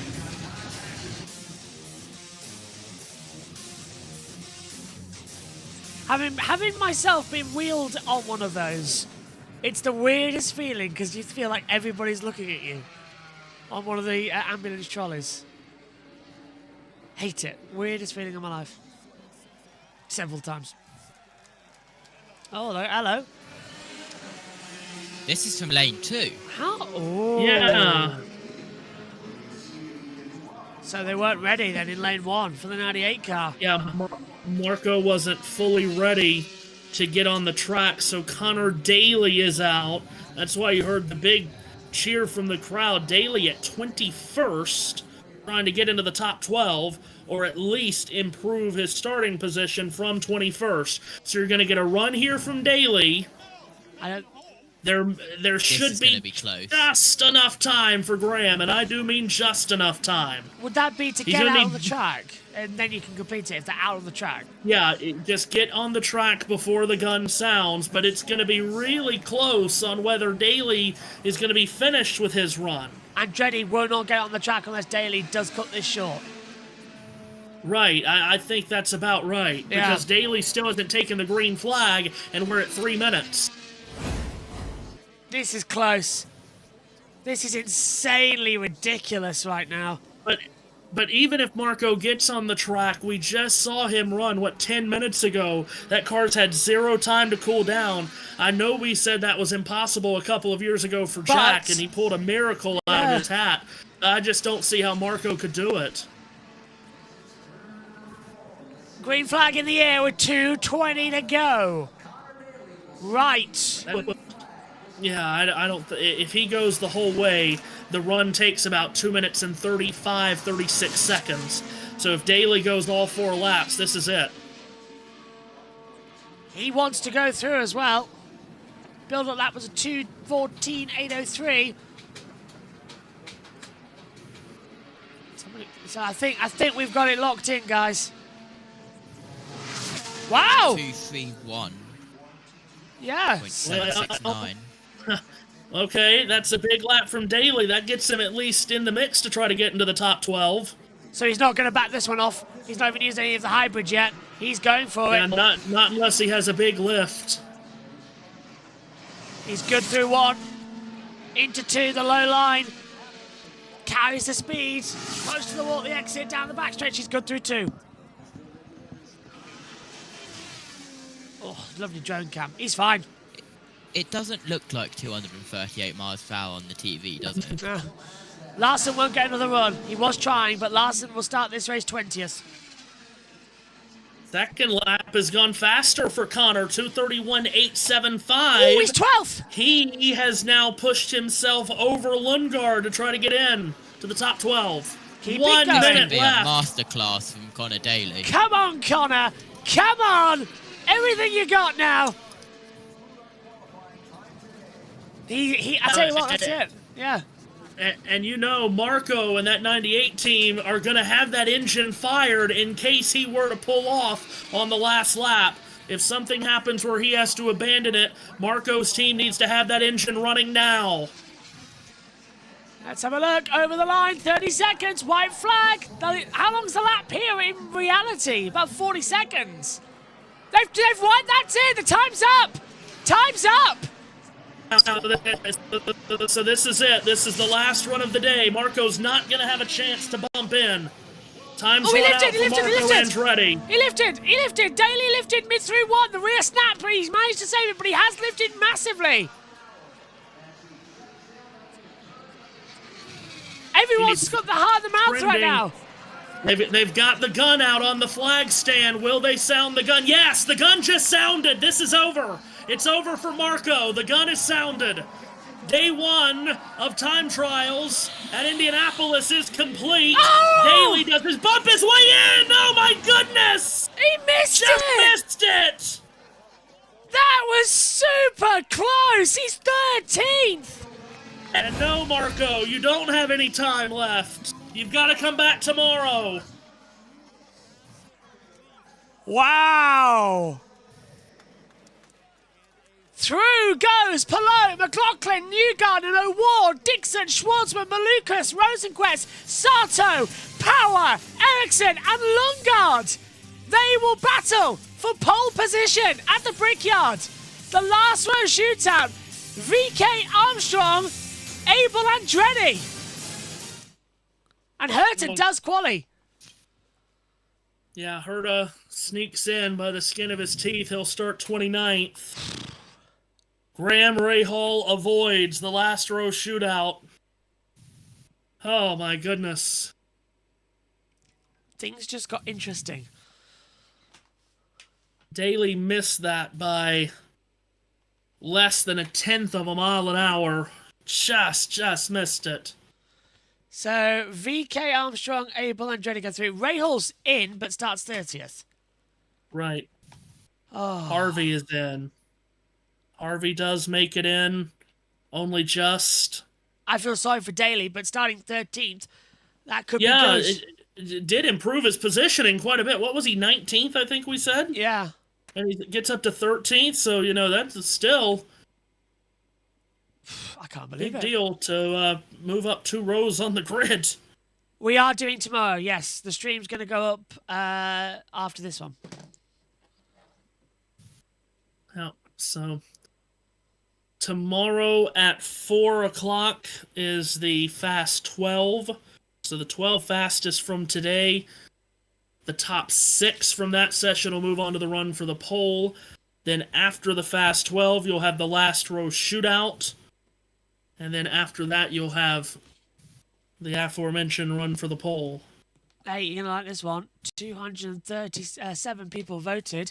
Do you prefer a self-checkout or a cashier? Cashier, 57%. Self-checkout, 42%. Here's your final tally.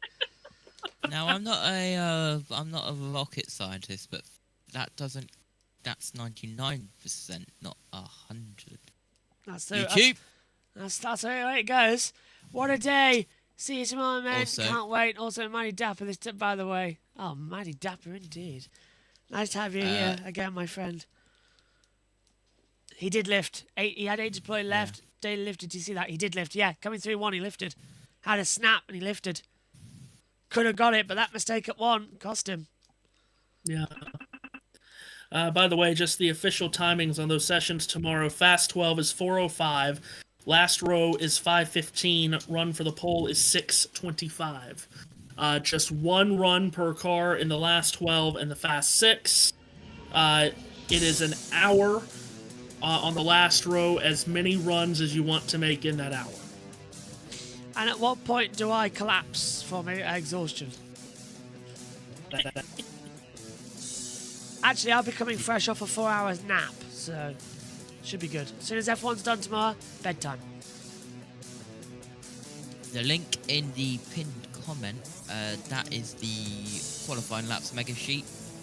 Qualifying day 1, the sheet has just been completed. It's got every single order and every single run from today, all the way from Marco Andretti's first run to Marco Andretti's last run.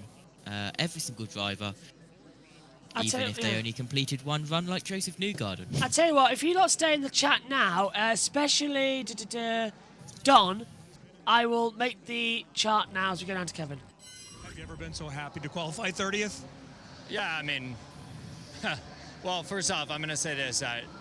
Two of the guys that ran there at the very end, Renus and Marco, are 2 of the guys I respect the most around here. Both guys who've been exceptionally fast, extremely talented at this place. And so you never know, you just never know. Now, I think we improved our car. I got to tip of the cap to the United Rentals 15 team because, this day didn't start off well. You guys all knew that. Last couple of days have been tough. But we found a lot, and we improved a lot as this day went on. And had we gotten another shot at it, I think, honestly, we would have gone faster. But the reality of the situation is that our guys kept their cool today, heads down. Really proud of everybody. I mean, I'll just say this, man, that beer's going to taste good tonight. I was just praying that somehow this would happen, but thanks so much to the team for making it happen. And I saw DP up there. DP, you owe me a helmet before you leave for Washington this week, so come see me. All right, thanks, Graham. Georgia. Down to the wire for Connor Daly. He ultimately ends 13th today. A range of emotions, bittersweet, I'm sure, but I want to let you describe those emotions. Yeah, I mean, I really wanted to get that Fast 12. I mean, having AM, PM, and ARCO here for... Fox has apparently gone off. That's their camera. Oh, right. Yeah, of course. Yeah, Skype will not break.